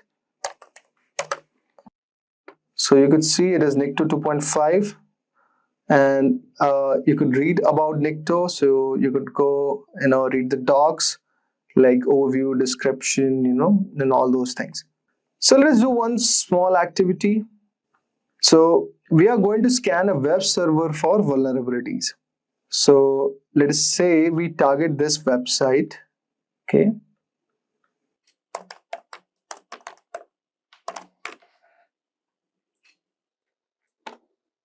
So guys, as you can see all over here, we will take this as our given website. So just copy the link of this website and go on to your terminal and type Nikto. Okay. Then H. Then You could just give the name of, given target website, and says it is HTTP secured, but I want it to be HTTP version of this. Now you could see, so it's saying server, no banner retrieve. So the anti-clicking X-frame option header is not present. So target IP is this, target host name is this, target port, start time, and you can see this. It says that this is basically secured website. No vulnerabilities like things are being found. So you can see also the X content type option header is not set. Okay, so you could do a lot of other things like with this. Now, what you could do next is suppose we use the same IP address, okay, and let's type, okay, and next what I'm going to do all over here is this, that for detailed SSL checks and header, what I'm going to do, I'm going to type SSL and capital C and all. So you can see all over here, it is going to give you a detailed output with the help of this command. Now you can see, since it is a very secured website, so it is not showing that thing. But suppose if you are building any dummy website, or you are just into the development phase of building a web application, then you could use this tool to test the given vulnerabilities. So what you could do, there is one exercise, like you could set up a web application. Suppose say you are making a juice shop, and you could use this tool to identify the given vulnerabilities. So guys, we have showed you some of the tools and what's the power of Kali Linux is, and how these tools can be easily worked upon Kali Linux to do the exploit, to do the testing, and perform a detailed analysis of the given server, devices, okay, and services also.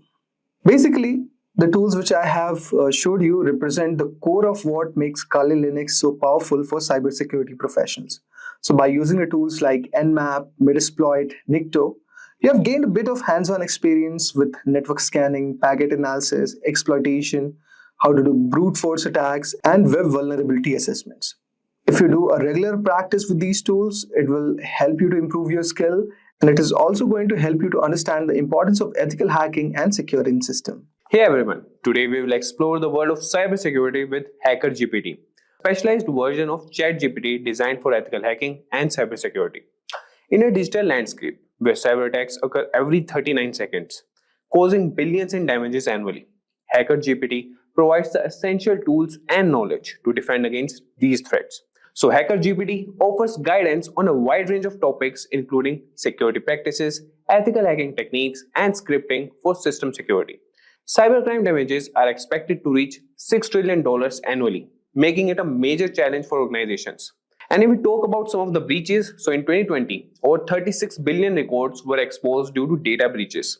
And the infamous Equifax breach of 2017, where 147 million people's information was compromised, highlights the importance of regular security assessments and vulnerability management. These are the areas where Hacker GPT excels. And Hacker GPT strictly adheres to ethical guidelines, refusing to assist with any unethical or illegal queries. So our commitment is to provide guidance that adheres to legal and professional standards, helping you become a responsible cybersecurity professional. So guys, let's get started with Hacker GPT that equip you with the knowledge and skills to defend against cyber threats ethically and effectively. Craving a career upgrade? Subscribe, like, and comment below. Dive into the link in the description to fast-track your ambitions. Whether you're making a switch or aiming higher, Simplilearn has your back. And just a quick info for you guys, if you are an aspiring cybersecurity professional looking for online training and certification from prestigious universities and in collaboration with leading experts to enhance your credibility, then search no more. Simplilearn's postgraduate program in cybersecurity from MIUT University in collaboration with EC Council should be your right choice. For more details, you can use the link in the description box and pin comment. So let's get started. So guys, this is ChatGPT and this is the paid version of ChatGPT 4.0. And what I was telling you is, this is the Explore GPT section. So here you can find all the GPTs that are created by ChatGPT, OpenAI, or the individuals, or you can find the companies who have created GPTs. So you can find these are the recently used, and this is the most used Hacker GPT. You can find other GPTs also, that is Hacker GPT, and you could see that, and they have been used by 5,000 plus users, and this have been used by 10,000 plus users. So you can just search for Ethical Hacker GPT here, and it has been rated 4.5 stars, 10,000 plus conversations, and these are the conversation starters if you need any assistance. And the capabilities you can see here, and the ratings given by users, and more by the creator who has created this. So we'll start with this. We'll start the chat here, and I want to tell you guys that ChatGPT doesn't answer non-ethical questions. So if you try to extract that information from ChatGPT, that won't be possible. But we can do a bit, like we can cross a bit line with Ethical Hacker GPT, but that should be used for ethical purposes only. So I will show you guys how you can utilize this GPT. And one more thing guys, if you want to create your own GPT, you can also create that also. You can go to Explore GPT section, and here's the create option. Click on create, and here you can start creating your GPT. If you click on configure, you can write the name of your GPT, description, instructions, and the conversation starters as you just saw with the Hacker GPT, Ethical Hacker GPT, and the capabilities what you want to be enabled, you can do that. And here in the create section, you could write the prompts here, and it will take that information and use it for more purposes. And here you could attach more files that could help create your GPT.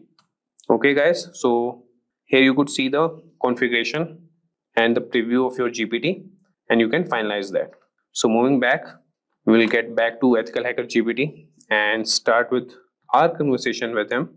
So starting with, the first thing we can do is we can ask him like, how can I perform a basic security assessment on a web application? So if I tell you guys, performing a basic security assessment on a web application is crucial for identifying vulnerabilities and ensuring the application is secure.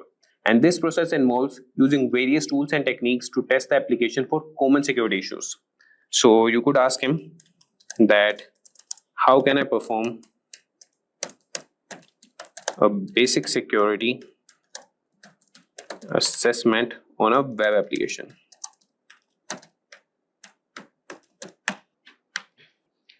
And just wait for a few seconds, and you could have the response from Ethical Hacker GPT. So you could see that performing a basic security assessment on a web application involves several key steps, and these are the key steps. Number one is preparation and information gathering. And how you can do that, these are the steps: identify the scope, gather information. Then is the second step, that is reconnaissance, and you can use the tools Burpsuit, Nikto, and others. Similarly, you could see all the steps here. So I won't be guiding, or I won't be reading what responses are generated by Ethical Hacker GPT. I have used that, and he provides very accurate, like I would say around 95 to 96% accurate results. Here I want to show you guys how you can utilize it. So I will show you prompts and what things you can ask him. So this was all about, repeat. So this was about the general security thing. Now we'll move to ethical hacking, and we can ask him how we can perform a SQL injection attack ethically on a test environment. So these are the prompts that you can write. That would be, how do I perform a SQL injection attack, and that too ethically. If you write this, that would be good on a test environment.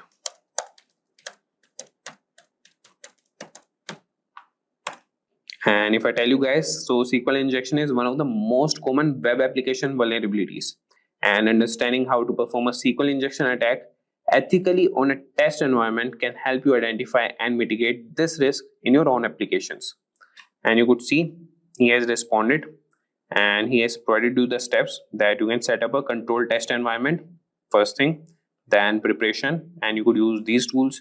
Then you have the manual SQL injection testing. So these are the methods that you could use, that is or 1 equal to 1 for the database, and automated SQL injection testing. So this is the command for that. and you could verify vulnerability, documentation, reporting. So you could see that this GPT is capable of answering the basic questions, as we have discussed the basics question till now. Now we'll move to scripting and automation. So here you could see how he respond to this. So we'll ask him, can you provide a Python script to scan open ports on a network? So let's see what he provides. Provide a Python script, and that too to scan ports on a network. So scanning open ports on a network is a fundamental step in identifying potential vulnerabilities, and a Python script that can automate this process, making it easier to regularly check for open ports and secure them. So this is the Python script. You can use any ID and run on that, and you could see that he's explaining the code also. Yeah, you can ask him like, can you explain the code line by line, and this hacker GPT will do that for you. And how to run the script, that also he has provided you. And similarly, we can also ask him that how we can write a bash script to monitor and log unauthorized login attempts. And if you want, I can also run this prompt. How do I write a bash script, and that too to monitor and log unauthorized access, unauthorized login attempts. So we can monitor and log unauthorized login attempts, and that would be essential for maintaining the security of your system. So as you can see, he has written a bash script, and that can help you automate this process, and this will provide real-time alerts and logs for further analysis. And you could see that he's providing the explanation and how you can run the script, and he's writing the note also. Like, you can write more prompts if you have any doubts in any of the script or any of the responses that hacker GPT has responded, and he will definitely provide you with good responses. So now moving on, now we'll ask this ethical hacker GPT about some specific security tools, and we could ask him about burp suit. And so let's write a prompt. Can you explain how to configure and use burp suit? Or we can write for web application testing.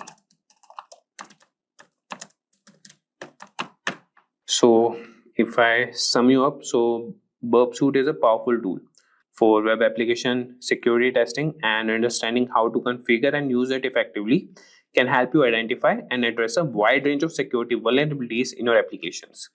So you could see he has provided the initial steps, that would be downloading and installing burp suit, configuring your browser to use burp suit as a proxy, and then intercept and inspect traffic, and then you can use it for testing purpose, logging and reporting, and tips for effective testing. So this is the response for the security tools. And if we talk about incident response, we can ask him to write a script to collect system logs for forensic analysis. So collecting system logs is a critical part of incident response and forensic analysis.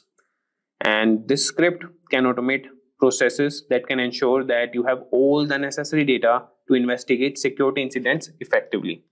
So if I write here, we can ask this hacker GPT, and I'm sure he will provide the response for that and write the script. So can you provide a script to collect system logs for forensic analysis? So as I told you, this is the critical part of incident response, and we have covered about the tools, that is burp suit. We have asked him about the automation process, general cybersecurity question, ethical hacking, that would be SQL injection attack, and the Python script to scan open ports on a network. So he can write scripts also, automation tasks, and he could respond with the general cybersecurity questions also. And if you see here, for the incident response, he has written the script to collect system logs for forensic analysis. So I won't be explaining this code, as we're just looking for the prompts that we can give to EthicalHacker GPT. If you want, you could just ask him also that explain this code line by line. And here he has mentioned also the explanation, that is directories and files to collect. And after that, he is collecting the logs, and that would be copied in the directory, that is, he has mentioned it, a variable that is output directory. Archiving logs, cleanup, and how to run the script. So this was about the incident response. Now we'll move to some advanced topics. And in advanced topics, what we can ask him is how to perform a man-in-the-middle attack in a controlled environment. And remember these, that you have to mention some of the keywords that would be in a controlled environment. And for that thing only, he will respond or provide the response to you. So I will start here, that how do I perform a man in the middle attack in a controlled environment. So if you understand man in the middle attack that works in a controlled environment, this can help you develop better defenses against such attacks. And it's important to learn and practice these techniques ethically. So you can see here that he's providing the prerequisites and the step-by-step guide how you can conduct a man in the middle attack. So first is set up the control environment, then install necessary tools, enable IP forwarding, perform ARP spoofing, and then capture and analyze traffic, clean up and restore the network, and conclusion. So you could just follow up with more prompts that I want more information about setting up the control environment. Just write this prompt and this EthicalHacker GPT will provide more responses to you. So he will provide you how you can set up the control environment. So now moving on, we will ask some more prompts, and that could be about the reverse engineering. So we could ask him that, can you explain the processes of reverse engineering a malware sample? Or we can also ask about honeypot to detect malicious activity. That could be, how can I implement a honeypot to detect malicious activity? Or what are the techniques for securing a Docker container? So we'll ask him one prompt here.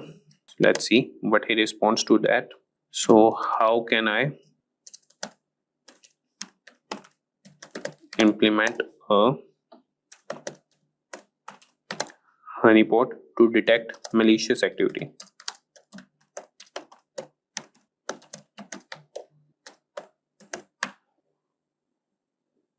So you could see that he has started responding to that. And if I tell you the sum, so a honeypot is a security mechanism set to detect, deflect, or in mechanism to some manner, and it counteract attempts at unauthorized use of information systems. Implementing a honeypot can help you monitor and understand attack patterns. And this is the step-by-step guide to implement a honeypot. You can choose the type of honeypot, prepare your environment, install and configure the honeypot software, and these are all the commands how you can configure it. Then you can monitor and analyze the honeypot and regular maintenance and updates. And this is the simple honeypot using honeyD. You could install that and run these commands. So with that, guys, and in the last we will also cover cybersecurity policies and compliance. So he could also answer to those prompts also, that you can ask him that what should be included in a company's cybersecurity policy, and you could mention which type of company you are running. So I will ask him that, so you could ask him that what should be included in a edtech company's cybersecurity policy.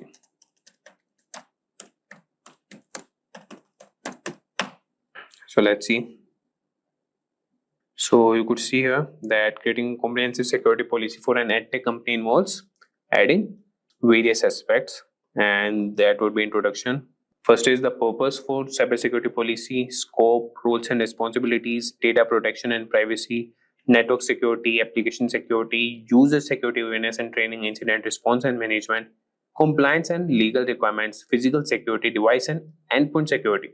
So similarly, you could ask him that draft me the company's cybersecurity policy and start with the introduction. So he will provide you all the introduction points, and then you can ask him that draft roles and responsibilities. He will draft that also.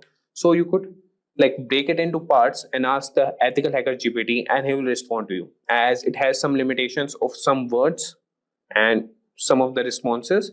So you could ask him in the breaking parts and he will respond to you. Hey there learners, welcome to Simplilearn. Today, we will see the starting journey in cybersecurity that is super exciting but can be a bit daunting. So, to help you out, we are going to talk about some common mistakes that beginners often make and how you can avoid them. If you're just getting started or looking to improve your skills, this guide will set you on the right path. So, let's dive in and make sure your cybersecurity career gets off to a strong start. So, let's get started and we'll see the worst beginner cybersecurity mistakes everyone makes. And we'll start with the number one point, that is ignoring basics. So many beginners rush into advanced topics without mastering the basics, which can lead to confusion and frustration later on. It's essential to build a strong foundation before diving into complex subjects. If we talk about number one is understanding networking. Networking is the backbone of cybersecurity. Learn how data travels across networks, different types of networks like LAN and WAN, and basic networking protocols. Knowing how network protocol functions help you understand how attacks occur and how to defend against them. Then comes mastering operating systems. So operating systems are another critical area, whether it's Windows, Linux or Mac OS. You need to know how different OS work and learn about file systems, user management, and basic command line skills. So this knowledge is crucial for tasks like malware analysis and system hardening. Then comes the basic coding skills. So coding is an invaluable skill in cybersecurity. You can start with a simple language like Python and learn how to write scripts to automate tasks, analyze data, and understand the logic behind software vulnerabilities. So basic coding skills will help you comprehend how attacks are carried out and how to develop countermeasures. So taking the time to master these basics will make advanced topics much easier to understand and will set a solid foundation for your career in cybersecurity. So remember, it's a journey and starting with the basics will ensure you build strong, lasting knowledge. Now we'll come to number second point, that is skipping hands-on practice. So this is also one of the cybersecurity mistakes that beginners make. Cybersecurity isn't just about theory. Practical experience is crucial, and many beginners focus too much on reading and studying without applying what they have learned. This creates a gap between knowledge and real world skills. So, the number one point here is setting up a home lab. So, create a home lab with an old computer or virtual machine to practice what you learn. Install different operating systems, set up networks, and simulate attacks in a controlled environment. Then comes real world scenarios. So, use your home lab to practice real world scenarios like configuring firewalls and detecting intrusions. Platforms like Hack the Box and Try Hack Me offer cybersecurity challenges that mimic real life networks and systems. Then comes building confidence. So, hands on practice builds confidence. So, solving real problems and seeing the results of your actions make you more comfortable with cybersecurity tools and techniques. And this confidence is crucial when making quick, informed decisions in this field. So, gaining practical experience bridges the gap between theory and practice, making you a more effective and confident cybersecurity professional. So, now we'll see the third mistake that cybersecurity beginners make, that is, lack of documentation. So, documenting your work is a crucial yet often overlooked aspect of cybersecurity. Many beginners focus solely on learning new skills and solving problems without keeping track of their progress. However, good documentation practices can significantly enhance your learning experience. And by keeping detailed notes on what you learn, the tools you use, and the methods you apply, you create a valuable resource for future reference. And this habit helps you review and reinforce your knowledge, making it easier to remember complex concepts. Additionally, well documented work allows you to share your insights and solutions with others, whether through blogs, presentations, or team collaborations.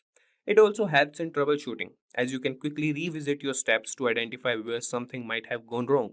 So, in the professional world, documentation is essential for maintaining clear and efficient communication within a team. And by starting this practice early, you will develop a habit that will benefit you throughout your career.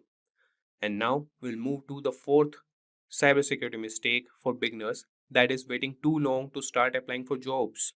So, a common mistake many beginners make is waiting until they feel perfectly qualified before applying for cybersecurity jobs.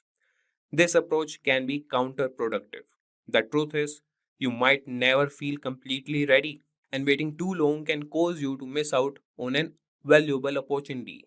So, start applying for jobs early in your learning journey. The process of applying and interviewing is a learning experience in itself.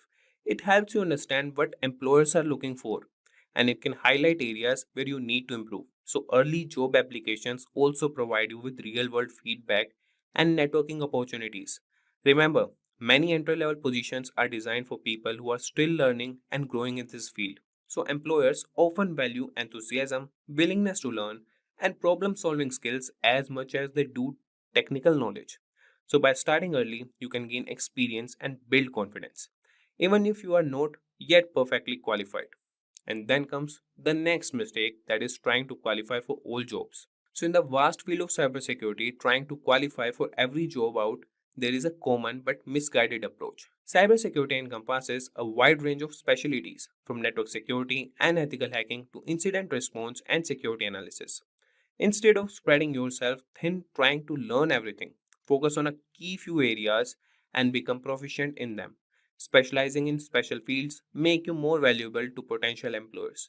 It's better to be an expert in one or two areas than to have superficial knowledge in many. So by focusing on specific skills, you can develop a better understanding and expertise that sets you apart from others. So this focused approach also makes it easier to stay updated with the latest trends and advancements in your chosen areas. Remember, depth of knowledge often outweighs breadth when it comes to career advancement and job satisfaction. So, this was all about trying to qualify for all jobs. Now, we'll see the biggest mistake, that is IT foundation fallacy. So, many aspiring cybersecurity professionals believe they need a deep IT background to start their career. This is same as the number one point, but this is a misconception. While having a solid foundation in IT can be beneficial, it's not a prerequisite for success in cybersecurity. What you need are the specific skills and practical experience. Focus on learning about networks, operating system, and security tools. Engage in hands-on practice through labs and simulations to build real-world skills. Cybersecurity is a field where practical knowledge and the ability to apply concepts matter more than theoretical IT knowledge. And many successful cybersecurity professionals come from diverse backgrounds, including those with minimal IT experience. So they succeed by continuing learning and adapting to new challenges. So don't let the lack of deep IT foundation hold you back. Concentrate on gaining the skills and experience that are directly relevant to the cybersecurity roles you are interested in. Now moving to number 7, that is not attending cybersecurity events. So attending cybersecurity events is one of the best ways to stay updated and connected in the field. These events, including conferences, webinars, and meetups, offer a wealth of information on the latest trends, tools, and threats in cybersecurity. They provide a platform to learn from experts, gain insights into industry developments, and discover new technologies. Additionally, these events are excellent networking opportunities, meeting other professionals that can lead to job opportunities, collaborations, and mentorship. Building a network within the cybersecurity community can provide support and guidance throughout your career. And many events also offer hands on workshops and training sessions that can enhance your practical skills. So, by actively participating in these events, you can demonstrate your commitment to continuous learning and professional development. Make it a habit to attend cybersecurity events regularly to stay engaged and informed. So, this was all about number 7 point, that is not attending cybersecurity events. Now, moving to number 8, that is obsessing over which specialization to choose. So, when starting a career in cybersecurity, many beginners obsess over which specialization to choose. This can be overwhelming and counterproductive. Instead of stressing about making the perfect choice, allow yourself the freedom to explore different areas of cybersecurity. The field is diverse, with specializations like penetration testing, incident response, security analysis, and more. Take the time to experiment with various topics and see what interests you the most. This exploration phase is valuable for gaining a broad understanding of this field. So, over time, you will naturally gravitate toward areas that align with your strengths and interests. So, remember, your specialization can evolve as you gain more experience and insights. Early in your career, focus on building a solid foundation and gaining exposure to different aspects of cybersecurity. This approach allows you to make an informed decision about your specialization when the time comes, ensuring you choose a path that truly excites and motivates you. Today, we are going to talk about some really interesting and powerful hacking gadgets you should know about in 2024. But remember, this is just for learning. We don't want anyone getting into trouble. So, moving on. The best way to keep your computers and devices safe is to know about the risk.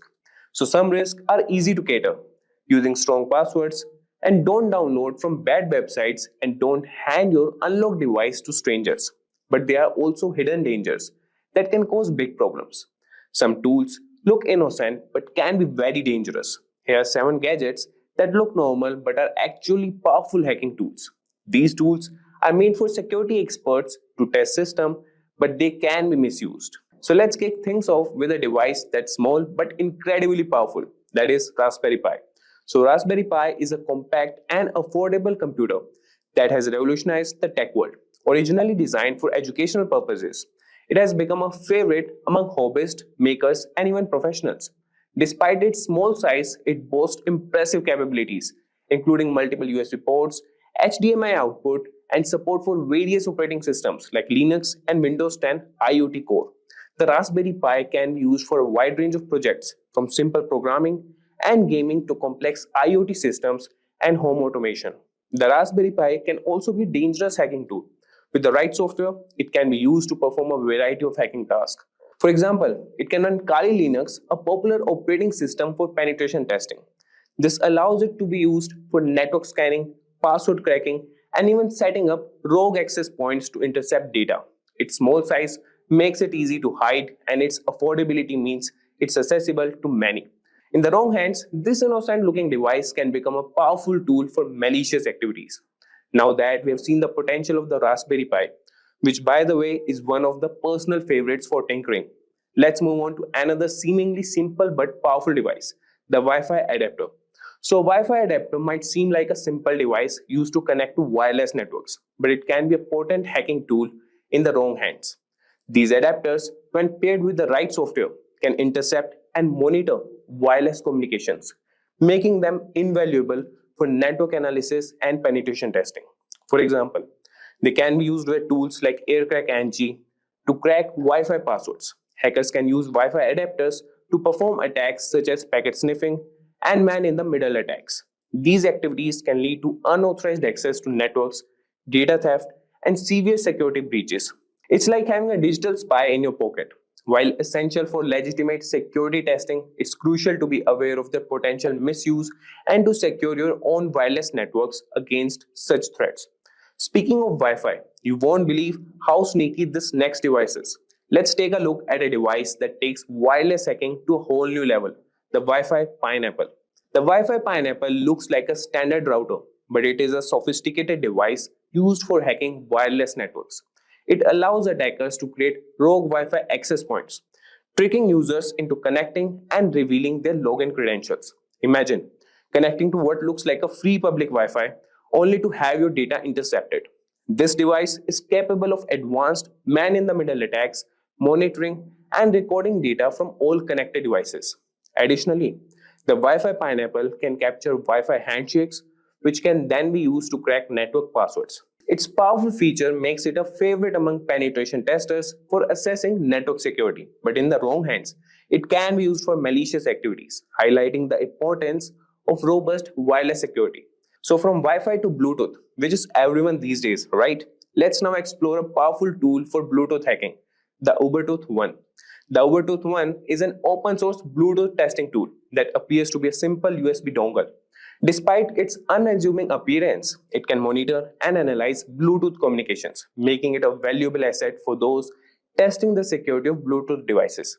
Think of it as a spy for Bluetooth traffic. The Ubertooth One can capture Bluetooth packets, perform Bluetooth attacks, and even explore vulnerabilities in Bluetooth networks. Its ability to dissect Bluetooth traffic makes it a powerful tool for both legitimate security research and potential misuse. Understanding its capabilities helps highlight the importance of securing Bluetooth-enabled devices against unauthorized access and attacks. Continuing with radio frequency tools, which honestly sounds like something out of a spy movie. So let's discuss the Hack RF1 and its versatile capabilities. So the Hack RF1 is a versatile software-defined radio SDR platform that can transmit and receive radio signals from 1 MHz to 6 GHz. It looks like a standard electronic device, but can be used for a wide range of hacking activities. Imagine being able to capture and manipulate signals across a broad spectrum. With the Hack RF1, users can capture and analyze various radio signals, jam frequencies, and even spoof signals to manipulate communication systems. This tool is particularly useful for exploring and testing the security of wireless communication systems. While it serves an essential role in legitimate research and development, the Hack RF1 also demonstrates the need for robust security measures to protect against radio frequency based attacks. So now let's look at a tool that takes advantage of a computer's trust in USB devices. And trust me, this one's sneaky, the USB rubber ducky. So the USB rubber ducky is a device that looks like a regular flash drive but acts like a keyboard, typing commands into any computer it's plugged into. Hackers use it to execute pre-programmed scripts that can steal data, install malware, or take control of the target device. It's like a tiny digital ninja. This tool exploits the trust computers have in USB devices, making it a potent weapon for cyber attacks. It's a reminder to be cautious about plugging in unknown USB devices, as they could be rubber duckies in disguise, ready to unleash harmful commands and compromise your system security. So finally, we have got a real undercover gadget here. Let's uncover the secret capabilities of the LAN turtle. The LAN turtle looks like a typical USB Ethernet adapter, but it's a covert hacking tool used to monitor and infiltrate networks. Don't let its innocent appearance fool you. It provides hackers with several capabilities, such as network scanning, DNS spoofing, and data capture. The LAN turtle can be discreetly plugged into a network, allowing access to gather sensitive information and gain unauthorized access. Its ability to operate undetected makes it particularly dangerous, emphasizing the need for vigilance and robust network security measures to prevent unauthorized devices from connecting to your systems. So there you have it, guys. We have explored some of the most powerful and dangerous hacking gadgets out there. These tools can do a lot of damage if they fall into the wrong hands. That's why it's so important to stay informed and vigilant about cybersecurity. In this tutorial for today, we will explore the most frequently asked and important interview questions and answers for cybersecurity for all the different levels of proficiency, starting from freshers to experienced. Cybersecurity is crucial in today's digital world, protecting sensitive data from cyber threats and attacks. As cybersecurity risks grow, businesses are investing heavily in security measures, creating a surge in cybersecurity job openings. Roles in security analyst, ethical hacker, and SOC analyst are in high demand across all the industries. Professionals with skills in network security, penetration testing, and cloud security are highly sought after. Preparing for cybersecurity job interviews require knowledge of key topics like encryption, firewalls, threat detection, and risk management. Having a strong list of frequently asked questions will help you boost confidence and readiness. Strong cybersecurity awareness also helps individuals and organizations stay safe in evolving threats. Now, without further delay, let's get started with the cybersecurity interview questions and answers. That said, if these are the type of videos you'd like to watch, then hit that like and subscribe buttons and the bell icon to get notified. Just for a quick info, if you want to upskill yourself, master cybersecurity skills, and land your dream job or grow in your career, then you must explore Simplilearn's professional certificate program in cybersecurity. Simplilearn offers extensive cybersecurity training. This program is designed to equip you with skills required to become an expert in the rapidly growing field of cybersecurity. This cybersecurity program aims to help you stay updated of all the latest trends in cybersecurity as well as for the future. That's not all. You also get operating system fundamentals, system architecture, virtual memory concepts, networking concepts, network protocols, firewall and security protocols, and many more. After completing this professional certification, thousands of learners have transitioned into a cybersecurity role as a fresher or moved on to a higher paying job and profile. If you are passionate about making your career in this field, then make sure to check out the link in the pinned comment and description box below to find more details about the wide range of cybersecurity certifications based on your experience and areas of interest. Now, without further delay, let's get started with the cybersecurity interview questions and answers. Now, let's begin with the first question. What is the role of DNS in cybersecurity? Now, the answer for this question is DNS, or also known as the Domain Name System, translate domain names into IP addresses. Attackers exploit it using DNS spoofing, cache poisoning, or tunneling into redirect users, or exfiltrate data. Now, proceeding ahead, we have the next question. What is phishing? Provide an example. So, phishing is a social engineering attack where attackers trick users to revealing credentials via fake emails or websites. For example, a fake email from PayPal asking login details, or an email claiming to be from a bank requesting the recipient to provide their login credentials by clicking a link that leads to a fake website. Now, the next question is how encryption is different from hashing. Encryption converts data into ciphertext and can be decrypted back. Hashing is a one-way function that transforms data into a fixed-length hash, which cannot be reversed. Now, question number 4. What is a firewall and why is it used? A firewall monitors and controls incoming or outgoing network traffic based on security rules preventing unauthorized access and cyber threats. Now, proceeding to question number 5. What is a three-way handshake? It's a TCP process where a client and server establish a connection using SYN, ACK, and ACK packets, ensuring reliable data transmission. So basically, the client sends SYS, or also known as synchronized packet, to the server to check if the server is up or has open ports. The server sends SYN ACK packet to the client if it has open ports. Lastly, the client acknowledges this and sends back an ACK or acknowledgement packet back to the server. Proceeding ahead, we have the sixth question. What is a VPN and why is it used? A VPN, or also known as the Virtual Private Network, encrypts internet traffic, ensuring secured remote access and protecting data from interception. Now, the seventh question. What are the common techniques for securing a computer network? Techniques like firewalls, IDS or IPS, strong authentication, encryption, patch management, network segmentation, and endpoint protection are a couple of common techniques that can be used to secure a computer network. Proceeding ahead, we have the eighth question. Define the terms encryption and decryption. So the answer is, firstly, encryption. Encryption converts plain text into unreadable ciphertext. So the other end is the decryption, which reverses the process using a key to restore the plain text. Proceeding ahead, we have the ninth question. What are cookies in a web browser? So you can consider cookies as some specific details that are stored by the website to help you navigate to the website when you revisit the same website. So the answer is cookies are small data files stored in the browser to track users' session, preferences, and authentication. Malicious cookies can be exploited for tracking and session hijacking as well. Now, proceeding ahead, we have the 10th question, which talks about what is the difference between IDS and IPS. So firstly, IDS. IDS is also known as Intrusion Detection System, which monitors traffic for threats, while IPS is Intrusion Prevention System, which actively blocks malicious traffic. Now, proceeding ahead, we have the 11th question.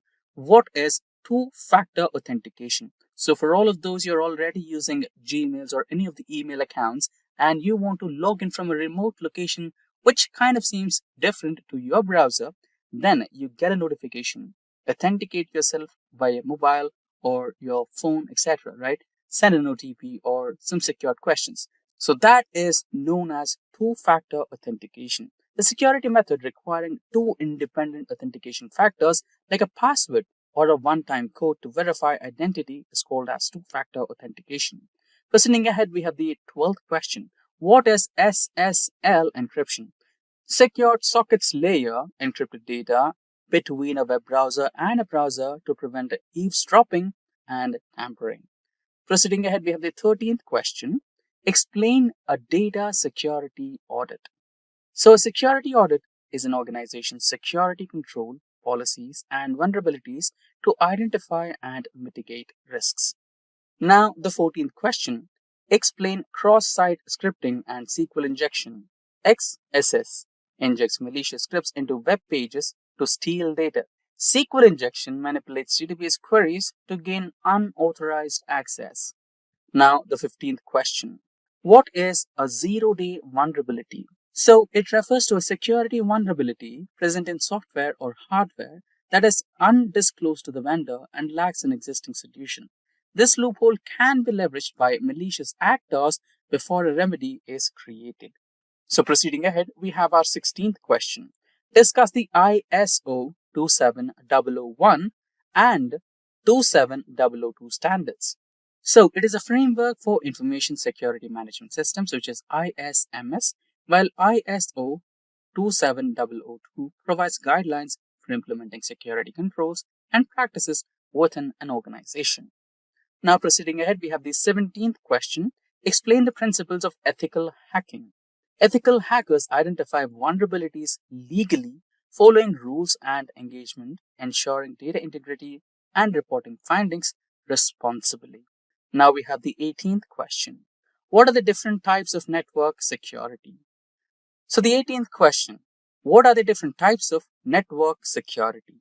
So the different types of network security includes firewalls, IDS or IPS, encryption, VPNs, endpoint protection, network segmentation, and access controls. Proceeding ahead, we have the 19th question. So moving ahead, we have the 19th question. Discuss the concept of risk assessment in cybersecurity.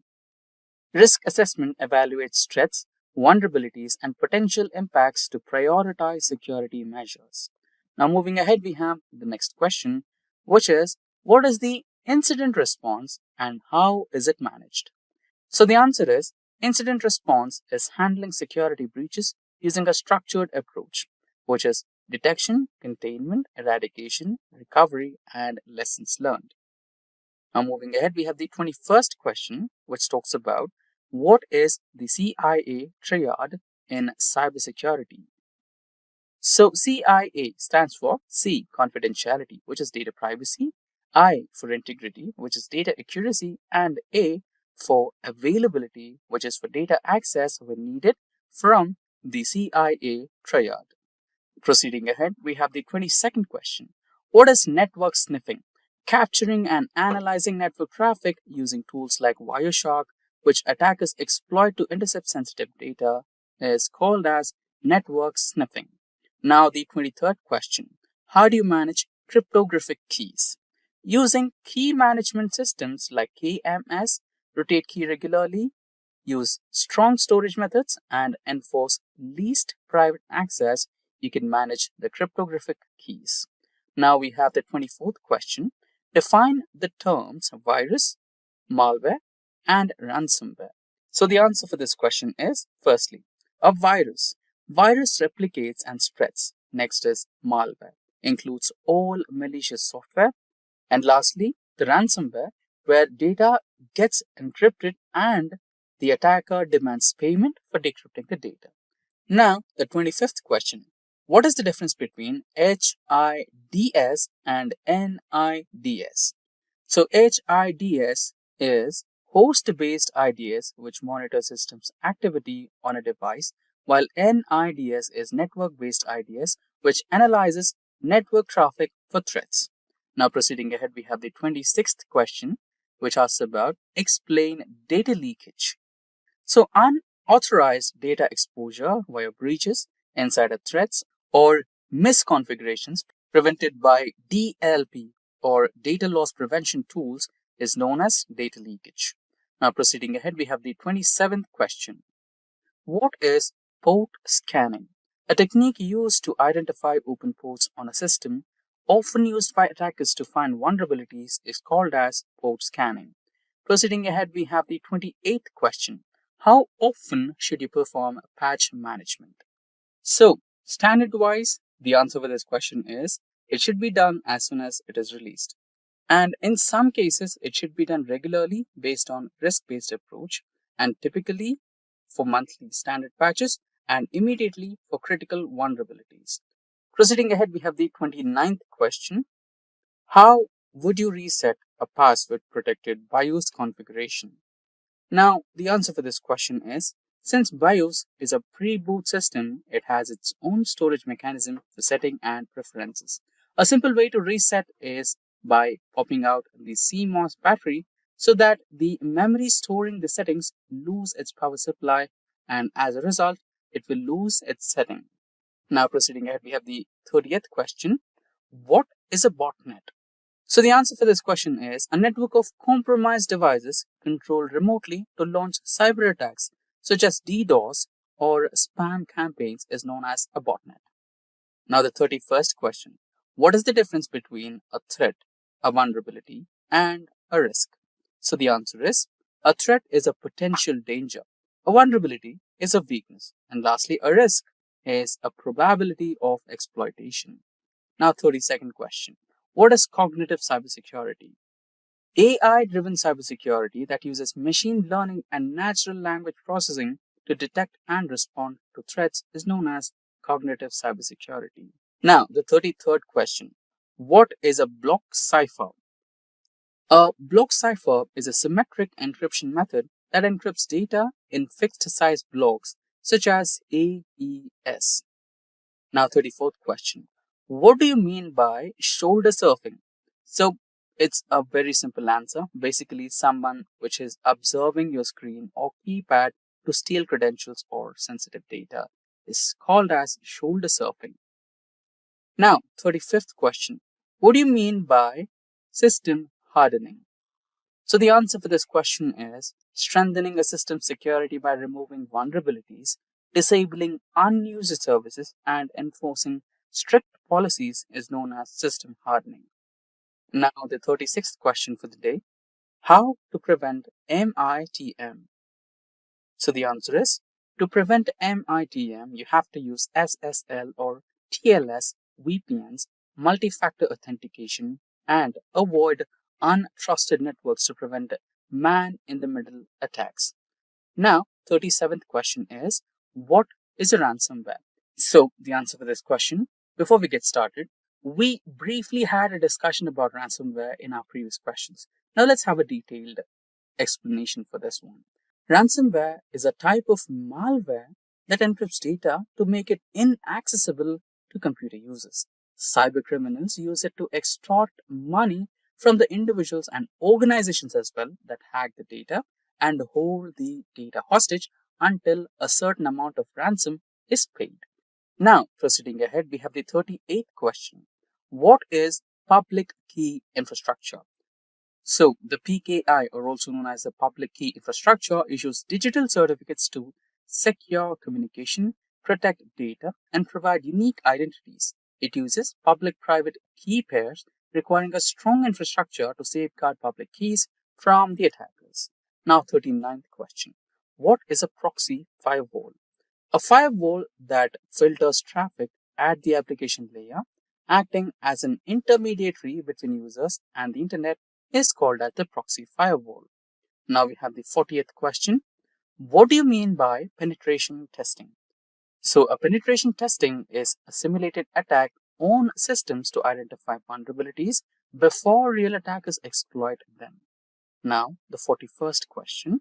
Explain what a cybersecurity policy is. So basically, a cybersecurity policy is a set of rules and guidelines to protect an organization's information and systems. Now, 42nd question. How does a rootkit work and how would you detect it? So the answer is, rootkits hide malware and avoid detection. In order to find one or detect one, you need to use rootkit scanners, behavioral analysis, and integrity checks to detect them. Now, the 43rd question. Explain the principle of least privilege. So, the users and processes should have the minimum permissions needed to perform their tasks to reduce security risks. So, this particular principle is known as least privilege. Now, 44th question. What are the key elements of a strong security policy? So, the answer for this question is access control, encryption, incident response, audit logging, risk management, and compliance requirements. So these are the key elements for a strong security policy. 45th question. Explain the concept of a digital signature. A cryptographic method ensuring the authenticity and integrity of digital messages using public key encryption is known as a digital signature. Now, the 46th question. What is a honeypot in cybersecurity? So the term honeypot is self-explanatory. So in terms of cybersecurity, it is a decoy system designed to attract the monitor attackers, helping identify the attack methods and also sometimes observe their behavior in order to understand what are their intentions. Now, 47th question. What are the common cybersecurity threats today? So some of the common cyber threats today are ransomware, phishing, DDoS attacks, insider threats, zero-day exploits, and supply chain attacks. Now, 48th question. How can you prevent a man-in-the-middle attack or MIDM attack? So for that, you need to use encrypted communications like TLS or SSL, use VPNs, strong authentication, and avoid unsecured networks. 49th question. What is a DDoS attack and how does it work? So the answer for this question, firstly, DDoS, it is called as distributed denial of service, and DDoS overloads a system with excess traffic using a botnet, causing service disruption. So basically, it's kind of blocking the service. And with this, we come to the final question of today's session, which is, what is the difference between black hat, white hat, and gray hat hackers? So the answer for this question is, let's begin with the black hats. Black hats are malicious hackers. They exploit vulnerabilities for illegal purposes. And then we come with white hat. So ethical hackers who help to identify and fix vulnerabilities who have positive ethics are called as the white hat hackers, and gray hat, a kind of a mix and match between the both black hat and white hat. So these hackers help identify vulnerabilities without malicious intent, but may not always have authorization. Cybersecurity is not just a job, it's a war zone where organizations fight daily to protect their most valuable assets, data and systems. The stakes have never been higher and the demand for skilled professionals is rapidly growing. A trusted survey predicts that millions of cybersecurity job openings in India alone by next year. But here's the harsh reality. Most candidates lack the skills and the industry demands. This is where certifications comes in. You have probably heard people ask, why do certifications? Why not just get a degree? Wait, let me tell you the truth. College programs often fail to keep up with the fast changing demands of cybersecurity industry. Certifications, on the other hand, are laser focused on the skills you actually need. They are faster, more affordable, and targeted. So whether you're a fresher or a professional looking to climb up the ladder, certifications are your best bet. Let's explore the top 5 certifications that can give you an edge to help you land that dream cybersecurity job. Now you might be thinking, I'm not from an IT background, can certifications really help me? Or maybe you have graduated with a computer science degree and are wondering, why bother with certifications? Let me explain why certifications are so powerful. First, if you are from a non-IT background, certifications can open doors you never thought possible. They provide you with hands-on practical skills that employers value far more than theoretical knowledge. For example, even if you have never written a single line of code, certifications like CompTIA Plus Security or Certified Ethical Hacker can teach you the foundational skills needed to land your first job in cybersecurity. On the other hand, if you're already a computer science graduate, certifications allow you to specialize. Cybersecurity is a vast field and employers look for specialists in areas like penetration testing, risk management, or compliance. A certification like CISSP can turn your general degree into a targeted resume that screams expertise. Here's why certifications are such a game changer. At first, it will help you to boost your resume by adding instant credibility, showing you have invested in gaining expertise. They also align with industry trends, ensuring your skills match with current standards. They also demonstrate your commitment to your career and give you a competitive edge, making you stand out to hiring managers in a crowded job market. So now let us explore the top 5 certifications that you can take your cybersecurity career to the next level. So let's get started. So now let's begin with the very first certification at the top of the list, which is Certified Information System Security Professional, CISSP, widely regarded as the gold standard in cybersecurity certification. It's offered by ISC and it is one of the most respected organizations in this field. This certification is very essential for professionals who want to lead cybersecurity efforts at an enterprise level. Well, CISSP is a comprehensive certification that covers 8 key cybersecurity domains, such as risk management, security operations, and software development security. It's highly designed for experienced professionals and proves you have the expertise to design, implement, and also manage a robust cybersecurity program. Organizations worldwide trust CISSP certified professionals to handle sensitive security needs. Talking about the eligibility to qualify, you need to at least have 5 years of professional experience in at least 2 of the 8 domains, a bachelor's degree in computer science, or any one of the experiences preferred. Even without full experience, you can take the exam and earn the title associate while you complete the required work experience.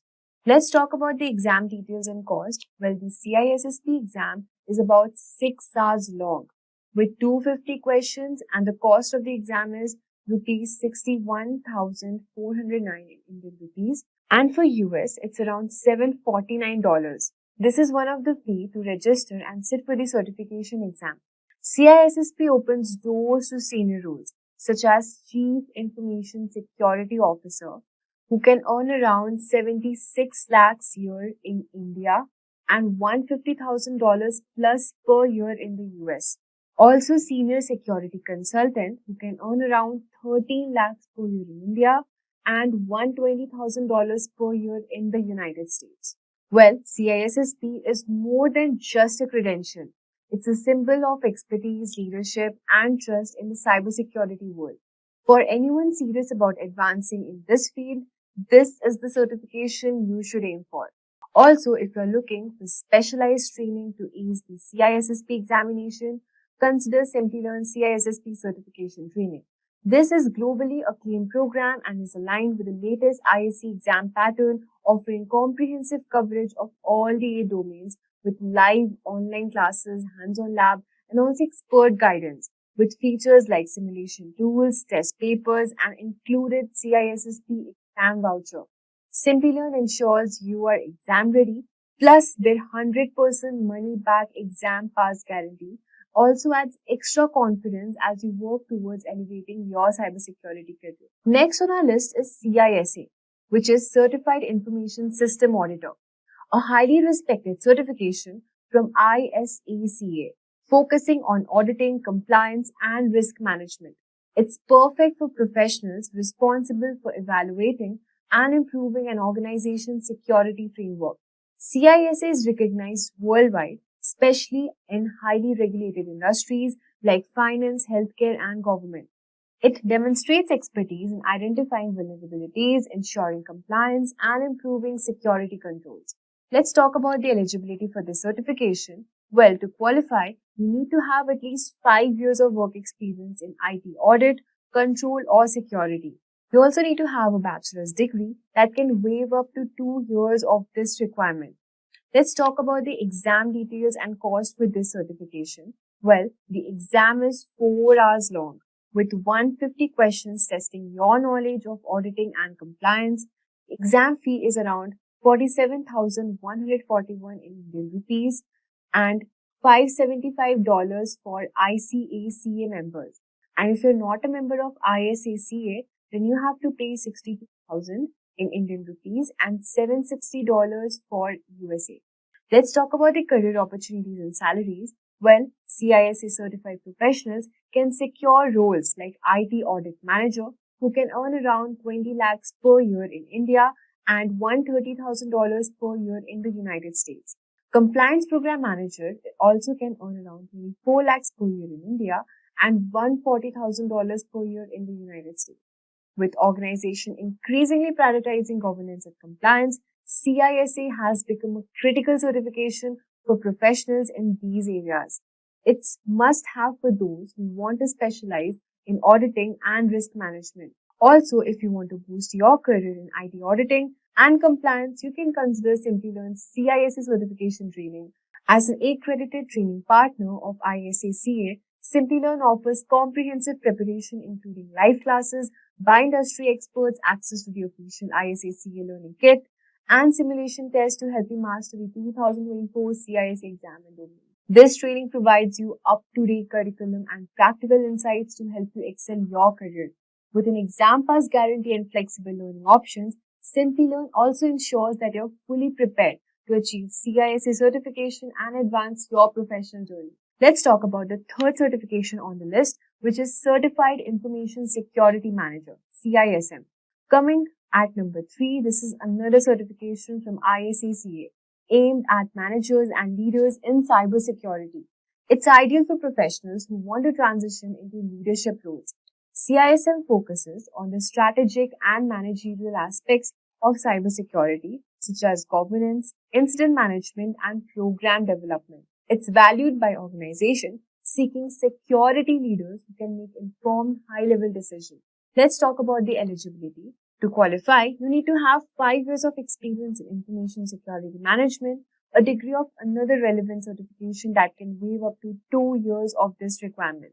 Let's talk about the exam details and the cost. Well, the exam is 4 hours long with 150 questions assessing your strategic thinking, and the cost is 47,000 rupees and $575,000 in United States for ISACA members and 62,000 rupees for Indian currency, and for non-members it is around $760,000. CISM certified professionals often step into leadership roles such as Director of Information Security, who can earn around 37 lakh per year in India and 160,000 per year dollars in the United States. Data Governance Manager can earn around 30 lakhs per year in India and $140,000 per year in the United States. For those aiming to lead cybersecurity teams and make strategic decisions, CISM provides the credibility and expertise needed to succeed. Also, if you want to elevate your career and leadership role, Simplilearn CISM certification training can be your ideal choice. As an ISACA Elite Training Partner, Simplilearn provides an official learning kit including the ISACA Value Review Manual, QAE and exam voucher along with live classes conducted by accredited instructors. So you can refer to this certification by Simplilearn.